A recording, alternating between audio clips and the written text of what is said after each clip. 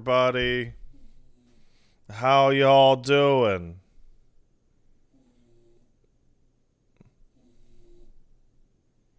I feel sleepy.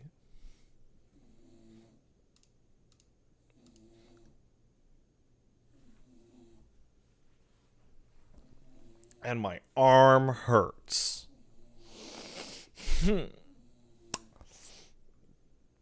Thanks, CVP. That's very nice to say that I look awful. Yeah, my eyes are super baggy. What's up with that? But I'm broadcasting in the 5G. I have my piece of paper.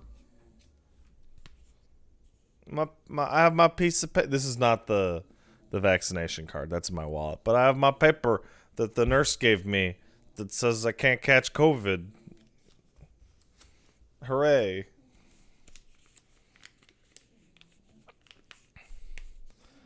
I want to tell everybody, by the way, if you have the opportunity to go get vaccinated, you should go get vaccinated. That's my public service announcement. But the needle, like, is probably the least painful needle I've ever felt in my life. Very tiny needle, but they get it right. They get it like way in there. Like, I didn't look at it when they were doing it, but I was like, you wait around, make sure that you don't pass out or whatever. And then I'm like looking at the lady do it to other people, and they're like, man, that's in there, man. They jam that shit in.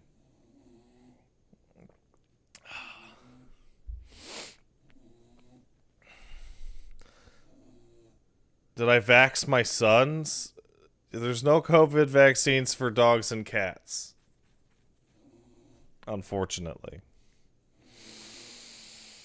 Yeah, so the only thing that I'm dealing with right now is that my arm is sore, and if I touch it, it's like, ow. Ooh. And I'm sleepy. So we'll be good for today's stream. Don't know about tomorrow's, but we'll see.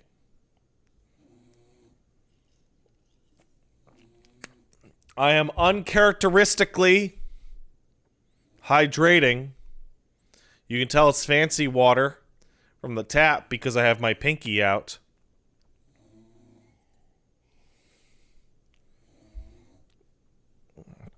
That's how you know. That's how you know. Yeah, it's sponsored because they sent me a hoodie. It's a good hoodie. In fact, it's a hoodie that I miss. But we're not going to use that hoodie. Ow. I don't like this part where my arm hurts.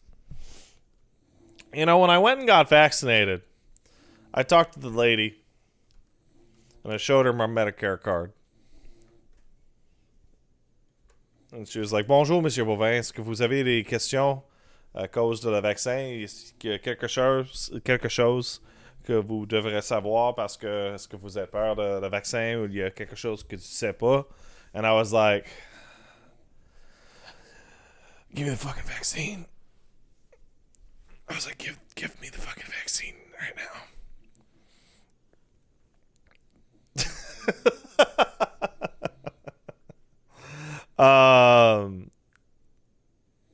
But to be blunt, there was a part during the process where the lady was like, do you have any questions about the safety of the vaccine? It's very safe. And I'm like, did you get anybody in here who didn't want the vaccine? And she was like, we got one.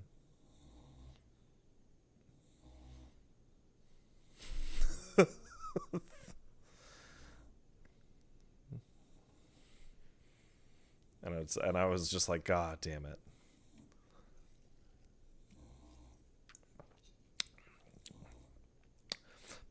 Because most of the one guys that don't want the vaccine will just stay at home. But occasionally, I assume their spouse or parent or whoever is like, you're going to get that vaccine or else. And they're like, fine. I don't wanna. They're being big babies about it. Listen, this vaccine could make me sick as a fucking dog, and I would give me seconds. Literally. Give me a second one.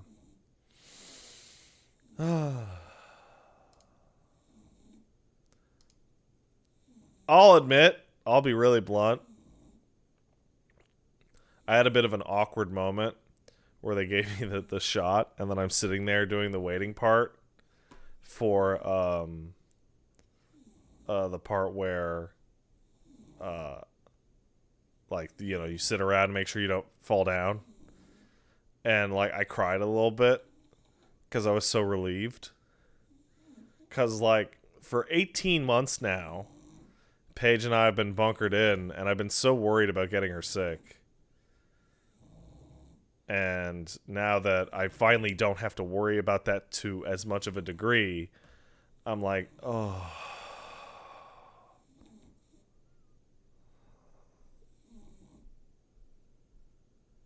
You know?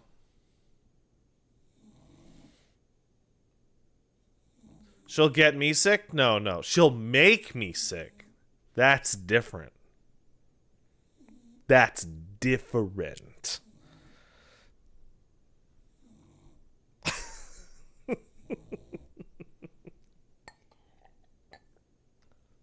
You know, I was talking to Paige on the phone the other day when she was on the way to that Chipotle. And I said to her, "You're going to get Chipotle?" And she went, "Yeah." And I went, "Isn't that place that makes people sick all the time?" And she went, "Ah." And then like the next day, she was like, "I'm so sick, I'm barfing."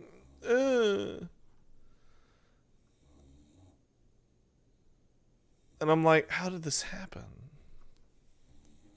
How did it happen? How could this be?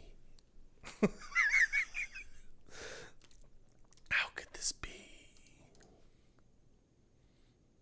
How could it happen? It's impossible. So we're going to be playing disco today. And at the end of the disco session, we'll just hop over into Final Fantasy 14 for a few minutes, and we'll do the Nier quest this week, and read the. We'll do the 14 quest that came out this week, the weekly one, and then we'll read the letter that came out this week.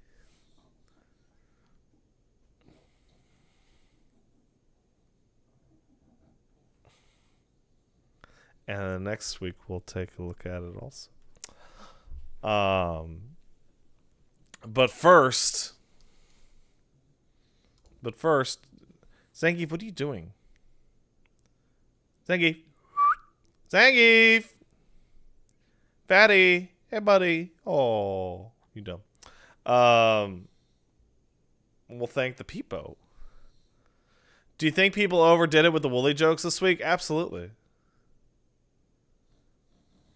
I put out that earlier statement in the week that was like busting his balls a little bit, but I was like, tone it down, because if you don't tone it down,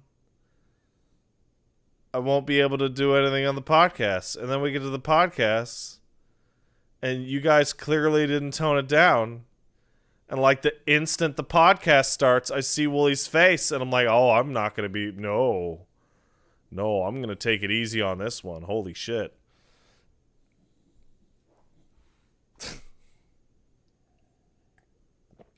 It's exactly what I thought was going to happen. There's a difference between teasing and being mean. So, like, for example, I retweeted or grabbed from Reddit, there was that Photoshop of, like, Wooly versus Pat with, like, Spider-Man and 2B and, like, all these characters on it. And I'm like, that's fucking hilarious. That's super funny. But then there's like a 35 comment thread about how dumb Wooly is because of this, and this. And I'm like, it's not fun. That's not teasing. There's no fun to be had here.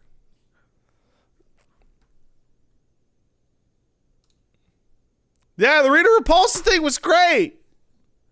It was great. I love Rita Repulsa. Rita Repulsa is confident. She knows what she wants. What does she want? She wants to conquer Earth. Bam. Done.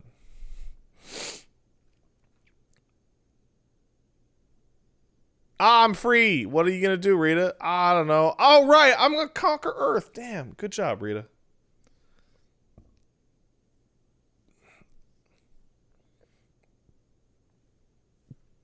Zangief, what are you doing? You look stupid. Yeah, I hope that hurt your feelings. Ha. All right. I did not see the Sonic fan dub one. Sorry. All right. Let's thank DePeepo.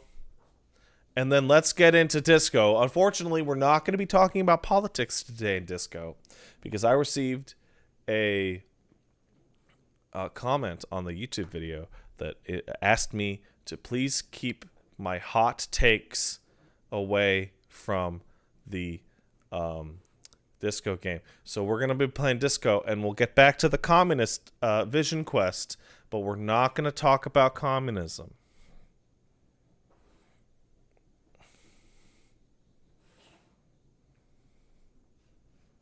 On which video? It was the 9-hour one.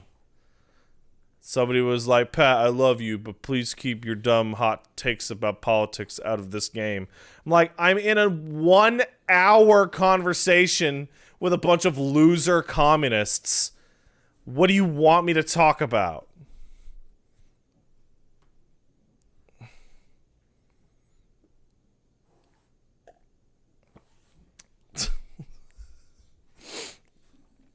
You're right, it's not communism, it's Mazoviismism. That's right. All right, let's thank the people. I want to thank Mikey Fresh for 14 months and Aaron Virtue Edge for subbing. Thanks, guys. Vitch Guy kicked in $10. Thanks, Vitch Guy. Finished Control the other day. Adored it. Now I'm watching your LP. Good stuff. Thanks, man. Stupendous Man kicked in $5 with a point of information that's actually genuinely appreciated because Stupendous Man says, holy shit, dude, you are so loud when you drink the water. Stupendous Man says, hi, Pat, my family is Romanian.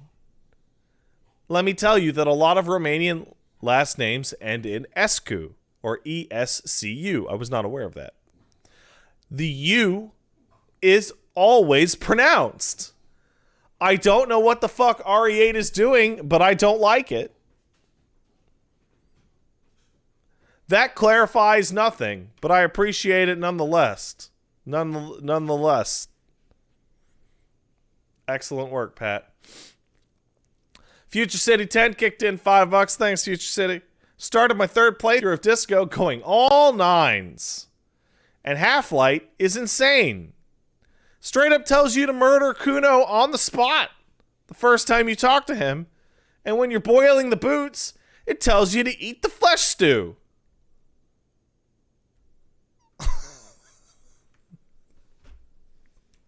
Also, go talk to Kuno about the armor. Apparently, we have fucked that up. Apparently, that's not going to happen. Charlotte Scott kicked in $15. Thanks, Charlotte. Hey, Pat, don't know if somebody said this already, but check your quest screen before the time jump. It should be at exactly 50% if you've done everything. Peace. I don't think this is about Disco Elysium. I think this is about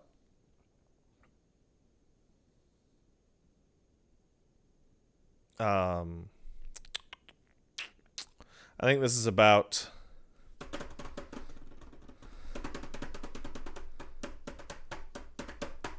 Nier. Ayoko kicked in $5. Thanks, Ayoko. Consider how someone at Walmart looked at the colossal failures that are Stadia and Luna, looked at their own website that can barely handle traffic for ordering a PS5, and said, yes, We will become the dominant power in this field of gaming. Ayoko, are you in the chat right now? This is a 2-hour-old donation. I have no idea what the fuck you're talking about. What are you talking about? Like, legitimately, what are you talking about? Oh my god, there's a Walmart cloud gaming thing? Go to hell, Ayoko.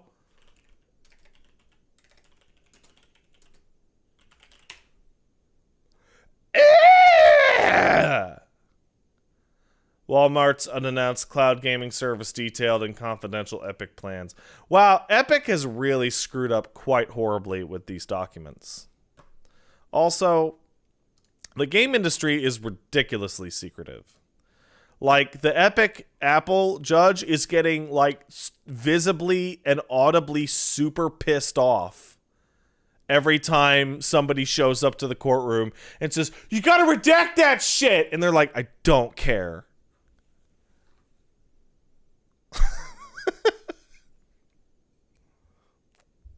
It's really funny.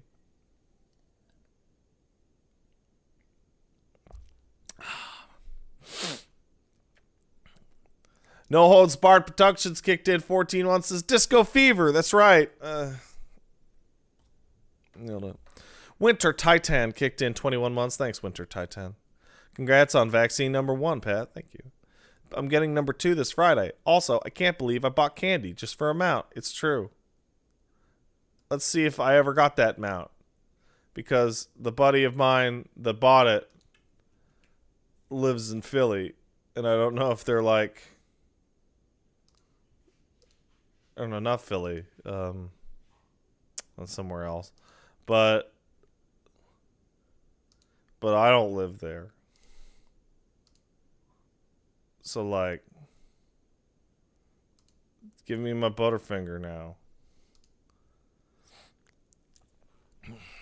Yeah, the mount looks awful. Yeah, but I want it. Atero Proxy kicked in $10. Thanks, Atero Proxy. Finished Yakuza 6 back in February. And just finished Judgment Remastered. Wow, what an unexpected, enjoyable new story and cast of characters. Also, I didn't expect the game's point of no return, warning to literally tell me to get some sleep just in case. Yeah. The game, Judgment's pop-off after the point of no return is the craziest of any Yakuza game. It's pretty wild. Art Protimus kicked in 27 months. Thank you, Art Protimus. Nothing witty to say for my sub message, so thanks for all the entertainment for over the years. Keep up the great work. You're welcome. You're welcome. Baron Blank sub for 20. Thank you. Just suffered a lost, busted run where I had 300% max HP, 2 full heals, and 2 resurrects in Returnal to a crash. So that's cool. On a separate note, I must ask, what exactly do you mean when you tweeted the page doesn't believe in space? Doesn't believe in it. When I ask her, like, wait, what do you mean you don't believe in it? She just goes, nah. It's just nighttime.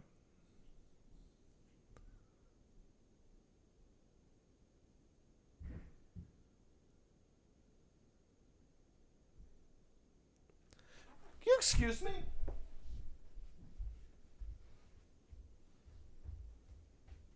What are you doing?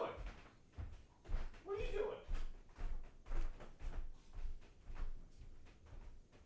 What are you doing?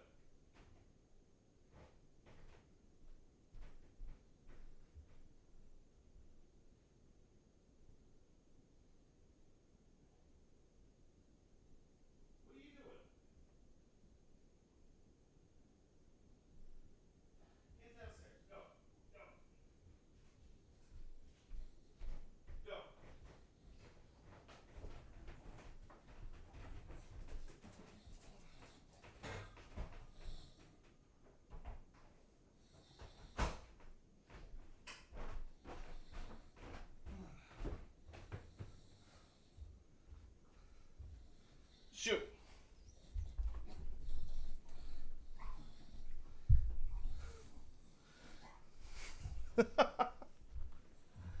I can literally hear him knocking shit over.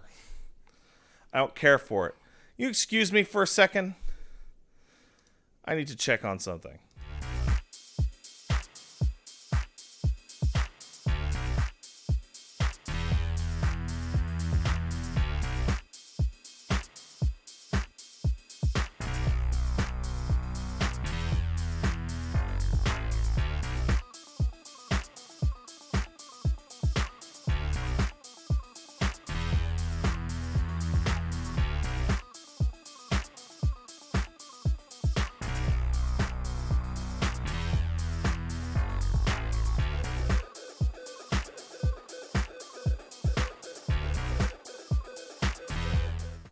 I'm back.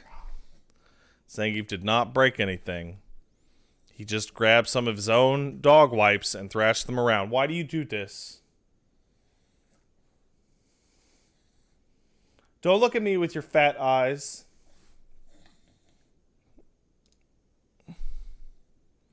Pat, what does Paige think the moon is? The moon.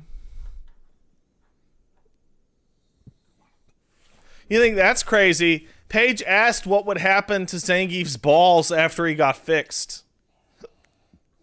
And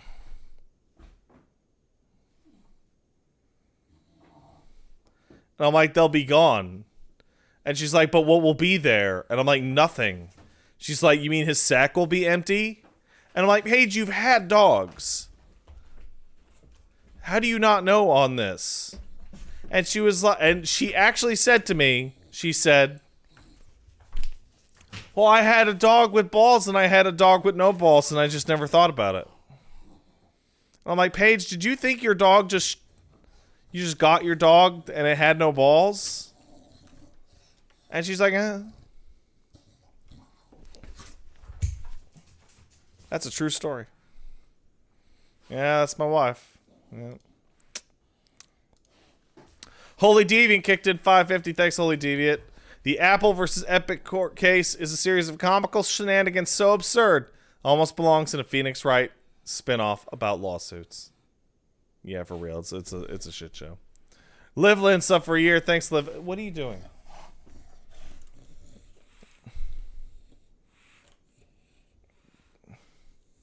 What are you doing? Can I have this? No, it's mine now. It's mine now.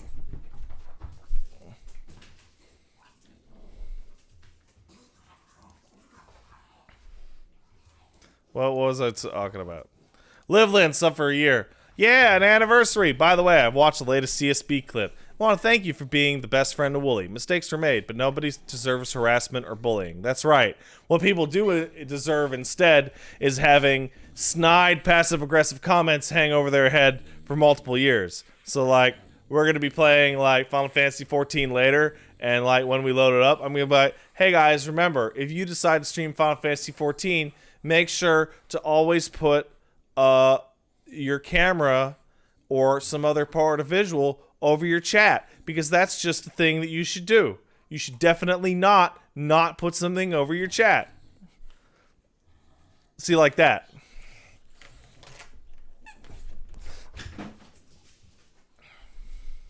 Vextalus sub for 15. Thanks, Vextalus.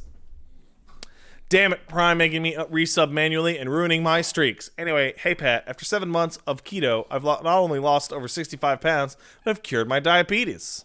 Hope all is well with Paige, you wonderful gingers. You're quite welcome, and things are quite good. Thank you. Dog wants throat toy. That's what's going on with my life.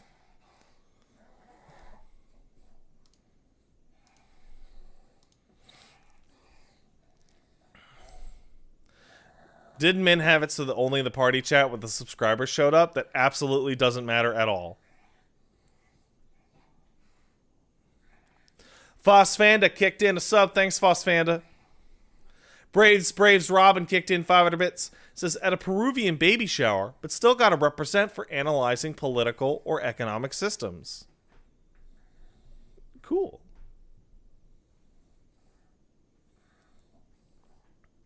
Enjoy your baby shower. Agni Brandt sub for 26. I didn't feel the needle at all yesterday. Congrats. I did, but I'm a baby. I'm a big baby. What can I say? Joshman VGH sub for 4. Hey Pat, I finally understood belt hate in 14. Been grinding Circus Tower for 3 days to get Skeleton Man's awesome ugly coat, and it appeared one time among 40 belts. Back to the circus mines for me. Congrats on getting your science juice. You're quite welcome. And yeah, remove belts. Get out of here, belts. We don't need you. Not even one belt. Rand Caliber kicked in 23 months. Thanks, Rand Caliber. Hey, Pat, did you hear? Mr. Everett is helping me find my gun.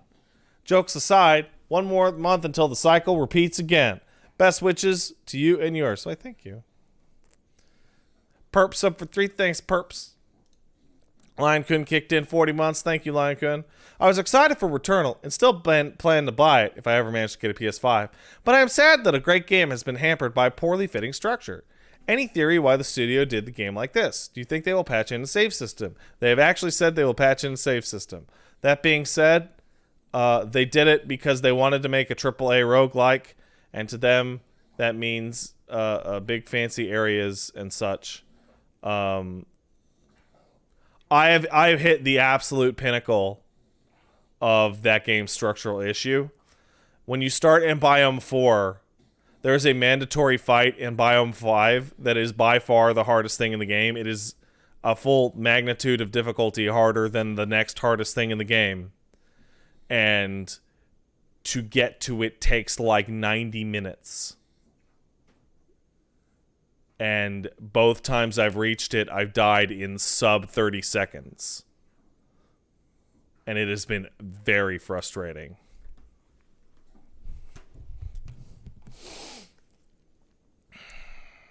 From Biome 4 takes 90 minutes? Yeah.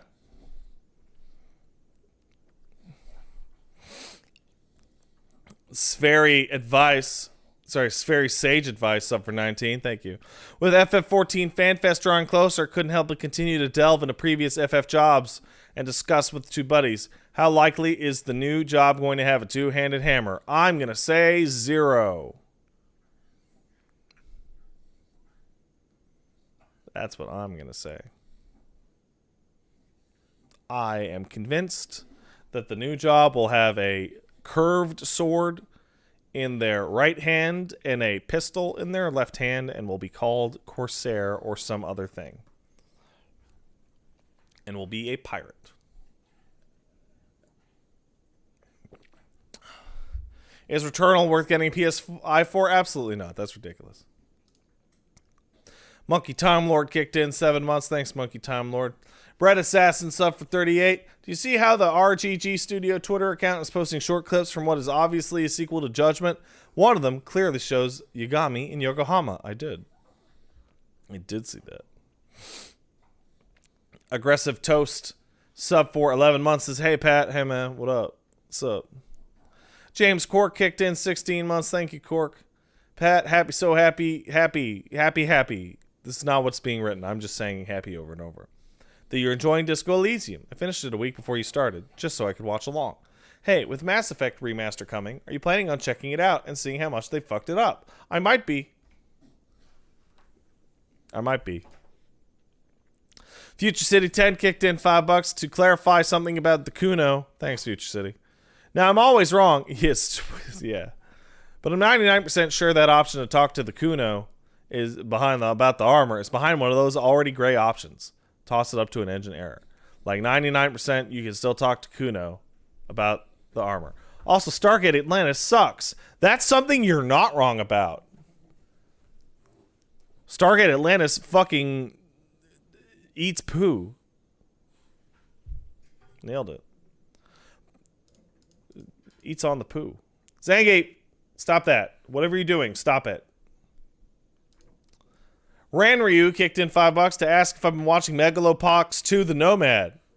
First 5 episodes have been great. I didn't even know it fucking came out. I will watch it as soon as the stream is over. Puff kicked in 26 months. Thanks, Puff. A little late on this, but Willie said his streams would look a lot like... Said his streams would be a look at the making of LPs. Hey! Zangief! Stop licking the floor. You're weird. I didn't realize he meant a Game Grumps LP where the dialogue is ignored and they get mad at the game.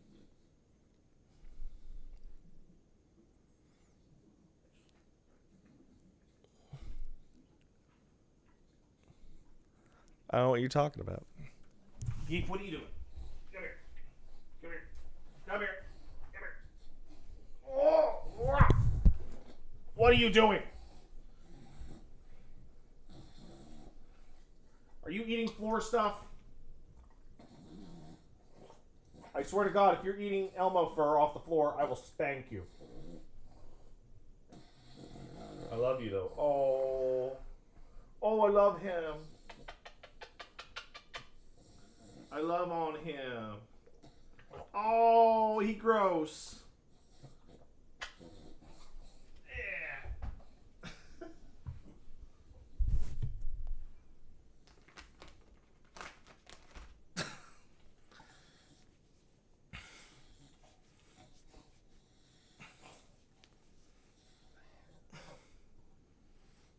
Yeah. He's gross. Love you though, buddy. Ooh. Real Life Ghost sub for 5. Thanks, Real Life Ghost. Man, what a day. Giant Bomb lost 3 more people. Stadium Man quit. You got a 5G orb and everybody's watching to see when Tim and Tim fuck each other. Tension's just too much. Please put baby on the burgers. Will do. In fact, I think it just did. Struckilius kicked in 23 months. Says, hey, Pat. Hey, man, what up? Rah Rah Random Hero sub, thank you. And Fidran sub for 18 with cleverly disguised subscription, which is intended to get me to go and say, woo, in a Ric Flair voice. I hope you're happy. All right, it's disco time.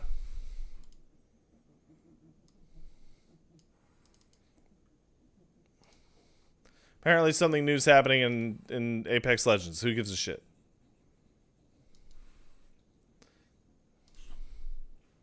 What the fuck did I just turn on? Oh no, I turned on Edge. Oh no, not Edge. Bro.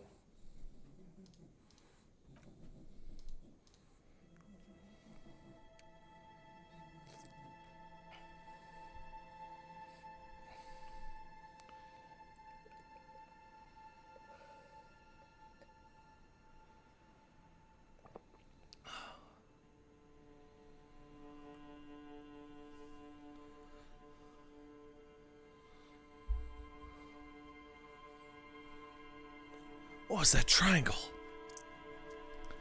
Was that a controller?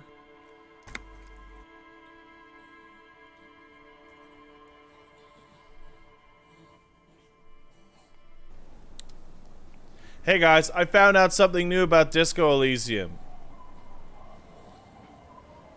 You guys want to know the thing I found out about Disco Elysium? If you hit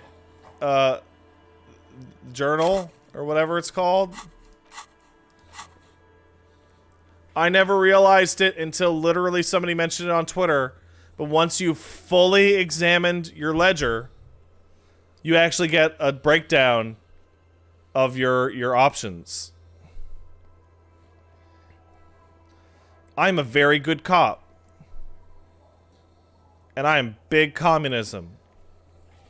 And I'm also sorry.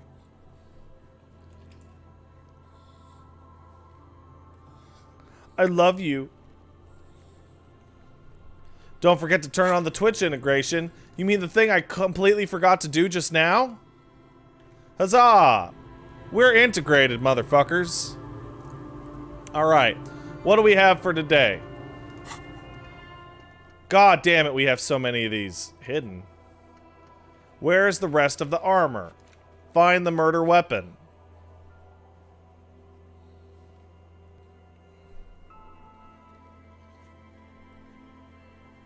There was a book about the Innocence's Inland Empire said you should get before one of the first streams. It has lore related to the church.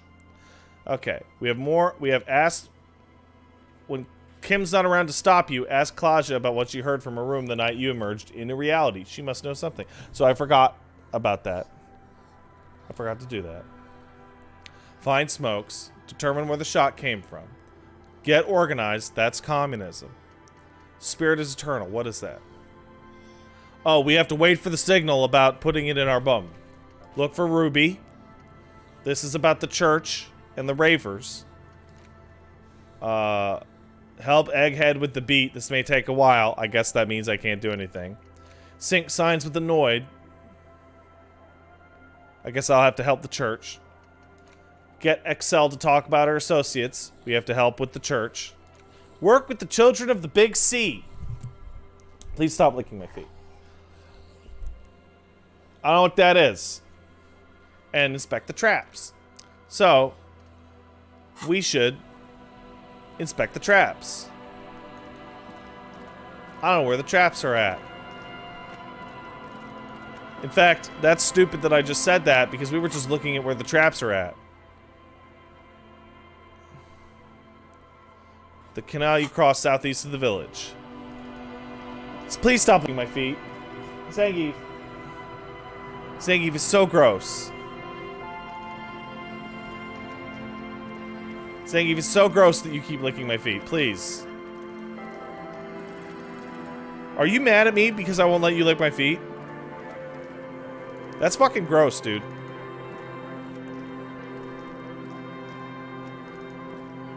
I talked to Kim about my new boots ages and ages ago.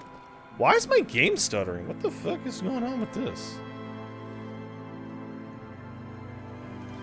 Is it because I have just too much disco?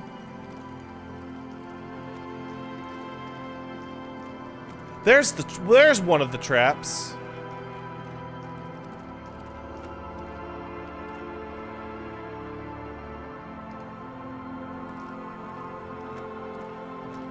There's a trap in the reeds at your feet. Looks like the same one you saw Morel set before. Same mesh, same wiring. Let's look around. The reeds bend forlornly toward the sand. You see slabs of concrete north. In the east, the city center hums to you. The constant, distant song, louder on this part of the coast, nearer somehow. And there's that cold again. Always the cold. Let's reach for the trap. Locusts are crawling around in the trap, confused but uneaten. You see no carnivorous reed phasmid gorging on them. Big surprise. Anyway, 1 down, 3 to go.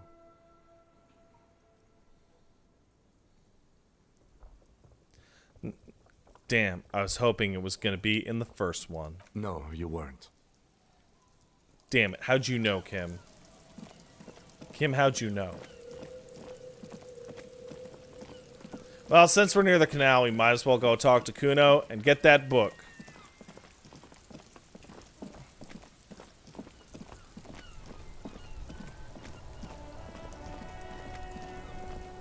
Wait, who the fuck is this guy?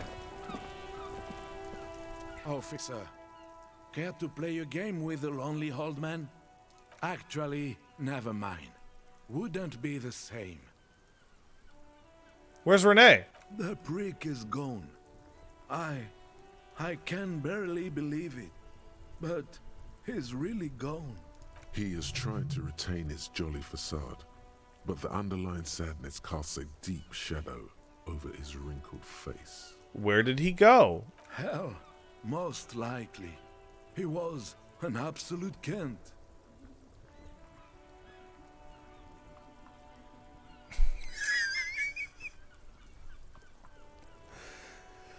How'd he die? His hungry little heart finally gave out. The dock workers found him in the guard booth this morning. Wasn't even supposed to be working for another week, but he just had to prove how tough he is. Wait, did he push himself to prove he can pull his weight and doesn't need handouts? Guess he was about to head home, 'cause when the dock workers found him, he was wearing civilian clothes and not the Kuketu uniform I saw him in all the time. Sometimes I thought he was wearing it just to piss me off. Now the joke's on him, cause he's gonna be buried without it. That means the uniform could still be in the guard booth. Something to keep in mind if you really plan to give yourself to Revachol. You think our conversation pushed him to go out there? No. René was the most stubborn man in Revachol. Nothing you or I could say would ever push him to do anything. The man was completely immovable. He has doubts, but right now he just wants to move on and not think about it. Was he really that bad? I repeat, an absolute cunt. Even his old army buddies didn't want him around. He was like an old viper. The only people who could stand to be around him were Jenny and me. She saw something in him when we were just kids, and she never lost sight of it. And I thought if the most beautiful being in the world can love him, then there must be something worth holding on to. Still got that sandwich. Did you love him? We've hated each other our entire lives. So much, in fact, that... Yes, I loved that angry prick. He didn't deserve it, but I did. You know what his last words to me were? Something mean? In Guillaume's time, you'd have been shot without trial. That's what he said to me. He lived a cunt, and he died a cunt. Let's leave it at that. Hey, I have this photograph you can remember your pal by. Let me see. This was 60 years ago. We all went to that parade. Young René looked so happy, and Jenny... I'm sorry, officer. I just... Thank you. Thank you for this little memorabilia. It really means the world to me. That was nice. A small thing for us, but invaluable to him. He probably didn't even know René had the photo. I offer my condolences, buddy. Yes, we are both very sorry for your loss. It is what it is. Part of life, really. But to know someone for 79 years, then one day they're just gone. I just don't know anymore. About anything, really. But you must need something. Nah, I just want to know why you were on the bench. I'm on my way to talk to a fucking drug addict kid about Armor.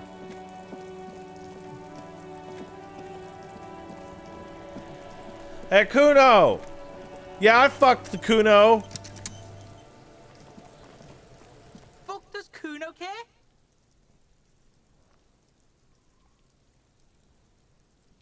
Shitload pig. Don't tell the pig This is where you quickly ask him questions.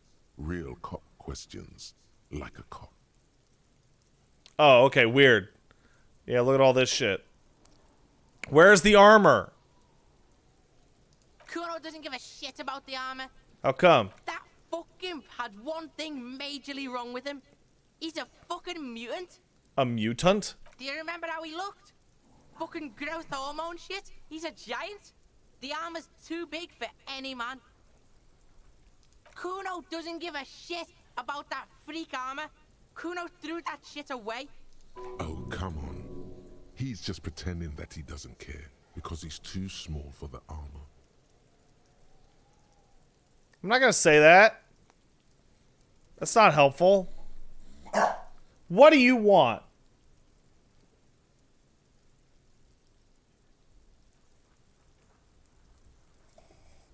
Yeah, what?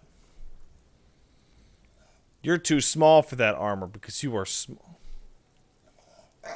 Yeah. What do you mean you threw it away? Kuno tried to get the helmet on. It was too big. Sengate! Kuno kicked that shit in the sea, rugby style. That shit means nothing to Kuno.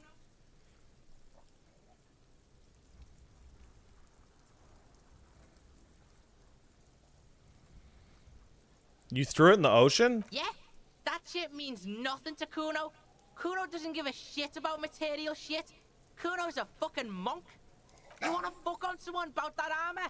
Go fuck the mustached union fuck. The jolly troubadour shit at the gates. What is your problem?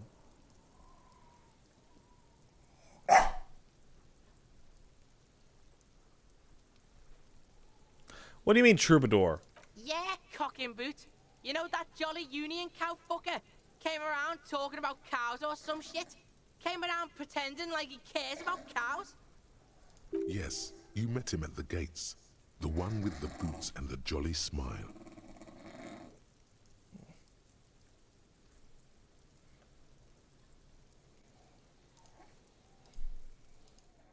What? What do you want?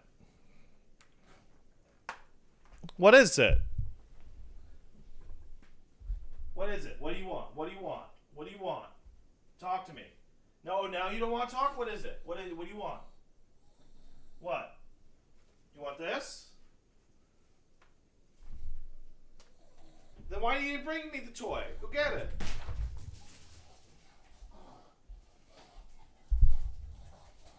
If he wants the toy, just bring me the toy. I don't understand this dog. I don't understand this dog even a little. Get dog. No, give toy. Dog.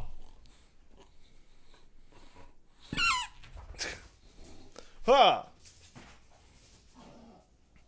I almost knocked over a bunch of shit doing that. Did he not know where the toy was?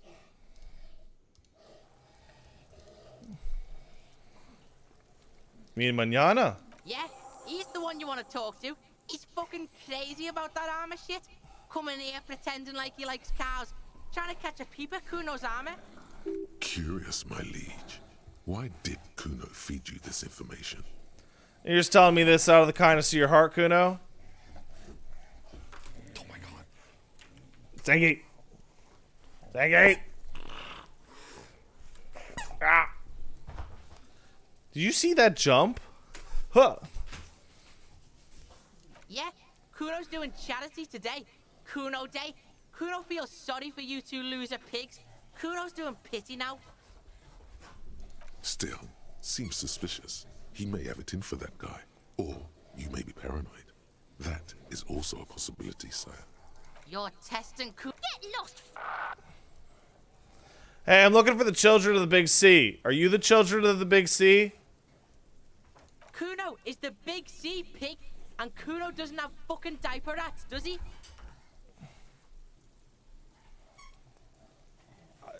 Does he? You words, Kuno, pig-hole. No fucking diaper rats.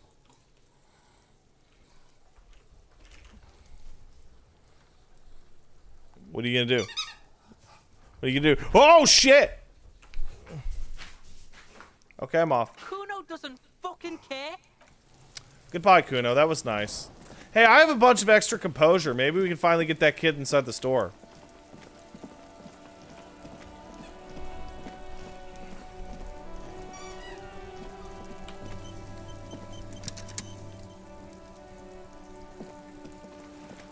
Hello again, sir. Hey guys, can you boost my motorics, please? I'm sick of this fucking thing. This check has been fucking taunting me forever.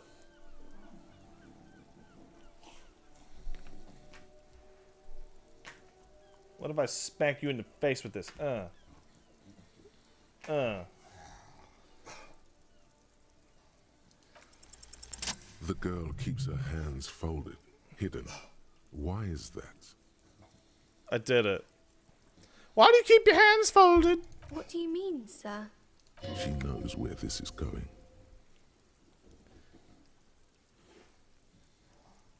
You don't need to be worried. I'm here to help. She looks around anxiously. Her hands remain folded in front of her. She doesn't want to show them. The lieutenant stands by, looking at the two of you with little interest. A facade of true professionalism. He is far more intrigued by the situation than his poise reveals. It's okay. She brings out her reddened hands, her nails frayed, nearly chewed down to the flesh. You bite your nails. And you knew this from me keeping my hands folded? It's super simple for such a good detective like me. Well, that proves nothing. Anyone could do an easy deduction like that. She actually is impressed. This is more like a defensive reflex. Want more? I bet I can figure out why you bite your nails. She nods, half provocative, half enthusiastic. Wow, these are dog shit. You're uptight because your mother and the pressure she's putting on you. Maybe so, sir. Okay, I know it's a bad habit, and I shouldn't. Well, either way, another ace deduction by the ace detective. What are you doing? How loud is his horrible fucking blah blah noise on the stream? He is really loud? Okay. It was okay, sir. There's more that can be achieved here. Ask her to do the same. Alright, fine. Fucking to do something about me. You're quite sober. The lieutenant does not flinch at the comment. He does not flinch even a single bit. He is intensely not flinching. It takes effort.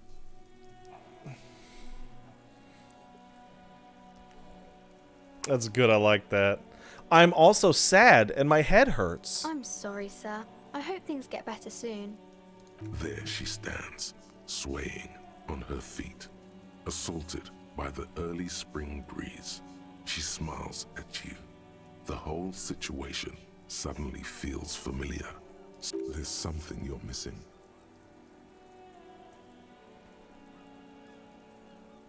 What are you missing here? Why does this feel familiar? Because you know each other. She's been talking to you so openly because you've talked before. Hang on. Do you know me? Have we met before? Yes, I stand in this spot all the time. You've been running around all week without your shirt on, sir, apologizing to everyone. I don't really understand what you've done wrong. Did I ever talk to you? Of course, you've stopped by a few times. You certainly look better than the last time I saw you. What do you mean better? I look like shit. Yeah, but you don't have party eyes anymore. Party eyes. Yes, of course. That makes sense. I'm not surprised children have seen you running around with party eyes on, he thinks. Not at all. Party eyes? You know, like a cat in the dark, all big and wide-eyed. It certainly looks odd on a man. The swiveling eyes of a loony drug addict. That is what she meant. You were probably gurning too. Fuck yeah. You should get some party eyes right now. Snap those sequins on you, boy. Shut the fuck up, electrochemistry. Does that mean I've been partaking in narcotics? Oh, baby, that's not what you have to worry about. Worry about the important thing.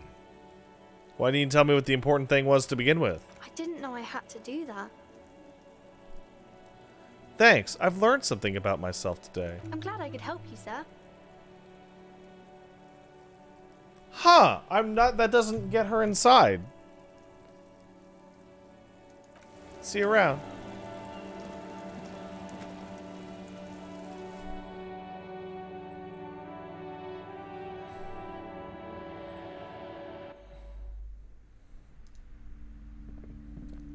Hello again, esteemed officer, and welcome to Crime, Romance, and Biographies of Famous People.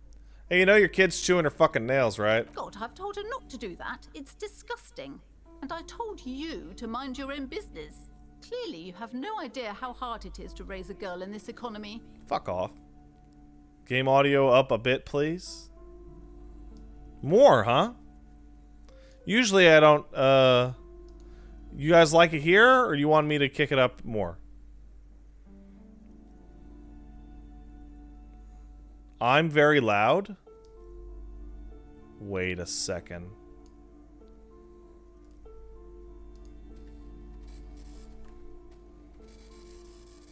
Wait a second.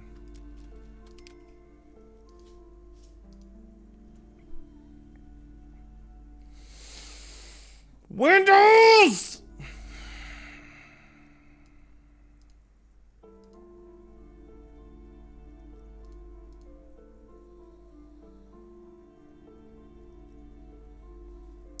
How about now?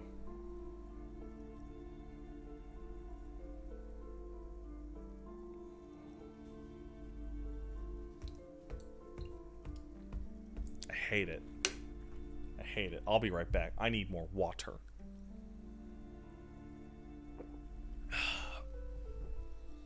I need to hydrate so that the microchip can broadcast adequately.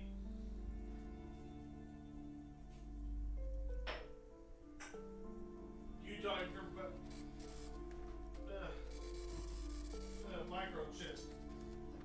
Fine cheese. Zangy, you look like an idiot. I'm just saying, buddy, you look like a fucking moron.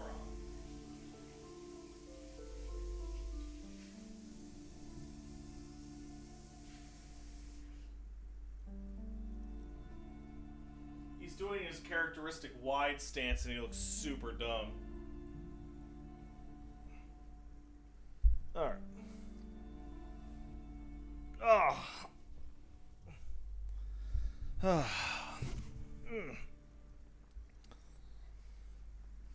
Alright. This economy is a mysterious force, like cosmic weather, mysterious and harsh. I don't think she can do anything about the economy, lady. She can, if she has enough willpower. This is what's called growing pains. Life isn't easy. Life doesn't give breaks. Fuck off!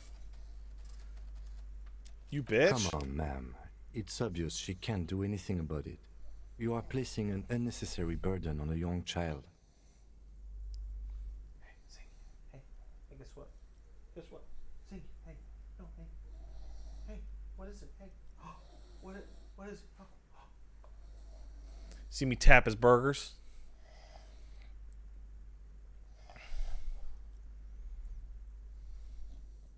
What you are doing is wrong. Even I know that, and I usually don't know anything. She stands stiff and severe, silently fuming. 10 or so seconds pass without change. Oh. Give burgers. Give burgers. Ah, he's stupid. Ah, he's dumb. Mwah. Ugh. Got too much burger on that one. Ew, gross. This is a person coming to terms with a new reality, one where they are wrong. It's not easy. She's looking for one, but there simply aren't any good arguments for being an asshole. Oh no. Hold on. I need to invite her inside and apologize. She must be freezing out there. Yeah, you dumb bitch. You awful lady. There. I don't know what to say to you. My husband, he tries to teach me business lessons. I have what my mother called a dull mind. All this stress. It sounds like both the husband and the mother treat her the way she treats Annette. You're like Annette to your husband and your mom. Oh, well, my mother was horrible, of course. Absolutely perverse energies around that person. But my husband... My husband is completely different, of course. She told me she doesn't go to school anymore. She's been too busy helping me here. So she studied at home this trimester. This is a temporary solution, of course. I assure you, I of all people understand the importance of education. She will be back in school the moment the store takes off. And hell freezes over? Never mind. It's not a good topic to get into. Is the husband Annette's father? Yes, my husband is a successful entrepreneur east of the river. If only he were more involved in the business we're running up here. No matter. Soon we'll both be off for Grand Couronne. And he's also involved in the bookstore. He made the initial investment. Since then, he's been what you might call a silent partner. Super silent. Almost inaudibly That so. kid an only child. Yes, I'm afraid so. A real treat she is. It would be nice if she had... No, we couldn't have afforded more children, really. Not in this economy. A glimmer of sadness blinks through the well-crafted exterior. Why not? We're quite busy people, you know, my husband and I. Quite busy. Children are a lot of work. You don't look like a father, so I don't expect you to understand. I'm sorry. I'm sure you do understand. All right. That's enough. The woman looks aloof. Her features much softer. Occasionally she glances at her daughter's silhouette. Goodbye, book peddler. Hey, kid, give me a hat. I'm sorry, sir. I can't talk right now. I'm very busy with my homework. I have so much homework now. You just can't win. Out of the rain and into the gutter. What are you doing now, kid? Math. It's really difficult. Like, really. They say you need it to get rich. Better than standing outside in the cold, I guess. Oh, I found something while you were away. What is it? I thought this would fit you. Like, thanks for helping out. Not me. The city, I mean. Like a detective does. It's a fedora? Maybe. It's the hat Dick Mullen wears all the time. You'll look way more serious with that. Right, I have to get back to my homework now. Before Mum notices. Man, this is hard. Alright, let's fedora it up, gang. What does the hat I have now give me? 2 logic, 1 perception. What does this give me? An encyclopedia.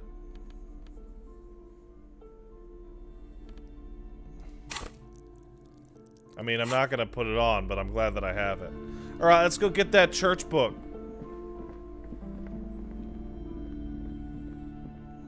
Shelves full of biographies of famous people. Whoever I'm they interested in this book for the church. A true cultural touchstone. Enjoy the read. You're welcome. I'm gonna read about churches now.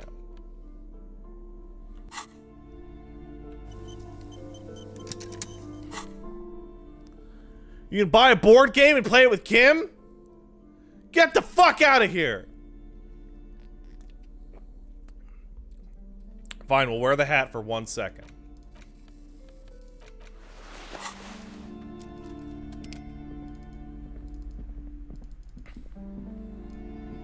What are my stats at?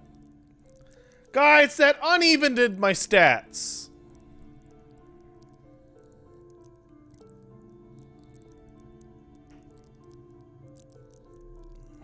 Now I have Encyclopedia 7. I'm going back to that hat, the other hat. You can't stop me.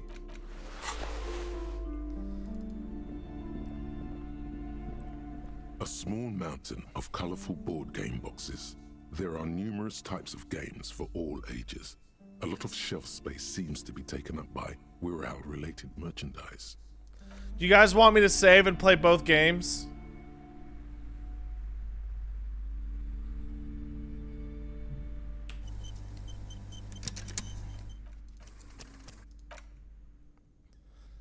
I'm gonna buy the Small expensive mountain one. of colorful board game boxes. There are numerous types of games for... If you say so, but you better stay away from those immoral occult rituals. Kim, do you want to play a board game? Yes? How do I play board game with Kim? You can only play the first. This fucking sucks.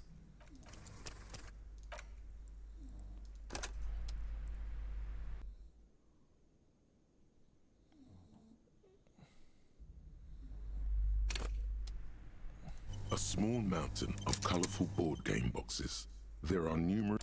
Wonderful choice.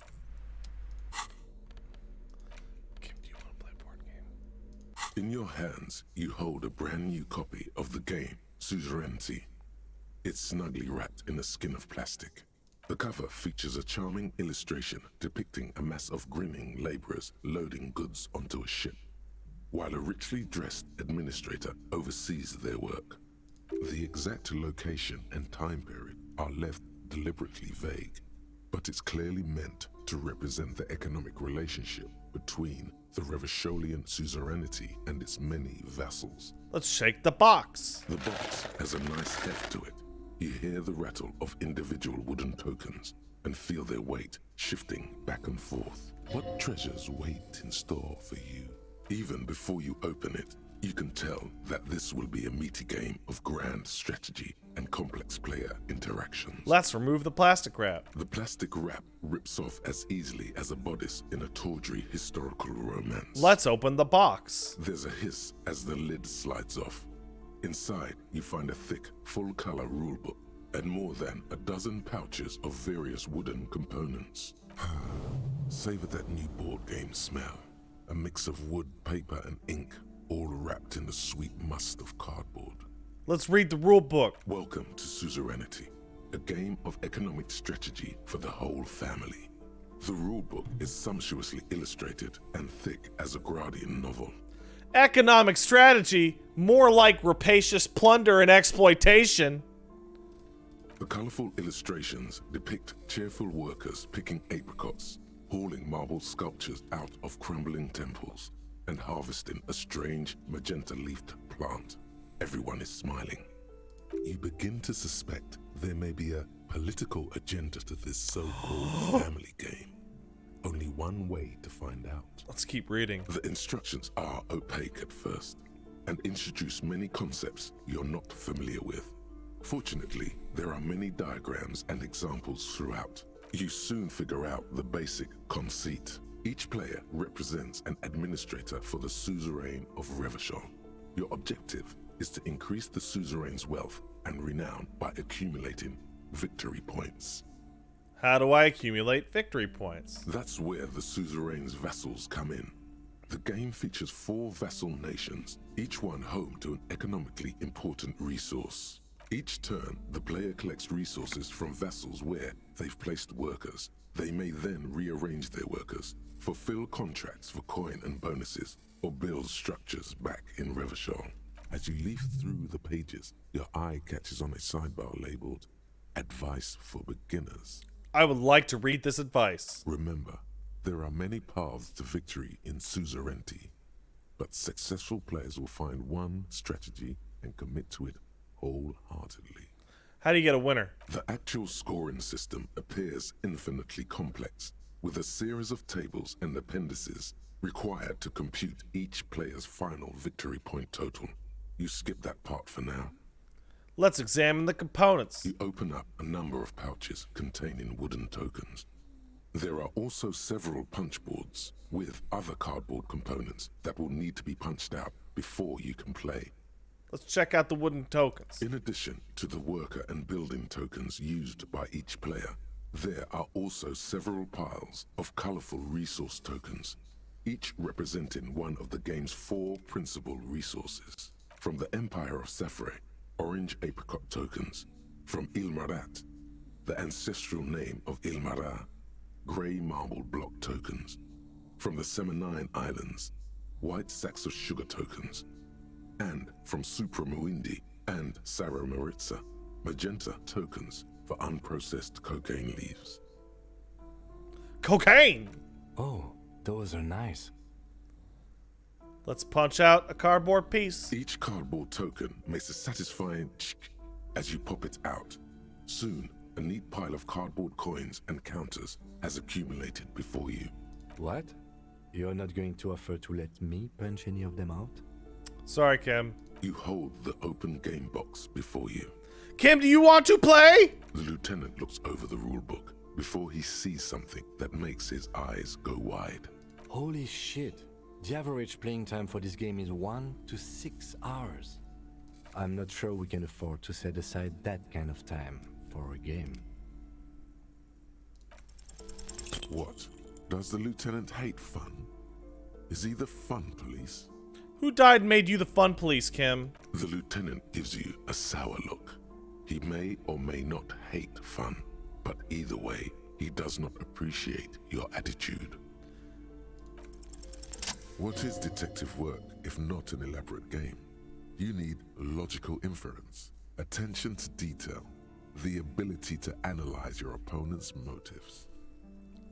Come on! Might help us think of more creative solutions to the case. I do feel like my thinking has become somewhat rigid.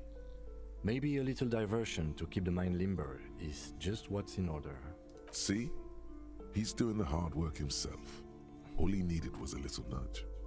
Alright, you've convinced me. How do we play? I have read the rules already, and I will show you, Kim. You explain the basic setup procedures to the lieutenant, who seems to be a quick study. You each take your bag of tokens and counters and unfold the board between you. In the center is the crown of Revachol. Radiating outward are a colorful vessel. I forgot there was a each murder. one supplying some raw material desired by the suzerain. Apricots from Safre, archaeological treasures from Ilmarat, sugars from the Semenine Islands, and magenta cocaine from Supra Muindi and Sarah Maritza. There's also a neat little log to Is keep today track the of your final day, progress or do I have in case another you need to day? put the game away and return to it later. The lieutenant goes first. He draws a contract card and moves several of his workers to the Safre territory of the board, and the others to the Seminine Islands. I have time. Thank you. All right, detective. Your turn. You have a few options available to you. Will you try to fulfill contracts right away, or rearrange your workers to maximize production on future turns? Remember what the rulebook said. You'll want to choose a strategy early on and stay committed to it. I'm definitely going... Wait, let your workers rest. Is that the rearrange one?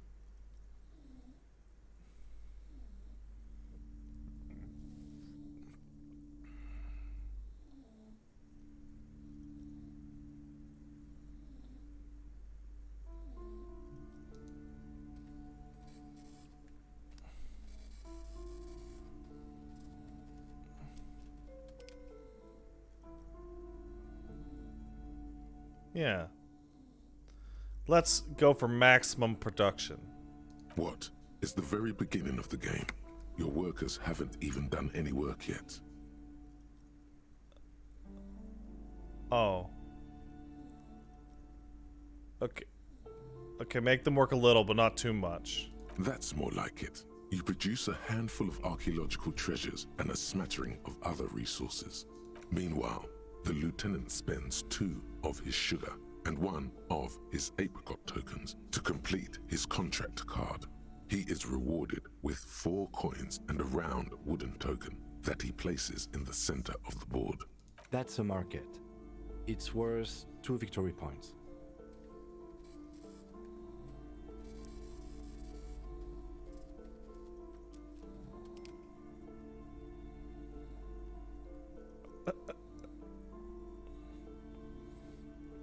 Kim, can I do my first turn over? I think I messed up. Come on, detective.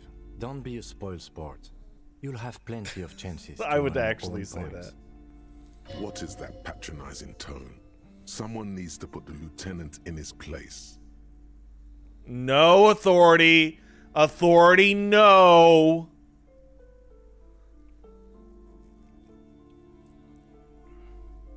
Glower silently.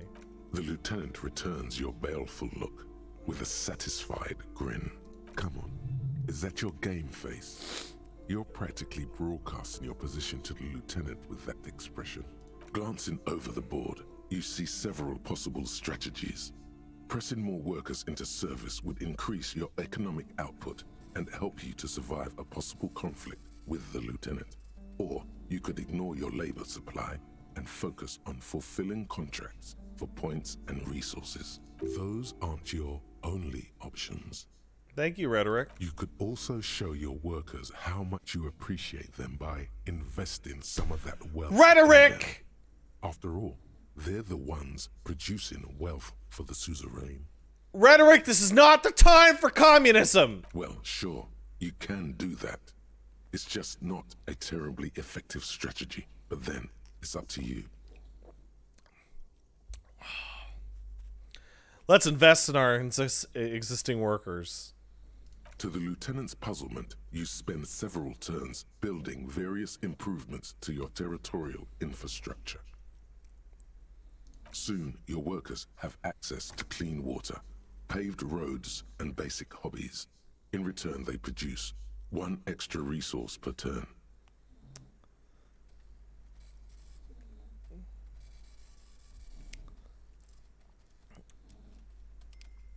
I will grimace at them for not working harder. Too bad investing in your workers just isn't worth many points. What do you mean? Take a look at the scoring tables in the back. You see in Table 8C that investing in territorial infrastructure multiplies your final victory point total by 1, which is to say not at all. Whereas erecting monuments in Revachol gives you a multiplier of 5.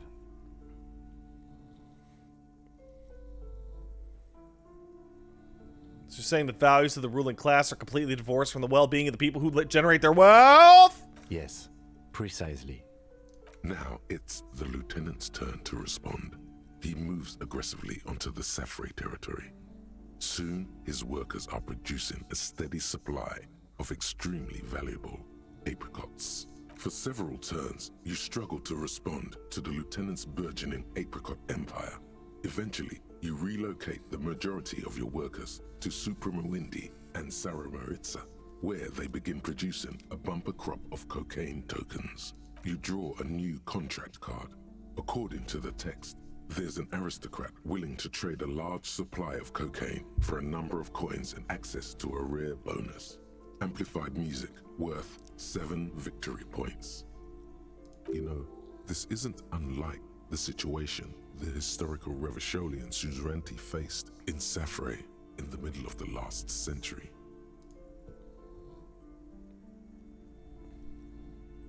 Oh, god damn it. Tell me more, Encyclopedia! Well, the suzerain was looking for new markets for all the cocaine it was producing, and it settled on Safrey.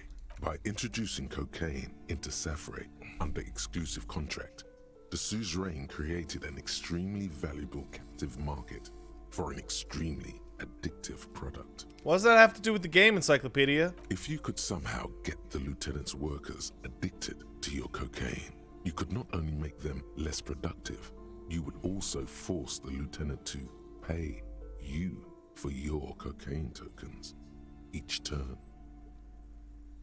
Can you do that? Yes, you can. It's right there in the rules. Wait, what? The fucking board game can talk?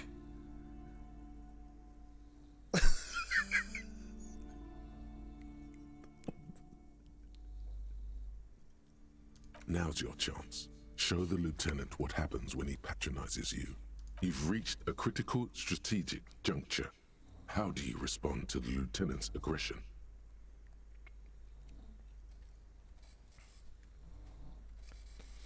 Oh, this is exactly what I would say to... no! Sorry, Kim. You're not going to like this, but your workers are going to get addicted to cocaine. He does not appreciate you getting all his workers addicted to cocaine. This would legitimately be the greatest game ever. With each passing turn, you slowly bleed the lieutenant of coins as his own workers become less productive and more dependent on your magenta cocaine tokens.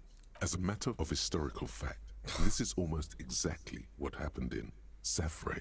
To this day, fully half of the former Safrey Empire remains dependent on international aid in exchange for a steady supply of cheap produce. Isn't this what they did to Apricot Suzerainty in real life? More or less. Realizing victory is slipping away, the lieutenant launches a desperate gambit. Protectionism. By erecting tariffs on your cocaine, he hopes to starve you out of the market at the risk of incurring the suzerain's disfavor. The end game is upon you. Do you escalate the trade war with the lieutenant in hopes of crushing him with your economic might? Or do you ignore his aggression and focus on building the mighty victory column structure in Revachol herself? Elmo, don't knock that water over. Alternatively, you could throw the whole game away by trying to build a public education system for the children of your workers. The choice is yours.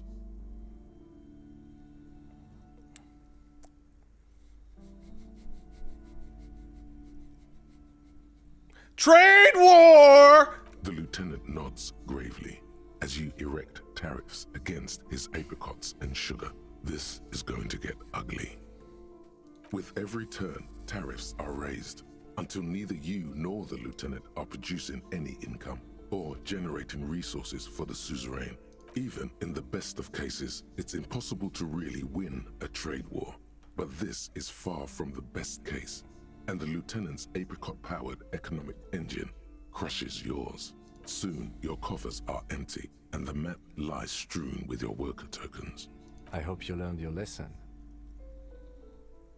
Yeah, never get involved in a trade war in Insulinde. Never fuck with Kim Kitsuragi. Damn, Kim! Now, let's tally up the scores, shall we? Computing the final scores is almost a game unto itself. You each spend an inordinate amount of time making stacks of coins, consulting tables, and struggling with basic addition and multiplication. After double, then triple checking your maths, you have your final score. -5 victory points. You'll be lucky if the suzerain doesn't have your whole family executed for such a pitiful performance. I've got 15 points. Don't look too glum, detective. There's always next time. Figuratively, I mean. There's no way we have time to play this game again. Now, let's clean up and get back to work. You hold the open game box before you. Okay, I'm not gonna do the other one. That was totally worth it. That was great. That was great. Let's read a book about Jesus. The Greatest Innocence by João Paulo Salomão Lopes de Fuego. The book is large and heavy. I will crack open the tome. Browsing through the various chapters, you try your best to understand the ceaseless overflow, the sprawl of names, dates, places, events historical. Most of it ends up as a twisted mass of facts inside your brain. You can do it. It'll be worth it. There's something here. Thanks, Endurance. Your educational survey is done. Did you catch any of that? No. Oh well, it's pop quiz time. Let's see what you've learned. This might take a few minutes. You ready? I didn't actually learn anything, but okay. Sure, why not? That's the spirit. Here we go. Question 1. Who was the first innocence? Dolores Day. Oh yeah, this is what I was made for. Oh, that's so? Alright, give me all you got, Encyclopedia. A pop quiz is a short examination designed Wait, to no, test that's our knowledge fucking without useless, any Encyclopedia! problem or announcement. Such exams allow the teacher to assess how thoroughly the students have retained the material at hand. Voila. Now blast that first innocence. Thanks for nothing. Dolores Day. Dolores. Wait, how the fuck does Pain Threshold know? Dolores Day? Incorrect.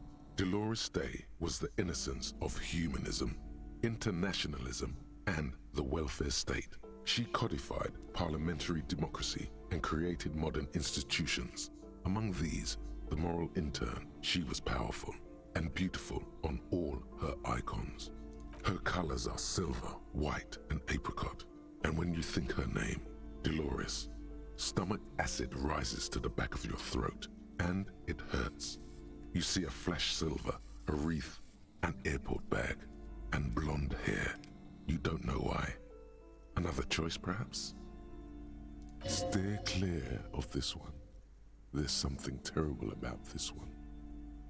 What? A strange sensation of loss. When she left the earth, the dust, and the ice, and the humans. That is unimportant to the quiz. Stop thinking about this. Yes, the quiz is impersonal. No need to rouse sensations in yourself at the mention of Dolores Day. Who was the first innocence? It wasn't Dolores Day. The Paracarnassian? Correct. Nothing much is known about him. It's not even clear that he was a he, but Franco Negro presumed as such and called him Pius. He's depicted as a young man with molten gold pouring out of his mouth. All he spoke was gold. It said he invented God and equality of men before God. He also introduced the gold standard as a way for measuring people's love for Aurum. As the first innocence, he declared that there should be more of those like him. It is presumed his disciples were the beginning of the Holy Party, the founding party. Question 2. Who was the strongest innocence? Elmo. Elmo was. Easy. Everybody knows the answer to this. You, me, anybody. I swear to God, Encyclopedia, if you say like what the strong means. An innocence is the highest category of historical personage in the world, a literal personification of history. Traditionally, an innocence, when anointed, assumes supreme rule over the Occident or the known world in general, at least the parts that matter. I thought you were going to give me the answer to the question, Encyclopedia. I can do better. Okay, so commonly an innocence does not enforce his or her power through military power. This is seen as unnecessary. The innocence wins because an innocence can't help but win, for their deeds are inevitabilities. Did this help? No. Damn. Dolores.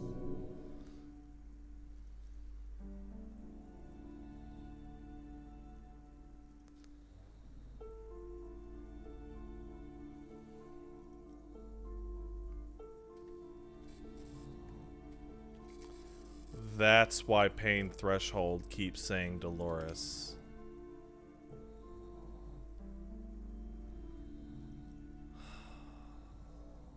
Because Harry's ex-wife is named after her. Her name is Dora.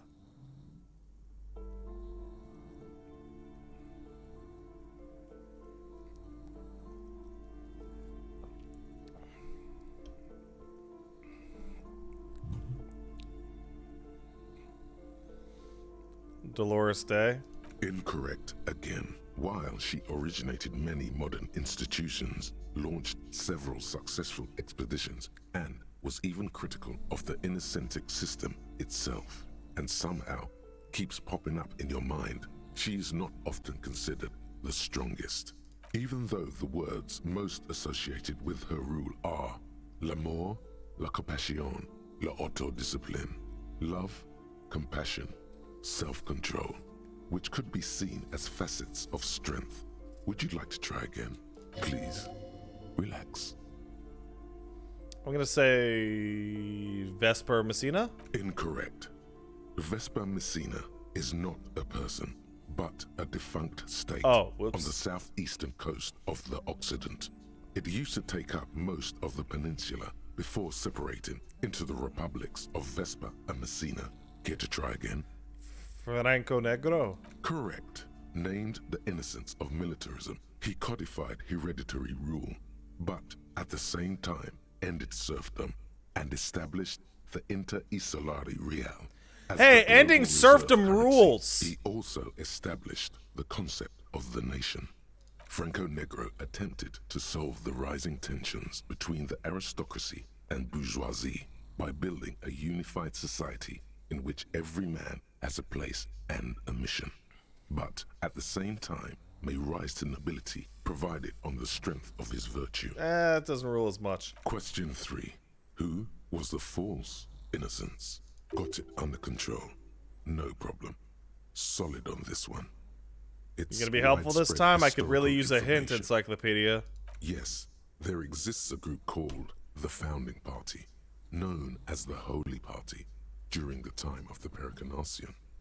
This, the world's oldest international organization, spends its time in search of either the re-emergence of the innocents or new members. I will do this. There seems to be a mix-up with the sources. It's not my fault. At least it clearly wasn't Dolores Day. She wouldn't be false. She's beautiful. Dolores. No, stop thinking it. I said it wasn't her. She was true. I'm gonna go with Stepan the Despicable. Incorrect. Stepan the Despicable, regent of Kedra, was a ruler who conquered the known world during the Kedriatic conquest, instead of the despotic Erno Pasternak. Would you try again? Arno Pasternak. Correct. There have been a number Yeah, of homosexual false innocents, underground! some assumed to have innocentic qualities, some who just thought so themselves. Occasionally, they have the support of a faction inside the ecclesiastic organization, and accusations of foul play have arisen. The most famous and important of these was Erno Pasternak.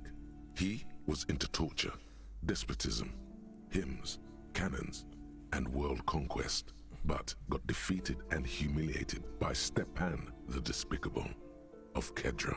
Final stretch. You've come so far and learned so much. This is the most important one. Question 4. Who was the greatest innocence? The most important of them all. The most precious to humankind. I've got it. Honest. Of course, this is my thing. The reason I exist in this world. The correct answer is Franco Negro. You're certain? 0 doubts. While it was actually her. I trust pain threshold more. Dolores. Correct. The Mesk might see Franco Negro as the father of nations, but as of this century, there's been a great shift in attitude. Dolores Day has become widely regarded as the greatest innocence.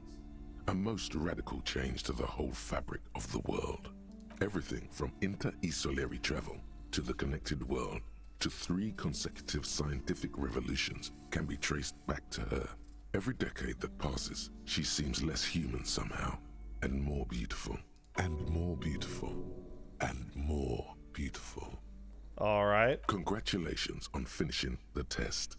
The results and your subsequent grade have been calculated. You get a D. Not particularly remarkable, but technically a passing grade. Not that anyone really expected better. You would have done better if you just left Dolores Day for the end. Dial the Dolores Day down a bit. Damn you, you arrogant shithead book. What's going on with you? Thinks it's so smart, goddamn. Okay. You are shouting at an inanimate object, like a real weirdo. No wonder you seem to have trouble with the right answers. Man, something's weird about this book. You should do something fun instead. Rock out. Forget about it. Let's put the book away and find out about the gays.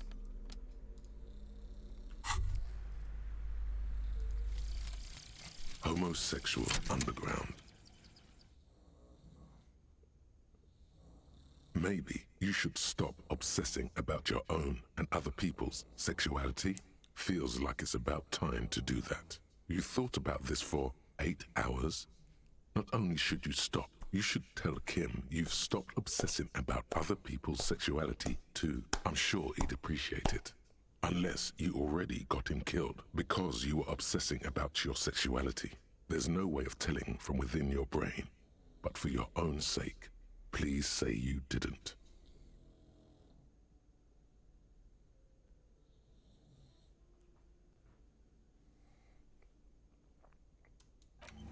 I'm gonna talk to Kim about dicks.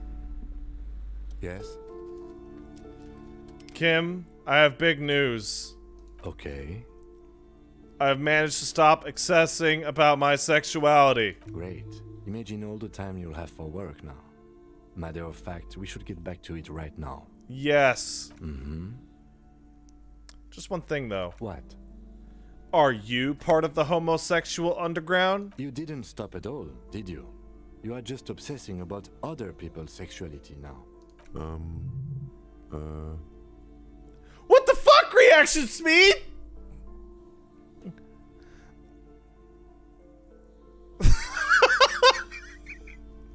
What the actual shit? You're dropping the ball on the... Yeah, but... But am I? I'll spare you another 20-hour mine project. Yes, I am. Now Oh, let's get back interesting. to work. That's the truth. Huh, okay. That would explain why Claw's just shit didn't work on him.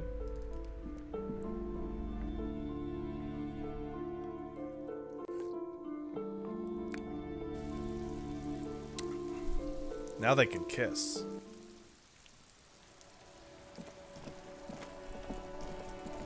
I want there to be like a dialogue prompt that is like, Kim, I want to kiss you on the mouth.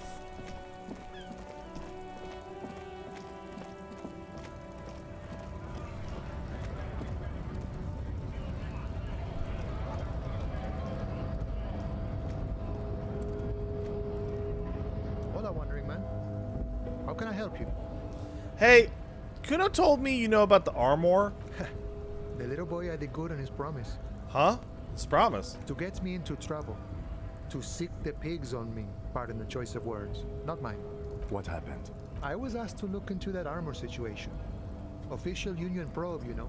Track it down, see who took it. Did you? At first I thought, why not? Maybe the pieces can feed the strike. Buy us a few more days under the sun, you know? So I went to this boy. He said he'll make me his prison bitch. He's got eyes everywhere, and the cops in his pocket, and he's the king of Jamrock. Serves me right for doing menial footwork. I dropped that probe right then and there, and it still got me into trouble. One bad move is all it takes. What'd you learn about the armor? I learned that people don't want to talk to a drunk Union man about some armor. What else? Not much. Technical stuff mostly. That was the interesting part. Like what? I did some research into this armadura. Let's say I have friends at the library. I didn't get into the material science, just how it comes off. How does it come off? In parts. 4 in total. The helmet was the first to go. A kid says he tore it off and kicked it into the sea. I believe him. The boots? Well, it looks like you're wearing them. I am, in fact, wearing the boots. So, as I count, there are 2 parts missing. The gauntlets and the cuirass. This is where I left off. Too much hassle. More like a job for some militia. What about the leggings? Oh, they're just gone. They don't exist anymore, if they ever did at all. Forget about them. I did. I'm ambitious. I'm gonna find all of the pieces. All of it? There are junior officers out there, eager to prove themselves. I would leave some for them, and I would leave the boots to processing, but okay. Let's find all of it. It's implied he finds it unlikely that you will succeed in this. And Mesqui's epic then, all across Martinez. I hope it will be a real bonanza for you. Especially getting those boots off you. You'd have an easier time wrestling the spurs off a boyadero than that. So Kuna used you to what? Scare you? It's a minor nuisance. It's all good. I did some research. How does it? In parts. So, as I count, there are 2 parts missing. The gauntlets and the cuirass. I'm already on it. Yes. Thank you for your cooperation. If you see that kid, thank him from Call Me Mañana. Thank him for showing me the way. He is sincerely grateful he is not tracking down pieces of armor right now. Good talking to you.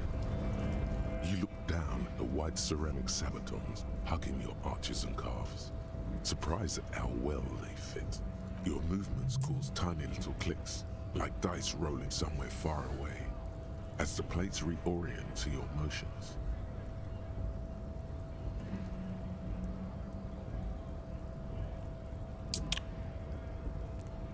Yeah, that's what I fucking thought! Decked out in future armor like a cop ought to be! The hardened vitreous enamel, at once sleek and light, adds a glow to your cheeks and a spring to your step.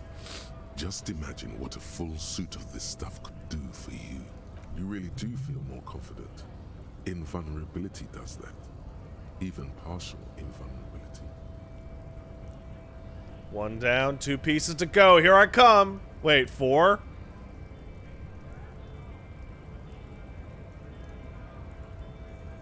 Let's see what you guys think. Alright, 4. The long sought after enemy technology. I can't just enjoy it, I must study it. Remember, this is a highly specialized kinetic redistributor meant to stop bullets. Wear it. Observe its properties. See if there's a weakness in the design. For the day you have to fight someone covered in the same material. You know what? I would like to learn that, but I don't have a skill point.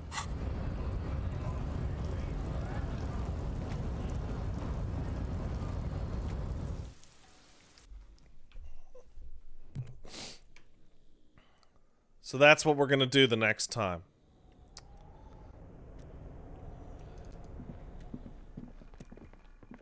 I do have the chest piece, I'm just wearing it underneath my coat. Elmo.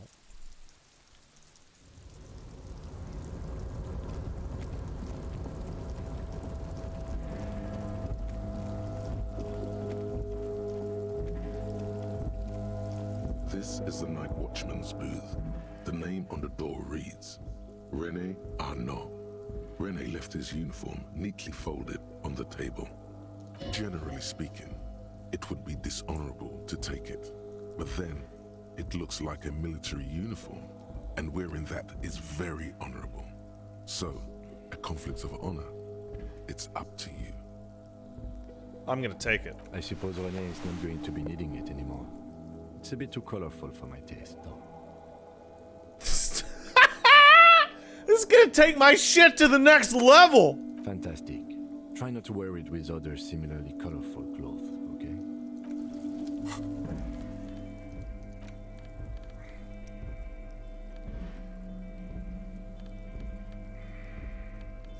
Ooh, reaction speed pants.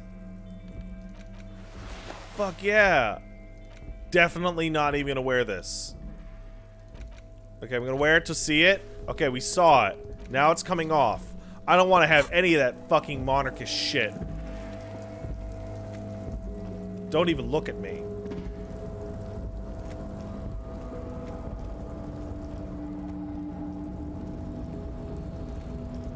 Monarchy is just fascism with inbreeding.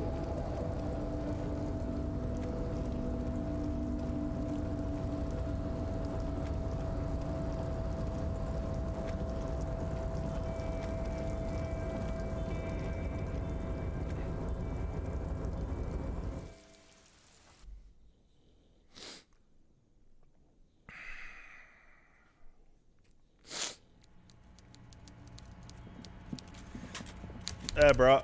Oh, wait. Ce n'est pas une canne à pêche, si.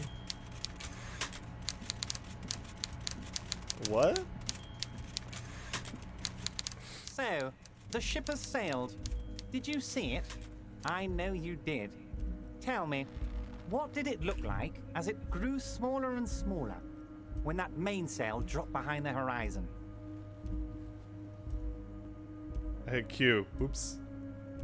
There's a mean little light in its eyes. Did it look like a germ? Did it look like a piece of bacteria? You get a sinking feeling. Oh my god, you've been played.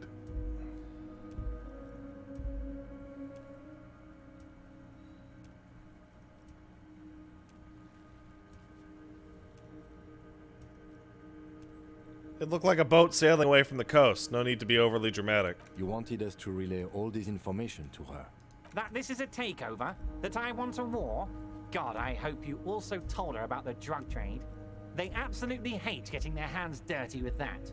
You can kill 1 million people, but if you do something the police doesn't like, well, then you're out of the yacht club. Goodbye, you inhuman fuck. Now I know why you've been so forthcoming. No, Harry. What we have is real. We're working men. This here is real. So this is your plan for us to tell her all that shit? Harry, I can't see into the future. We are all playing by ear on this planet. I had no idea she'd react so strongly. But you did want me to tell her all that shit. I did. I knew the negotiations would go better with police officers telling her horror stories from inside the harbor. It's scarier this way. Turns out it was a magnificent strategy. I never thought it'd so fundamentally fuck her up. How'd you know she left? Harry, I bugged her cabin. I bugged her whole boat. I had cameras surveying her boat. Hell, I even wanted to bug that thermal cap. But my boys advised against it. So you've been listening to our conversations the whole time? Not me personally. I had guys recording and processing this information for me. Hardy Boys? Hell no! They'd fuck it up. They can't do anything right. I mean my real boys. My special task force boys. Where are these boys? They sure as hell aren't hanging out in the open with beers in their hands for the cops to question. They're pros, Mr. Kitsuragi. That's wild you got me to do all that shit! Harry, you made a conscious decision to relay that information to her. You could have kept it for yourself. But she told me a beautiful story about the discovery of Insulinde. Of course she did. Rich people have the best stories. About all the interesting things they've done and seen. All the beautiful places they've been to. It's just sentimentalism. She can afford to be sentimental, and she can afford to lose as well. That's good. But she said she's crazy like me. She's not insane. What did she tell you? She's over radiated from pale transit. No, she's not. She's a sentimental alcoholic. They all are. Never take a drop and you'll be 8 laps ahead of those upper-class winos. Just like old Mr. Clare here. Try it. You'll be a real super detective. Yeah! Yeah! I'm so happy the game acknowledged it!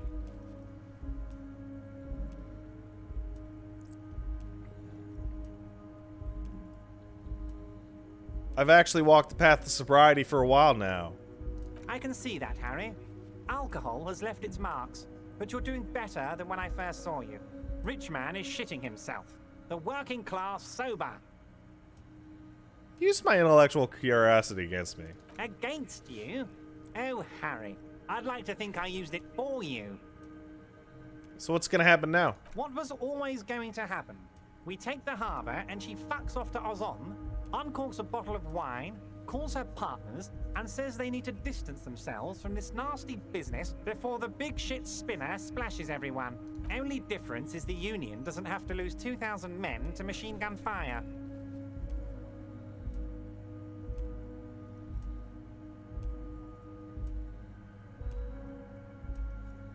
I legitimately have to say number one. Everett's plan rules.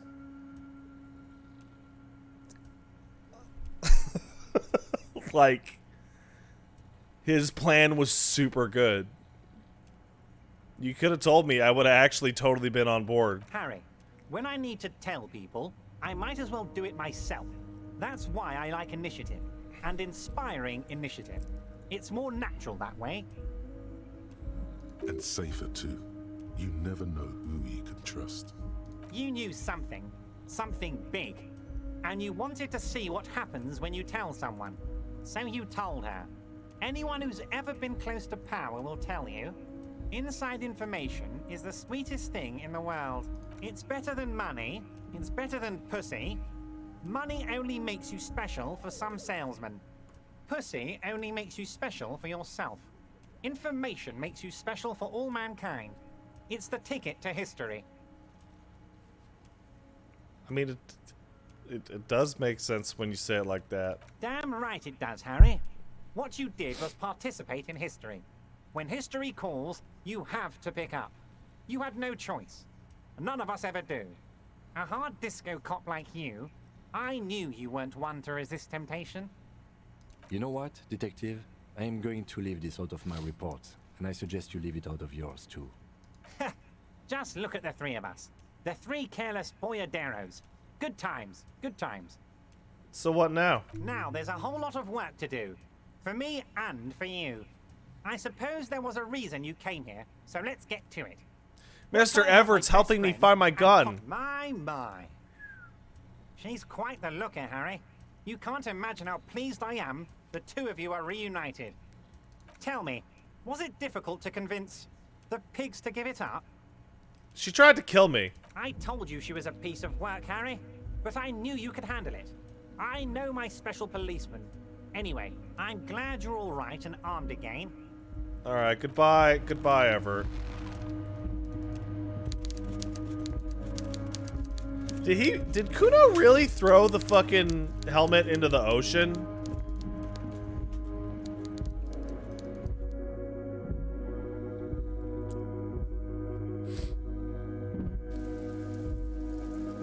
Yeah.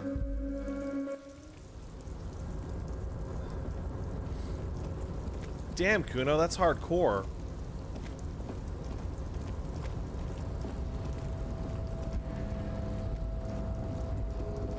Yeah, Kuno wouldn't lie to me, you're right. Talk to Cindy? Got it. Thanks, gang. Kuno doesn't fucking care. Kuno's on that gang shit.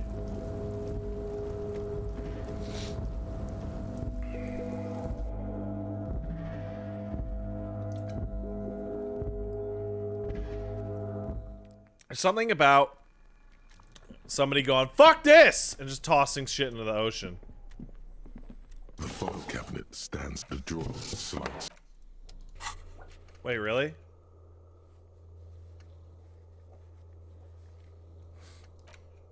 My shit says confront Kuno.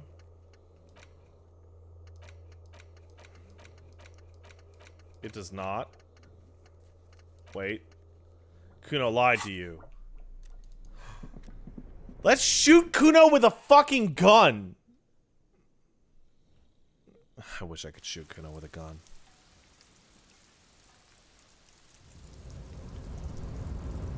How could he lie to me?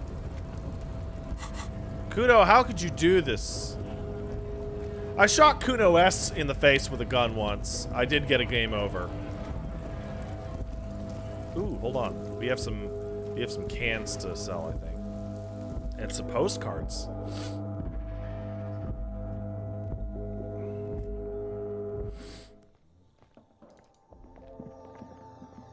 The tear machines. Your bottles clunk. Oh yeah, 30 real. Fuck yeah.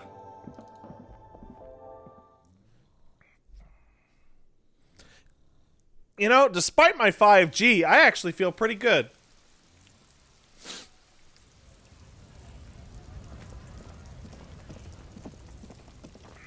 Feel very happy at my soon-to-be 92% reduction in corona. Big happy about that. Man, this game is running like shit. What is going on?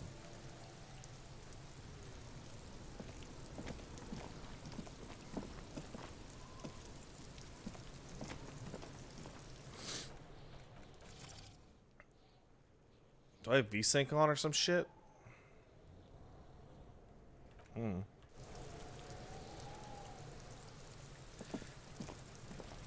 Fuck does Kuno care? I talked to Manana about the armor. So? You should thank him.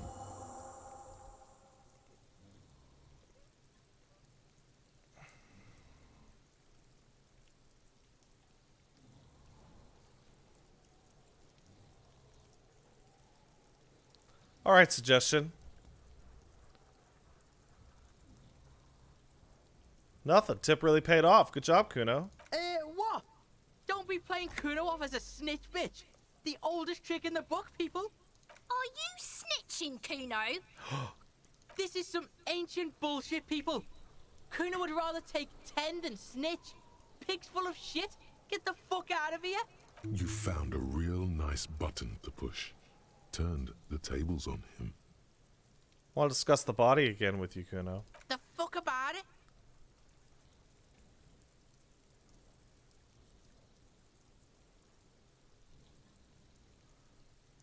More on this later. You're testing. Get lost. Where's the question about the... Okay, I'm off. Kuno doesn't.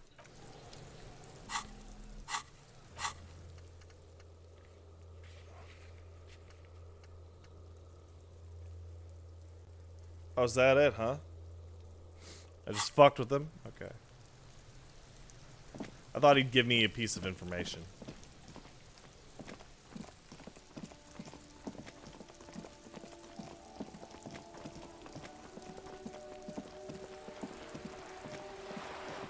Are you guys seeing that stuttering? I'm sorry. I don't know why it's doing that today. Specifically. If I had to guess, it's actually the longer the game goes on,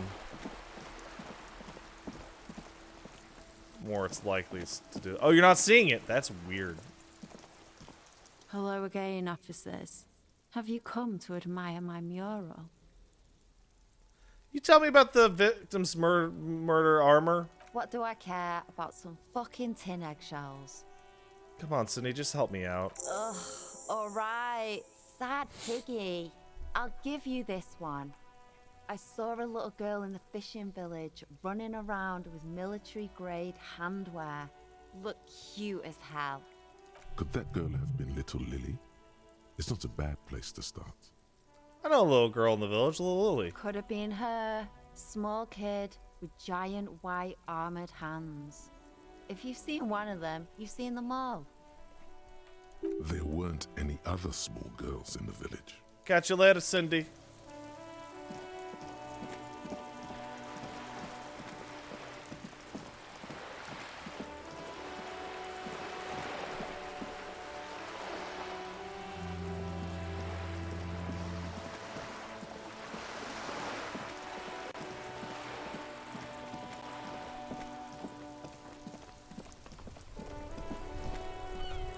Now, if I'm standing here, I should be able to go to the fishing village, but I can't.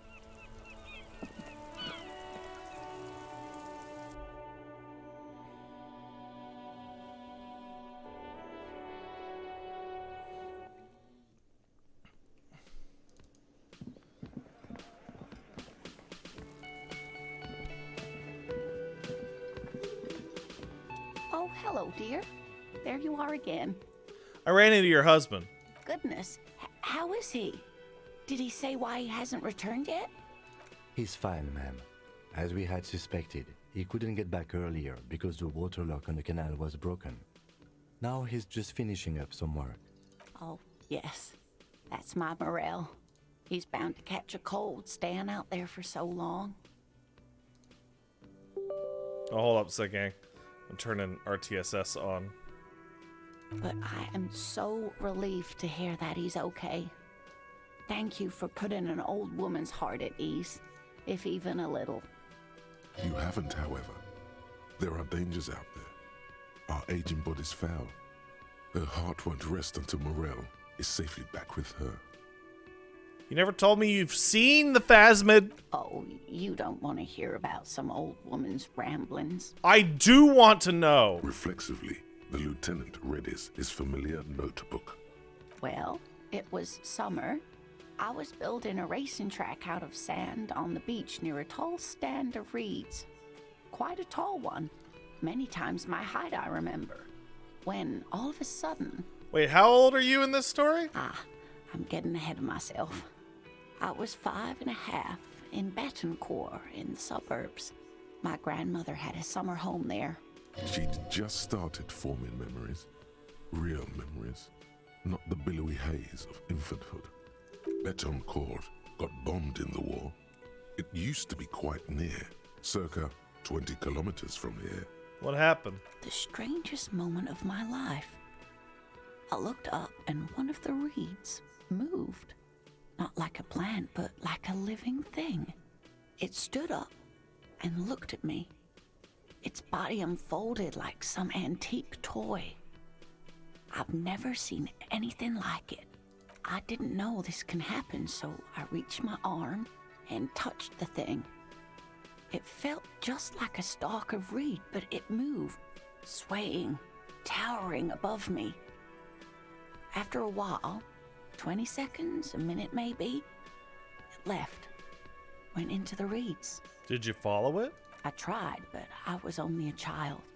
There was mud and high water. I couldn't see it anymore. I was just standing there, knee-deep in mud, looking around me. Where did you go? Don't go.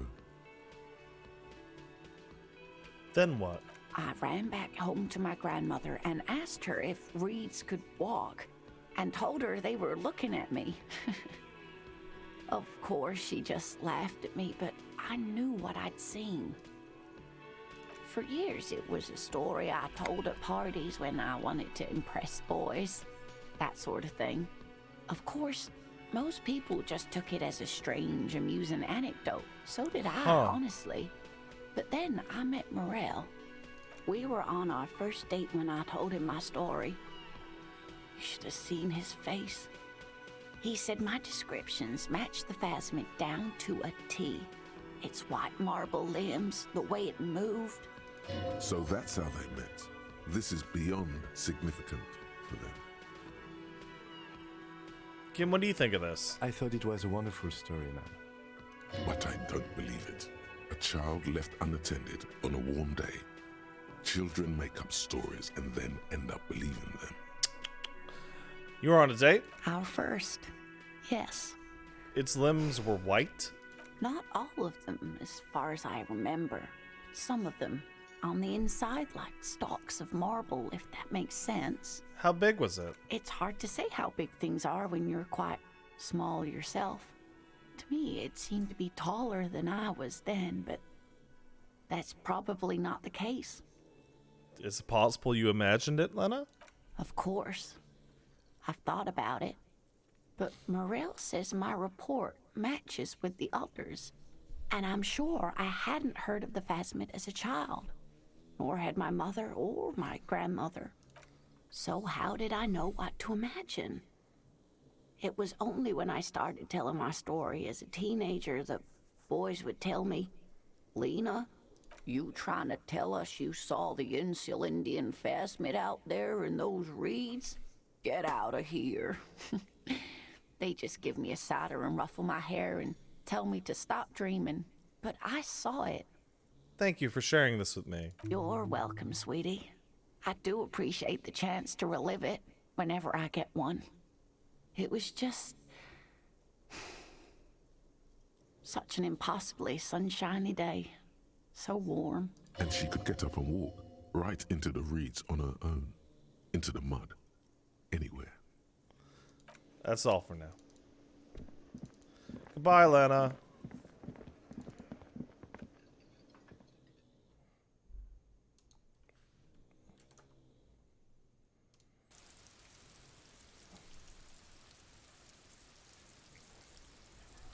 All right.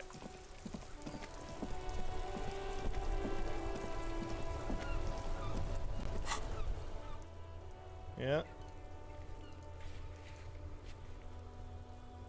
Can I tell Smoking Man about my homosexual revelations?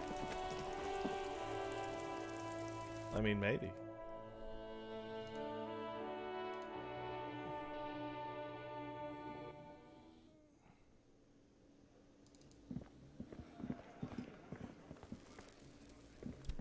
Hi again, Gendarme. No. Bye-bye, Gendarme. What about the Hardy Boys? The Copper NATO is back. What do you want? I want to go over a few things regarding... Wait, what? Ruby's disappearance. Yeah. Thanks for the review, Titus. Scan the room. Sitting on his rack across. He spent his youth in Villa Labos. I don't care, Encyclopedia. The emblem on his vet in the far corner. Oh, well, guy. In the middle. Yeah, this is worthless. These 7 are the actors on the crime scene. Ruby's missing, obviously. Well, exactly. But none. Take off now. Yeah, there's nothing I have to talk to these guys about.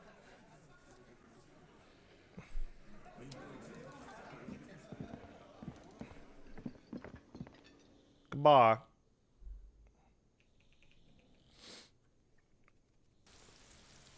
All right. Out to the south.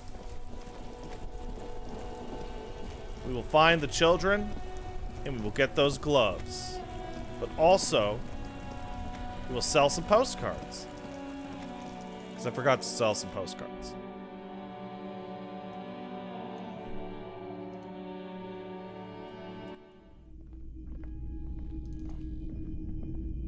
Hello, hello. Sure, let me have a look.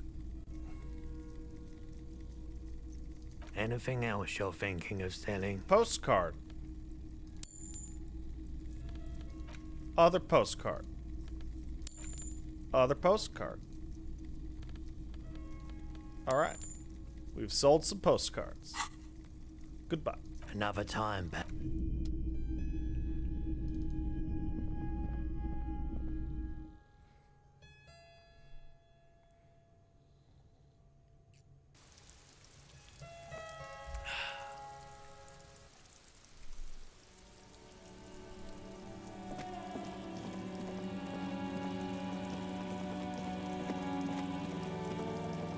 I can't believe I wrecked all that shit.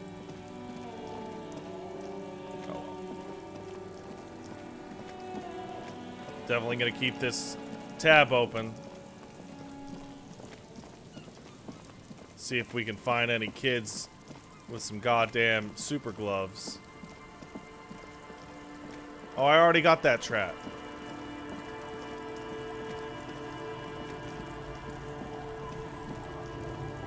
Now, where's Lily? She's in Hey, children of the big sea. I bet it's these stupid The kids. scruffy-haired little boy kicks a stone while the other watches him do it. Lily, your sister? Yes. Yes? Yes. That's it? It doesn't look like he knows what that means. Kids, anything weird happened lately? We had bad words and said, I got in trouble. Bad words. Bad words. Bad words are bad. Don't say them, kids. It's the first step to a life of crime. We won't. We learned. Let's move on. Where'd you hear the bad words? Was it from somebody on the coast or the radio? We just heard funny voices. We thought the voices were funny. We said what they said, and then we got in trouble. Where'd you hear them? Was it the radio? Radio? What's that? We just heard them in our head. Voices from another self? Voices from a deeper self? Voices from early schizophrenia? What do you mean you heard them in your head? You know, I heard people talking, except just in my head. What did you hear? It was like, it is time at last. My nasty speed reeks. Our brother man is about to grow up. DJ Flatio's Big Boy Daniel single is here. Buckle up, cause this is the fastest track that you're ever gonna hear. Turn up the volume. Load those speakers out. Now here's... No. Don't say bad words, stupid. A word when you're done. The boy draws a jagged rock across the ground. Bye, kids. Detective, about what the twins had to say. I believe they heard something. And given the poverty of this part of town, I don't know how they could have heard the radio. I don't know how they heard it, but I know the station they imitated. So they must have heard it somehow. What channel? Speed Freaks FM. Huh? Yeah, local station, known for its kinetic music and aggressive style. Sounds like a good time, Kim. Yeah. Anyway, weird as it is, the situation is not connected to the murder. This isn't our business. It's a mystery, though, Kim.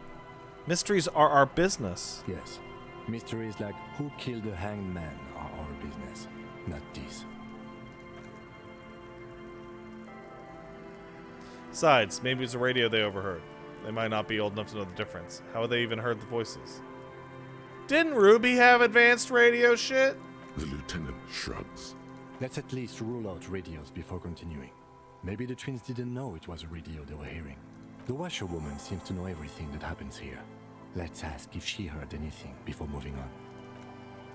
After you. But first, let's go talk to Lily.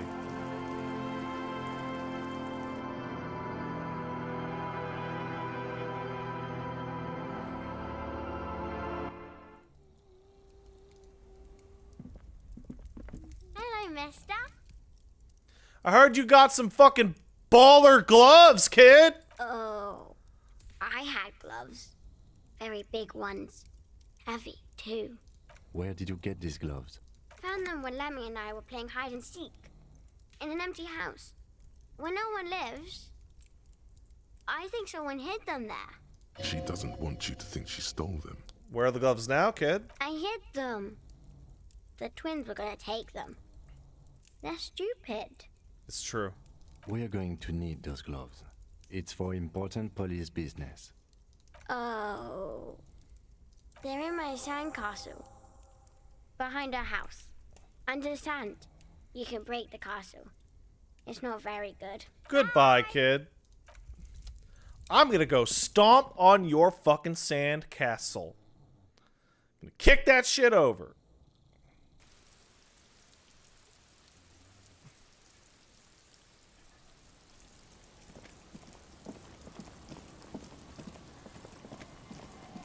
Weather has not been kind to Lily's little sandcastle. The once mighty towers are quickly eroding away. You can see something shining back to you from what must have been a vast underground catacomb network. Broken. The little castle? The reigning lord must have come upon some really tough times to let it sleep in such decrepitude. Let's reach in and get it. The walls and floors give way to the giant's greed, collapse and present you with a pair of ceramic gauntlets. Congratulations. That's the gauntlets down then. We're doing good on the armor collection front.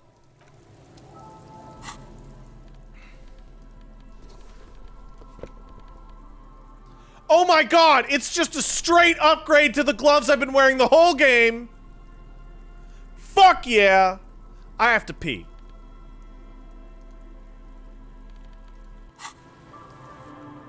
Excuse me, I have to go pee now.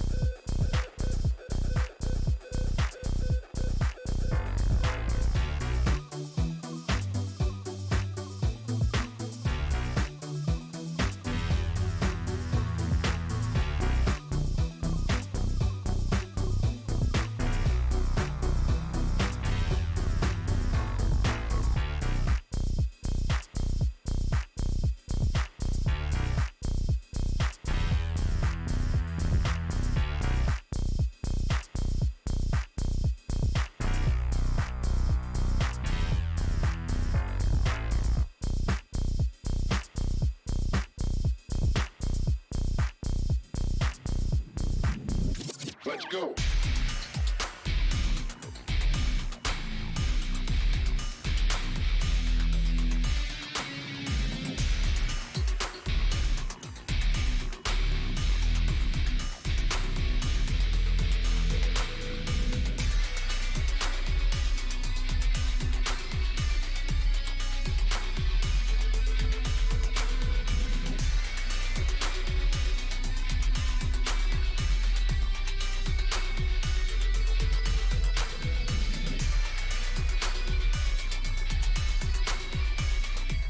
And we're back. Now how the fuck am I gonna get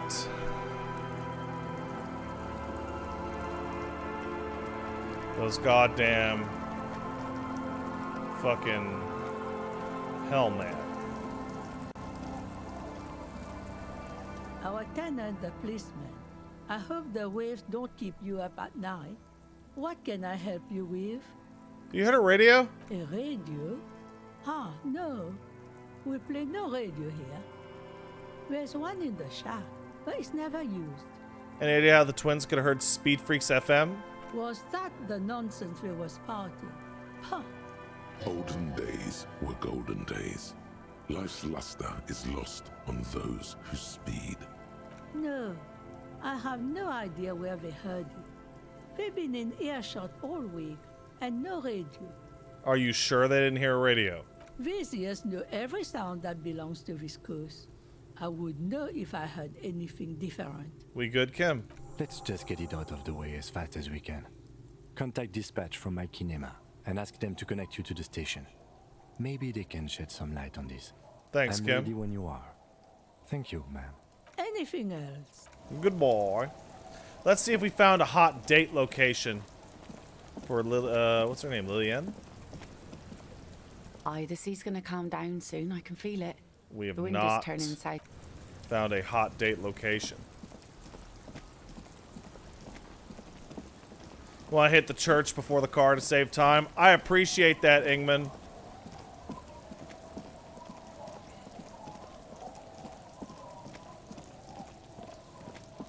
We gotta wait. Hold on. We gotta find. Oh, 99 points, you bitch! We gotta find the traps. West of the Feld, cryptozoologist, far northeast of the Feld building. Got it.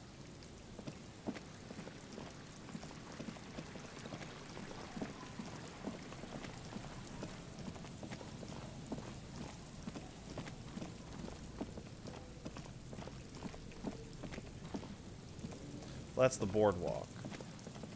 And to the right is the church. So let's just keep going. Let's just keep going.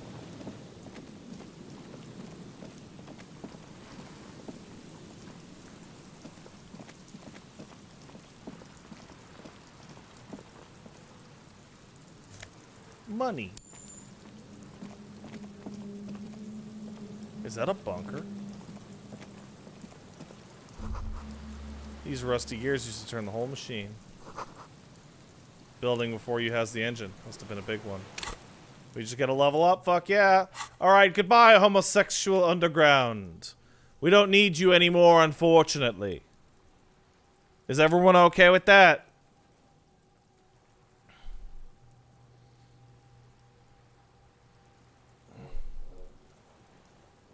Yes? Alright, goodbye, homosexual underground. Hello, Fairweather T500.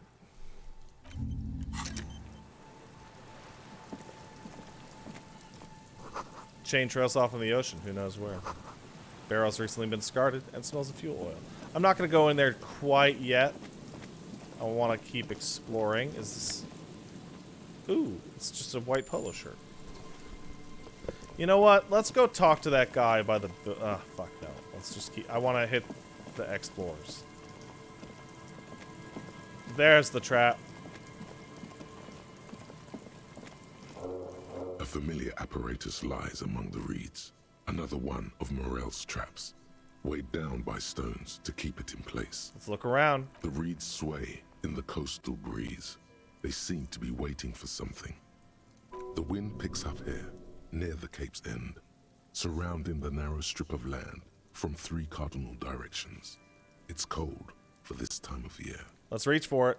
This trap is also full of panicked locusts. No sign of any cryptozoological beast inside. Another empty trap.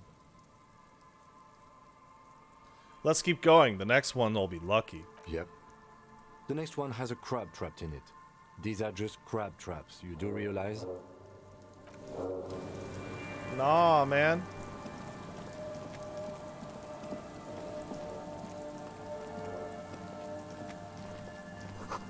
Cigarette butts, huh? Campfire here.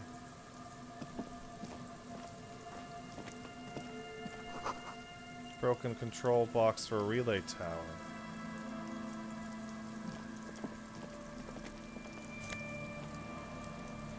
Interesting. A scented scarf.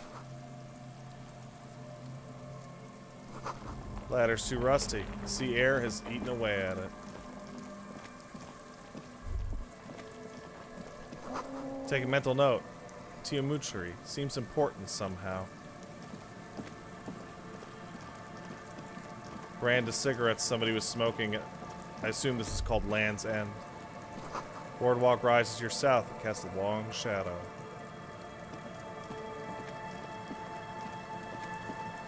Oh, there's a visual calculus spot around there? Alright.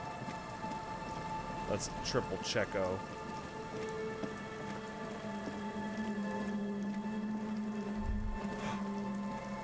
Is there something here that would indicate a sniper used this place as a nest for taking the shot? Just some urban detritus, a bottle, and a dilapidated old comms tower. The wind picks up. Fine sea foam lashes your face. It feels like needles. You can take it. Just raise your collar, detective. In the distance, you can hear the breakers roar. I don't see it, Lieutenant W. Freitor. I don't see a person take a shot here and hit something there.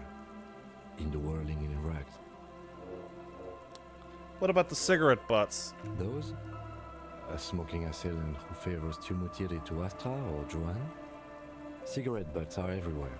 This is a common brand for all men. Tiomutiri was a Revacholian colony on Ilmaran.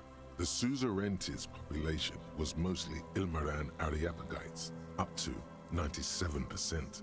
The region was known for its tobacco export, hence the name.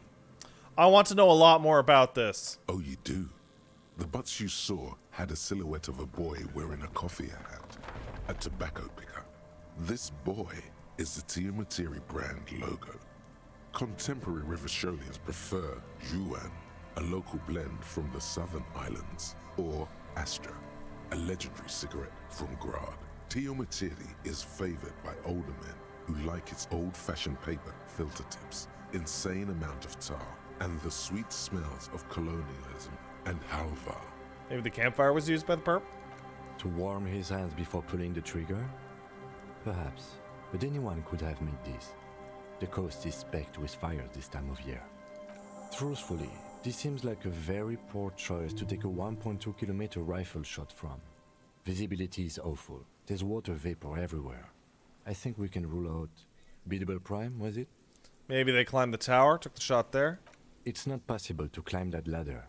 And even if it were, why? There's no platform up there to aim from. He looks like he's cold out here at the tip of the coast. The jacket is warm, but not for this weather.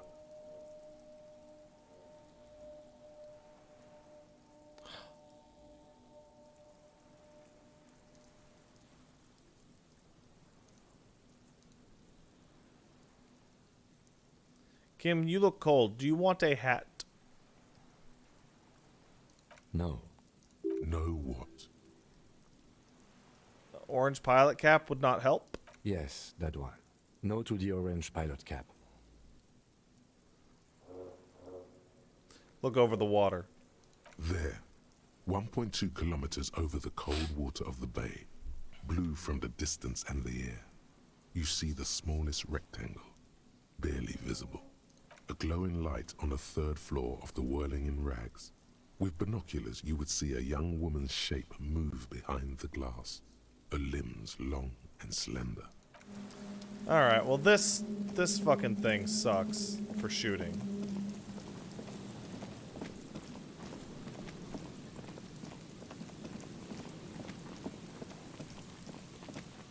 Let's hit the bunker. No, let's go talk to that guy before the bunker.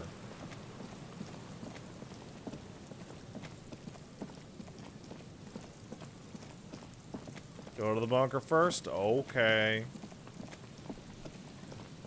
I'm trying to be helpful. What's my authority at? 4? But if I take my clipboard off, it becomes 6.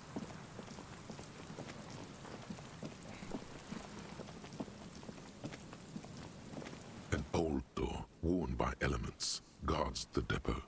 The wind has blown a sand dune in front of it. The door hasn't been opened in a long while. You see a handle. What the fuck is this thing anyway? It's military. A service depot of some sort. You service what? The washerwoman mentioned a depot at the coast. She said it was for moving ammo and cargo across the bay. This might be it. Could this be used to take the shot? From here to the whirling? I can't see how. The church is in the way.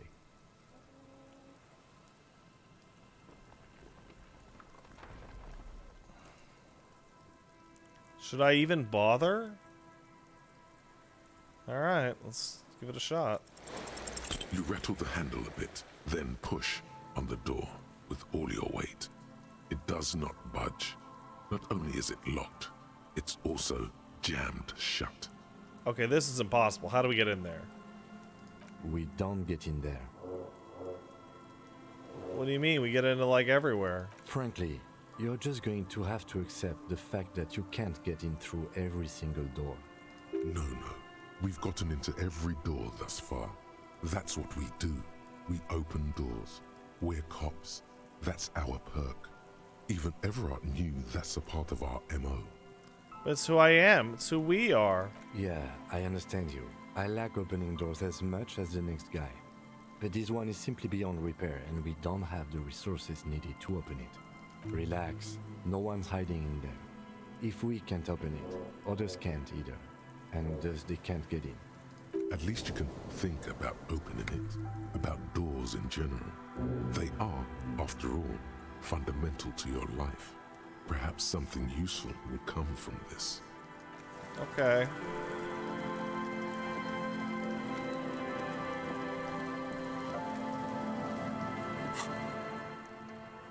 One more door. What is behind it?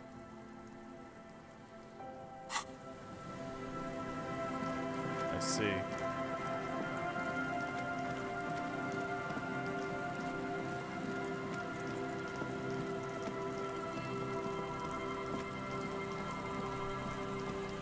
Where's the other two?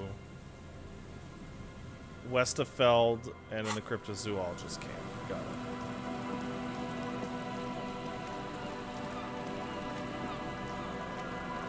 Well, there's those idiots. And there's a trap. This is the trap Morel just set. Checking it over, he said, is just a technicality. But let's look around. The reeds by the abandoned campsite hiss and shake. The later it gets, the colder. Remnants of the camp can still be seen in the sand. The fire that's gone out. You feel strange, somehow. Let's reach for it. Nothing but locusts in this trap as well. Definitely no cryptozoological monstrosity. Empty as all of them. One more of these and we're done. Bummer it wasn't in there. I'm just glad we haven't found some poor cat trapped in one of these. Oh, come on, man. You don't know.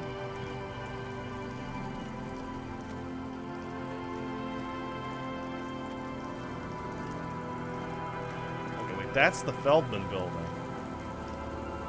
So where the fuck is the other... Oh, there it is.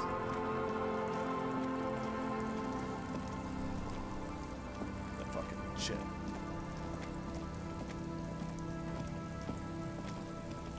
It takes you a moment, but finally you spot the last of Morel's traps. This one's partially obscured by the reeds. Let's look around. Behind you, the ruins of a residential building rise over the reeds, shielding them from the wind. The reeds rustle confidently. When this district was booming, the reeds were kept at bay. Nothing obscured the freshly painted facades. Nowhere for drunks and adventurous teenagers to hide. Now only the wind blows. Let's reach for it. The trap feels light and silent as you pick it up. Something is different here. Look closer. No locust. No phasmid either. But still. It's empty! Your voice echoes on the coast, carried by a gust of cold wind. Let's look closer still. Well, the bait worked on something. This doesn't mean it was a reed monster, though. Unless you see one in there. I just see an empty trap. The netting is a little untidy, messier than the others. Like someone or something picked up the trap and shook it before dropping it back down on the ground. But what if it was the phasmid? What if it ate them and then it got out? Right. Anyway, that's for the cryptozoologists to figure out now. We're not cryptozoologists. We're cops. A cold gust of air dries your sweaty face, and you look to the dark shadow of the Feld building in the distance, drawing you to it. What a strange sensation. Once this is done, should you ask the wind again?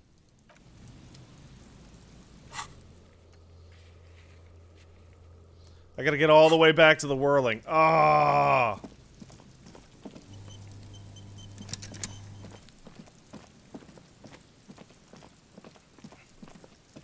A scattering of bullet holes is...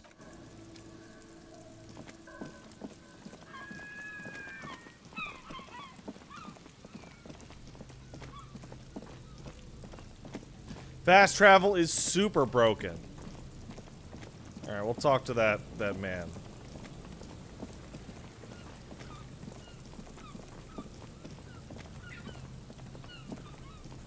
And Mikhail noticed the windows.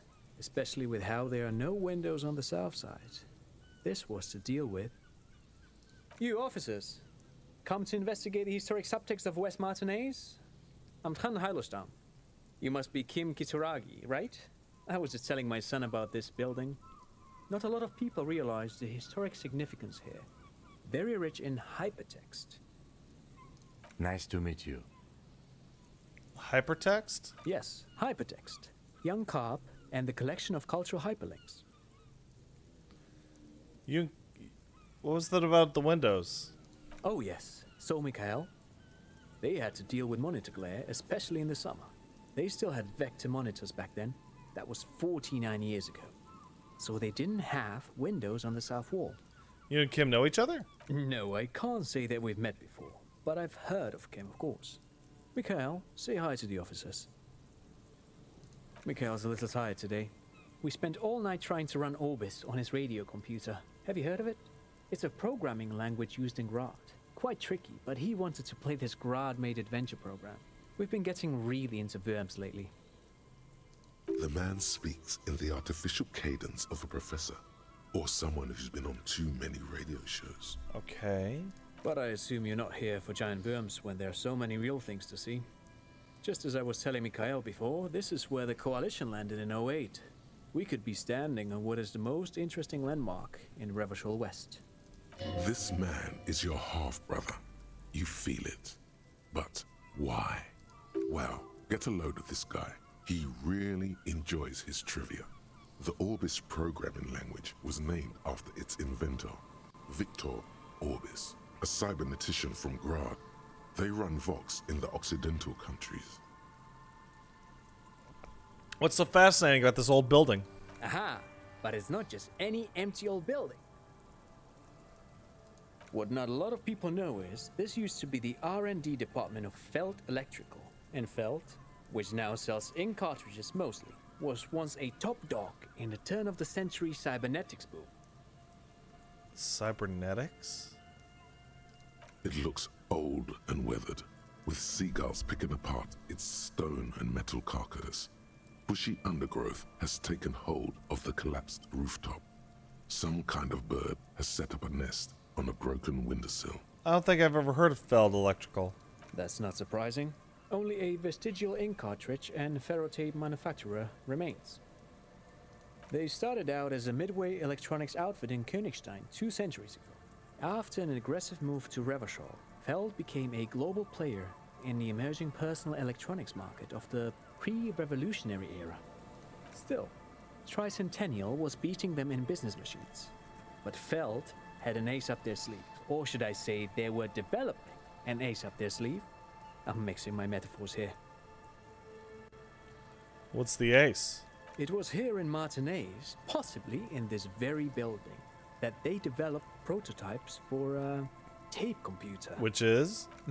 An elegant folding mechanism of rollers and ferrotape ribbons, portable enough to be a take-it-home solution, revolutionizing business machines, possibly even bringing them to the average consumer. Which is a feat of engineering even today's giants, Rehm, ICN and ZAM, haven't achieved yet. He assumes something like a combat stance, facing the wind. So what happened? Indeed. What? The revolution! Unfortunately, their moonshot project never made it to the market. Feld's move to Revachol backfired. The revolutionary government liquefied their assets and expropriated those very advanced prototypes. Possibly from this very building, or one of the adjacent ruins.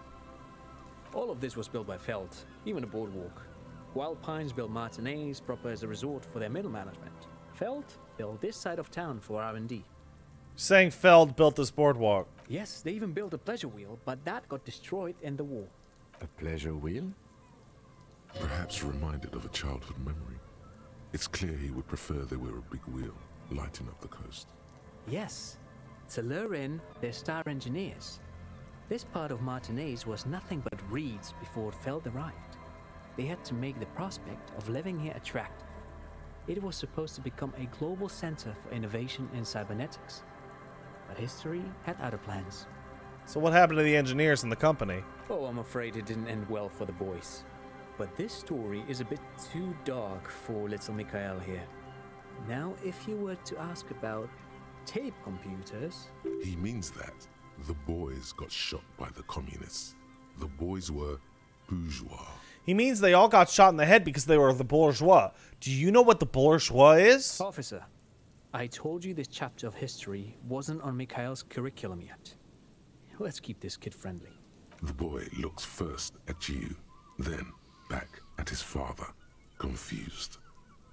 What the revolutionaries do with those tape computers? They used them for military communications, but also to write and send out press releases. The most notorious example being Le Décret de Mars. What is that? What's the Mars Decree? I mean the radio transmission sent out to news agencies and world governments by the newly created Commune of Revachol on the 7th of March in the year 02. A short-lived legislative foundation for a short-lived utopia. It's a beautiful piece of text, actually. A singer-songwriter I know, Charette, called it a love poem to Revachol on her political concept album, Bon Baiser dans ce Lind. You should read it. Every local library in Revachol stocks a copy of the decree. I tried to get Mikhail to memorize it. Tried to. Someone was much too interested in worms to be paying any attention. The kid takes a peek at the green and silver worm on the cover of the book, already forgetting about this part of the discussion. How the tape computers work? Like radio computers? Actually, no one knows. No one even knows what a computer made entirely of tape would look like. But word has it, they were very elegant, exquisite, alien-looking turn-of-the-century hardware. Buckle up. Oh, fuck. 10 years ago, I did a little freelancing, I guess you could say. I was a special consultant for an exhibition at the Womty Dumpty Dum Center in Vredefort, Oranje. It raised the same questions, and we had lengthy discussions with Paul Ockerman, who was head curator at the time. This was before the twins Keith and Guy Jews joined the team, trying to... Wait, did he just say Wumpty Dumpty Dum Center? He did it. He said Wumpty Dumpty Dum Center, like it's the most natural thing in the world. What the hell is a Wumpty Dumpty Dum Center? And who the hell are Keith and Guy Yost? Dude, what are you talking about? The Wumpty Dumpty Dum Center for Contemporary Arts. The exhibition itself drew on Lagerman's notion of memory, and so there were some parallels. That's why the head curator, Paul Ockerman, chose to... Kim, is he making this shit up?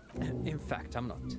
The Wumpty Dumpty Dum Center is a place you can visit if you're ever in Vredefort and are ever in the market for an exhibition space / contemporary art research center. But perhaps I should return to the tape computers. As I was saying, the device itself was very elegant, fragile even. One could write directly on the tape using a special chemical solution. The machine would then analyze the handwriting, perform operations, and project output onto a white screen. It was a beautiful, delicate thing. Made of black film and folding tape structures. Cool.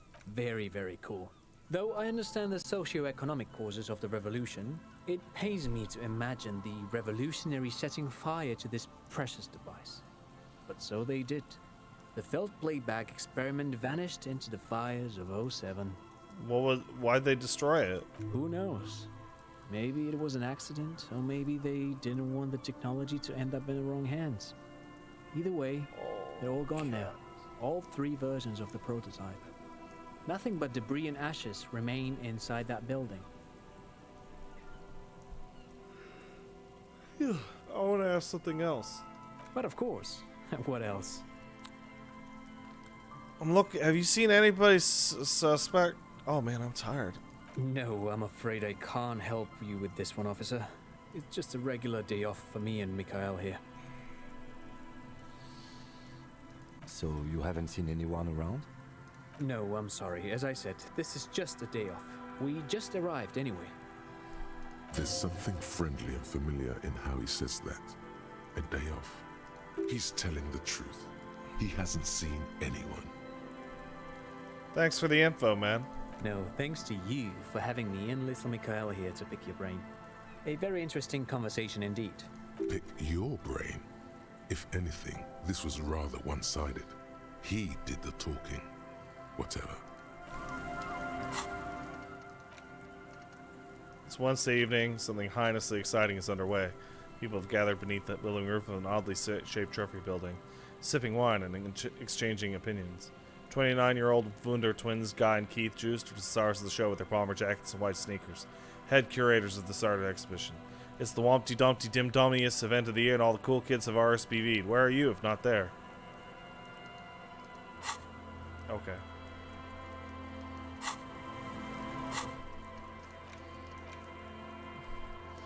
Oh, I didn't check the boardwalk for bullet traces. The once bright mural towers above you, saying, Feld Electrical, R&D. Tomorrow is just a whisper away. Why are you guys yelling no?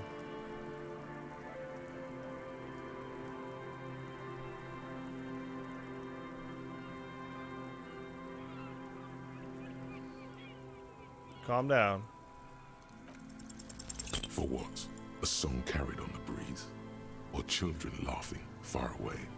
You walk and walk these city streets and deserted coast, and all it ever tells you is cold. There's something else on the wind. There is nothing else. The thought makes your bones rattle, like the skeleton of some deserted building ready to collapse. Who said that? What? I didn't say anything.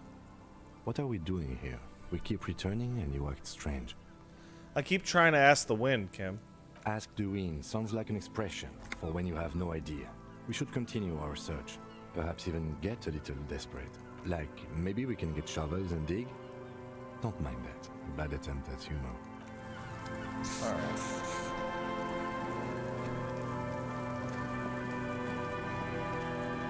So now it'd be into the church. Finally.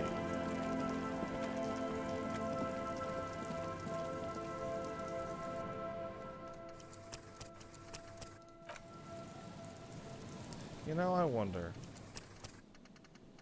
Man, I have a lot of saves.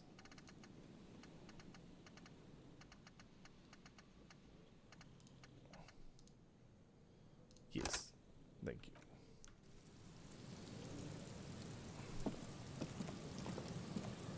Heavy wooden doors, more than twice your height, stand shut in front of you. The rectangular sea-worn ornamentation appears in stark contrast to the padlock. Let's inspect Carelessly it. drilled, the carving on the door is block-like and angular, like the church itself. Two large beams shoot downwards, sinking into the wood before they reach the threshold. I'm gonna run my hand on it. The surface is smooth from the wind, but moist to the touch. Hey, you know that feeling they're describing? Like old wood and but it's like smooth, but like it's a little moist. That's what dolphins feel like. If you pet a dolphin, that's what a dolphin feel like. Feels exceptional. 300 tons of pine would fit together seamlessly. It's old too, cut and carved many centuries ago. Why do I know that? Because I petted a dolphin when I was a little kid. When I was 7. When I was 7, I visited some family in the Bahamas, and they took me to see the dolphins, and I petted a dolphin. And it was weird. Let's take a look at the padlock. This cheap-looking padlock is sturdily built. It shackles together a hasp and a staple screwed into the wooden door. The lock is adorned with a yellow sticker. It'll be easier to break the staple than the lock. Also, that sticker is interesting. Let's look at the sticker. You see a yellow circle with 2 X's and a big curve below them that looks like a mouth. You're pretty sure you haven't seen it before, but what the symbol depicts is clear enough. A smiling dead guy. The curve makes it smile, and the X's make it dead. There is something blindingly modern about this symbol. Its modernness puts to shame everything you've seen before. Cam, have you seen this shit before? He takes off his glasses and uses a blue handkerchief to thoroughly wipe them clean before inspecting the sticker. Then he looks up, pauses, and replies. No. What does it look like? Looks like a dead man smiling. Suggests junior delinquency. What is suggestive of that? I haven't seen that sticker before, and I'm not a youth. I agree. It's very modern. But does the cheery guy not know he's dead? Or does the dead guy not care that he is? What is the source of the irony here? That level of conceptual thinking is not part of my skill set. I'm gonna peel the fucking sticker off. There's nothing like the sound of a sticker unpeeling. Now it's stuck to your thumb.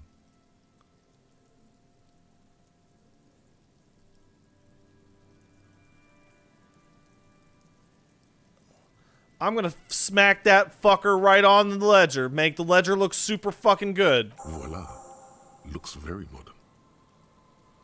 You're part of the future brigade now, and so is your formerly humdrum ledger. Neon, baby. Let's open this fucking padlock. The lock turns easily. You hear a click as the shackle pops open. Let's go. As you do, you hear the echo of the doomed commercial area. It's black holes and dusty machines. Then the feeling passes. A great whoosh of air rushes into the dark innards of the church, as though rushing to fill a great vacuum in the heart of the city.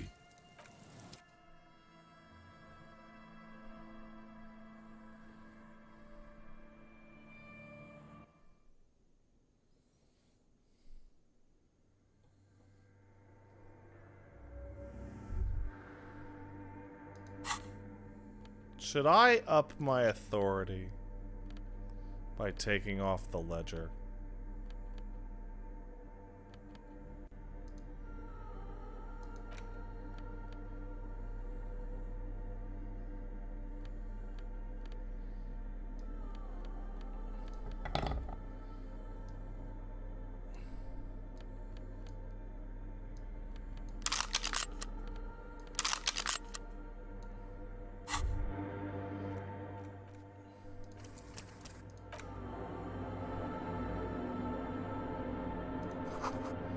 Strange stillness feels as you look around. You should walk here, not run.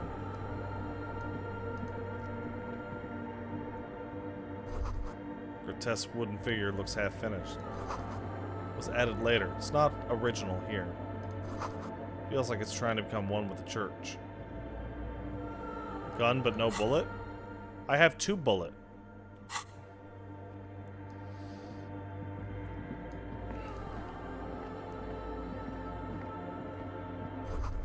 More of a forked lightning pattern you saw outside.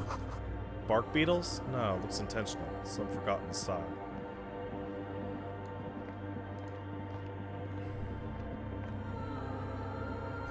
Blackboards filled with complex equations. They look recent.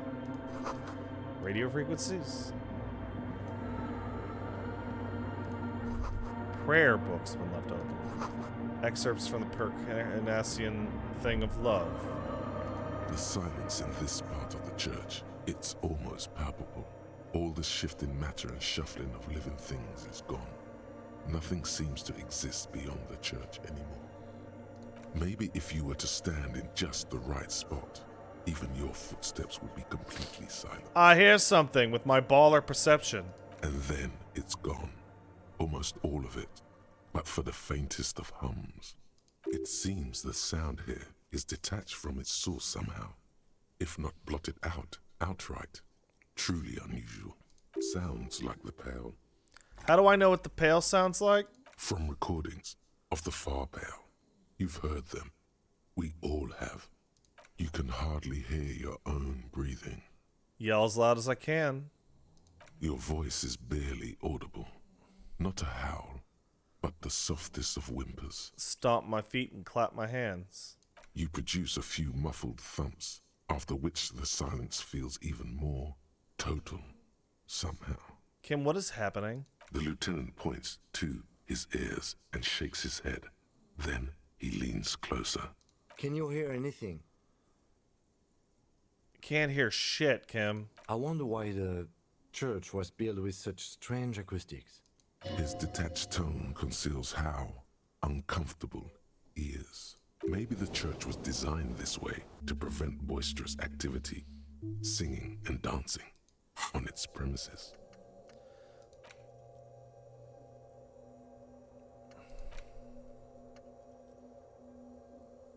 What do I get rid of, gang?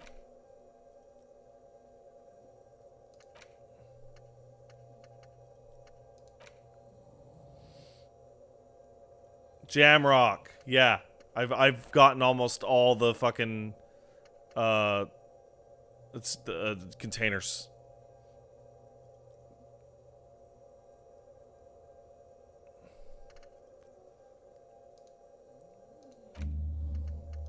Wompty Dompty, motherfuckers.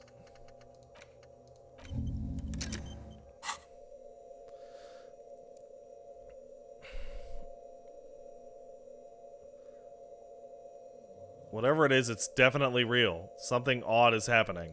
The lieutenant doesn't reply, but you can sense him tense up next to you. Let's look up into the bell tower. The orderly rows of ceiling panels become barely visible, then disappear completely in the darkness of the tower overhead. Let's look at it.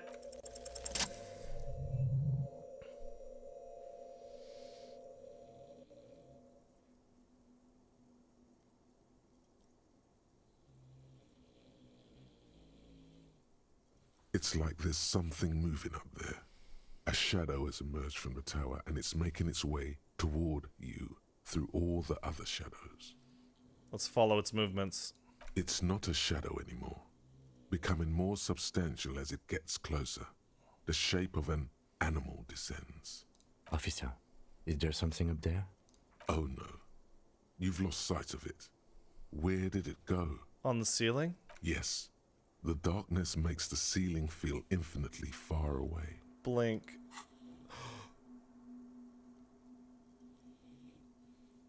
You see something hanging from the rafters, looking straight at you with dark eyes. Maybe it's possible to talk to it. Holy shit, that was super scary. Bowl's filled with water. Live wire runs into it. These work as microphones.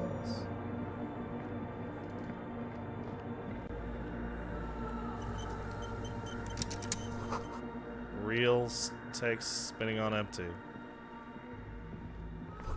Portable tape recorder. Is it recording something?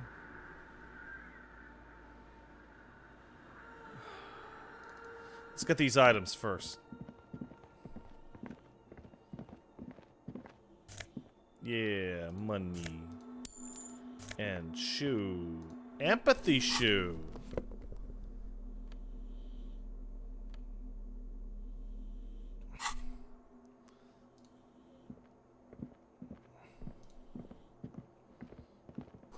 Spider, huh?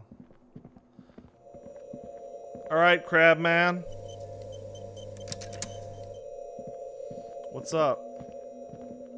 The shadow is a man. A man made of the same stuff as the carpentry of the building. He is studying you intently. The Crab Man. Are you the Crab Man? The man leaned forward a little, fixing you with a steady, unreadable gaze, then speaks. Habitual alcohol use has made you into a scared little pussy, Holmes. But don't worry, everything's gonna be alright.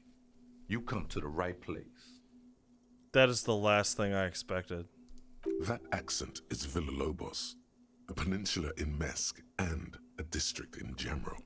There's a sizable contingent of Villalobos-speaking Mesks in Revachol. What are you doing here?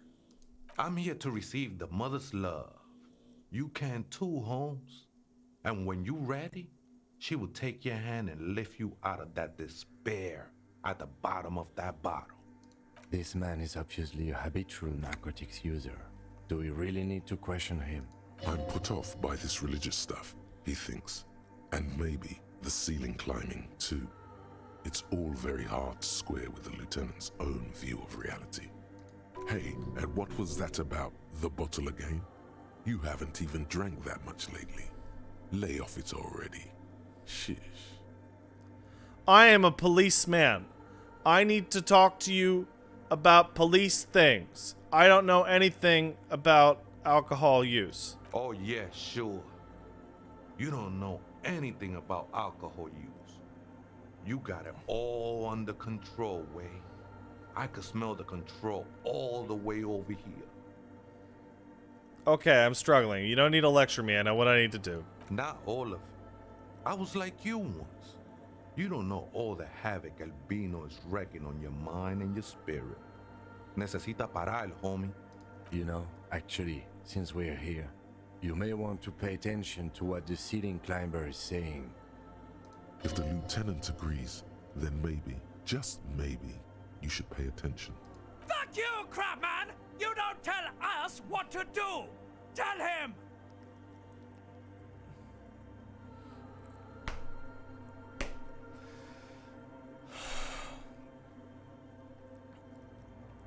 For some reason, I feel like you got a point here. Don't trust me. Trust the mother. I'm only the messenger, Holmes. This is the Church of the Mother of Silence. You are welcome here. You have no idea what the fuck he's talking about. Is he just trying to throw you off your game? Whatever it is, he's quite confident about it. Just look how gracefully he sways. 'Tis not an act, my liege. Saving perchance, he hath deceived his very self. This man is a zealot. Are you a crab man? Never known myself to be a crab. But if that's the name you got for me, I won't stop you from using it. I mean, if you're not a crab, then what are you? I always thought of myself more like a flame, flickering along the rafters and beams. It may be that I gotta work on my technique. That's not the only technique he's working on. Look at those carved sculptures. And is that a satchel of tools? Wait, did you make these sculptures? Sure am. Whittling wood used to be something I just did to busy my hands. Now I use those same hands in service of something greater than my own restlessness. All right, let's consider the context and meaning here.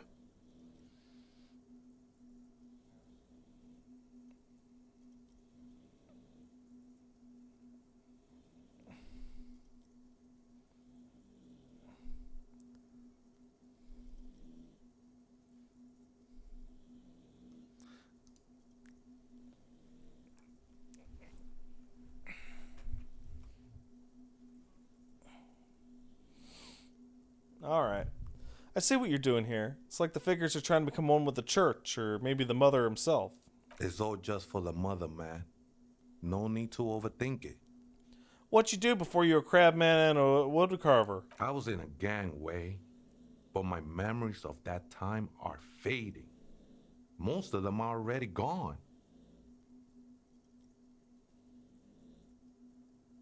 I lost my memory too, but I like it. It's like I get to make a whole new me. Start again from scratch. That's not really the point, I say.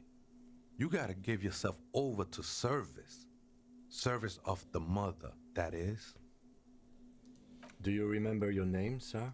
The lieutenant is not particularly interested in this information. He's just trying to assert some control over the conversation. Tiago's my name, but those syllables don't mean much to me these days.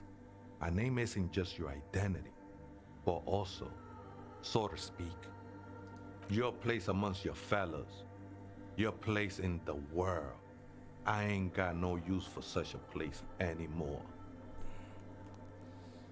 My name's Harrier Dubois, and my place in the world is Lieutenant W. Freighter. That's just the thing, Holmes. None of that matters. What are you doing here, man? This is a special place. There's a perforation in the world up there. A way out into nothingness. This church was built around it for purposes of veneration. I circled it, nurtured by the silence bestowed by the mother.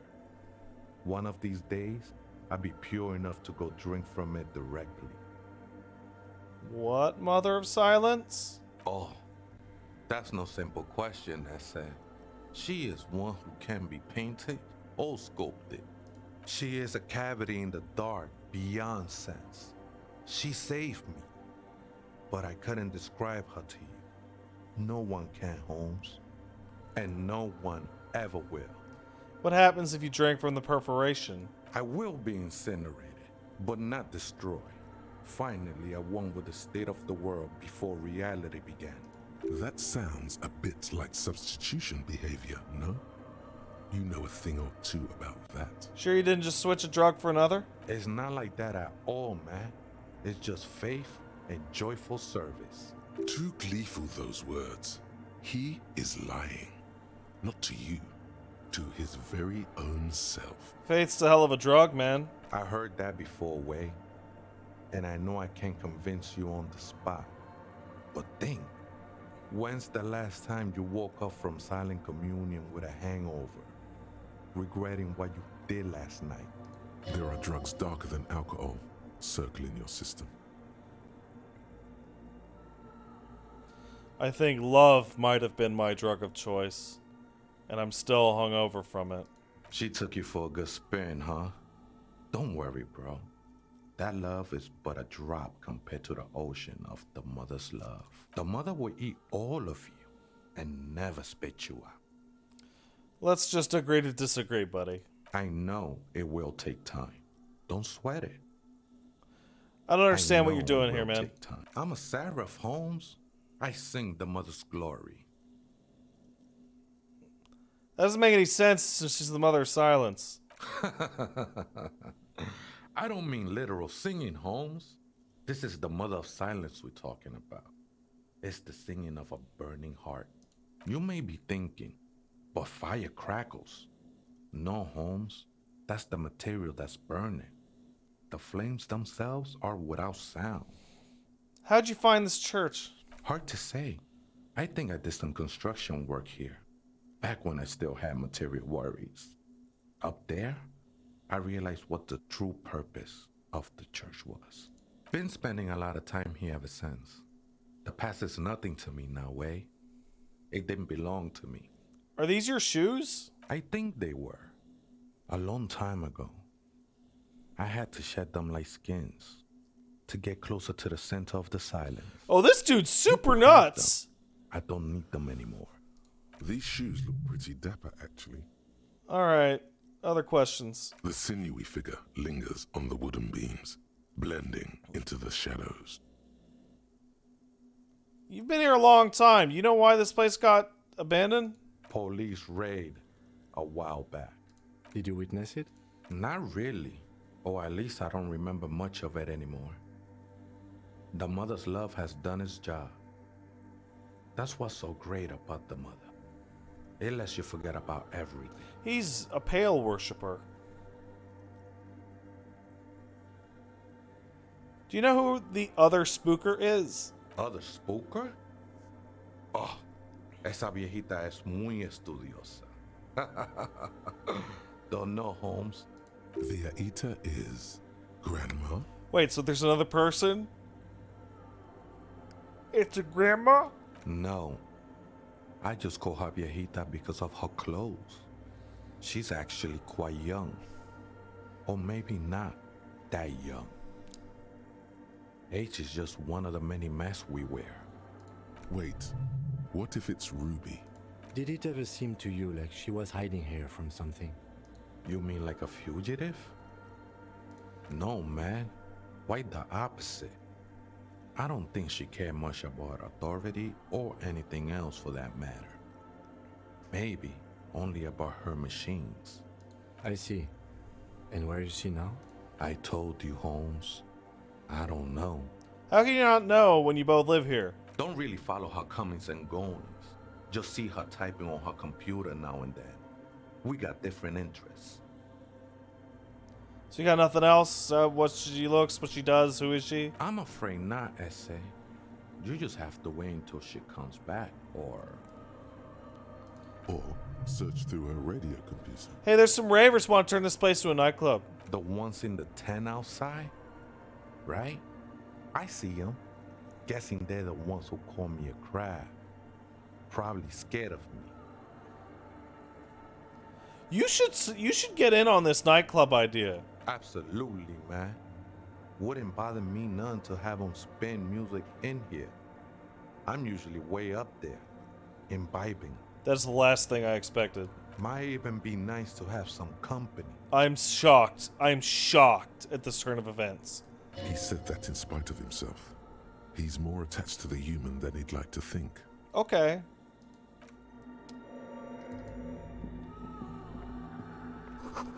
Crack painted glass. Flower. Sorry, frost. Figure drawn in the window. Ah. Just a nice little scarf. Is that man hardcore? Yes, that man is hardcore.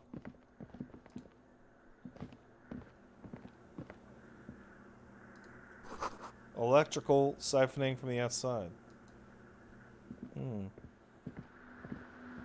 In white, silver, and apricot faience, the young mother of humanism stands above you. A crack runs across her body. She is impossibly tall, oval-faced and sad. A dark and radiant majesty. This is her innocence, Dolores Day. Cradled in her arms are a pair of glowing lungs, clearly visible from underneath her flowing dress.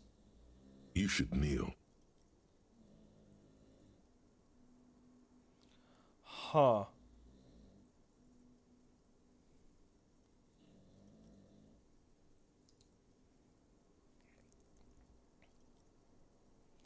Interesting.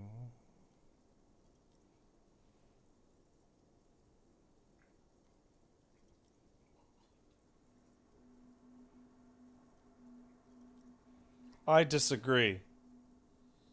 Your knees touch the floor. The floorboards are hard and cold. There you kneel among the snowdrifts, diffuse light falling on your hands from beyond the glass. Look up. The woman looks down at you kneeling. She towers among her followers, architects, laymen, courtiers. There is a sad smile on her lips and a glint in her green-blue eye of what? Compassion? Remorse?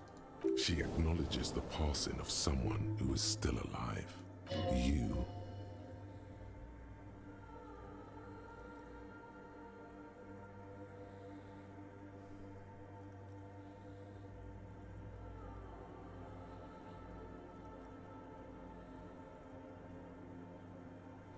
It's morning. As that terrible word passes through your mind, the lieutenant draws an X-shaped cross from shoulder to shoulder. Your fingertips touch your chest 4 times. Then you rise from your knees into the apricot-colored light of the window. Above you, the woman still smiles her distant smile, sundered by the crack in the glass. This is Dolores Day. The old woman in the village was right. This must be the Dolorian Church of Humanity in Martinez, or the small Pinewood Church in some records. You knew this place? It's a minor landmark, not easy to find. Most maps misplace it. It was built not long after Revachol's founding, 300 or so years ago, by first-generation settlers. On the coast of an uninhabited archipelago where only animals had roamed before, in the wild reeds. What else do you know? There used to be 7 stave churches on the coast. Les Sept Sœurs, they call them. The 7 Sisters. Only one remains. The rest were burnt in the revolution or used for building materials. We should be respectful here, although the building appears to be deserted. I do not believe we'll find the instigator here. Something else, perhaps? Respectful? Is the lieutenant a follower of Delorianism? A pang of guilt? The lieutenant is leaving something out. Do you know why it was abandoned? I have a theory, yes. There was a police raid a while back. I heard the place was shot to pieces. The old woman in the village was being tactful with us when she didn't mention it. She has more respect for the RCM than many around here. Who conducted the raid? Well, your station was involved, I hear. Although I can't be sure. How come the lieutenant isn't sure? Is this confidential information? You're not sure? 3 precincts were involved in the raid, and people say Precinct 41 was one of them. I guess I could have been here. I'm sorry, I'm not saying you were. It was a clandestine operation. I don't know anything about it, why it was conducted, or who participated. I try not to pry into extra-district matters. I mean, if I was here, I guess we should find out what I was doing. Good luck. You will not get information on a confidential operation from your station secretary just by calling. If you really don't remember, it might be better to keep this one forgotten. It happened a while ago. It's unimportant to our business in Martinez now. Cam, are you a follower of this shit? Yes, we all are. Her name, body, and rule are synonymous with humanism. The laws we enforce are DeLorean in origin. I didn't think you were spiritual. Yeah, she reminds him of his wife. Look at it.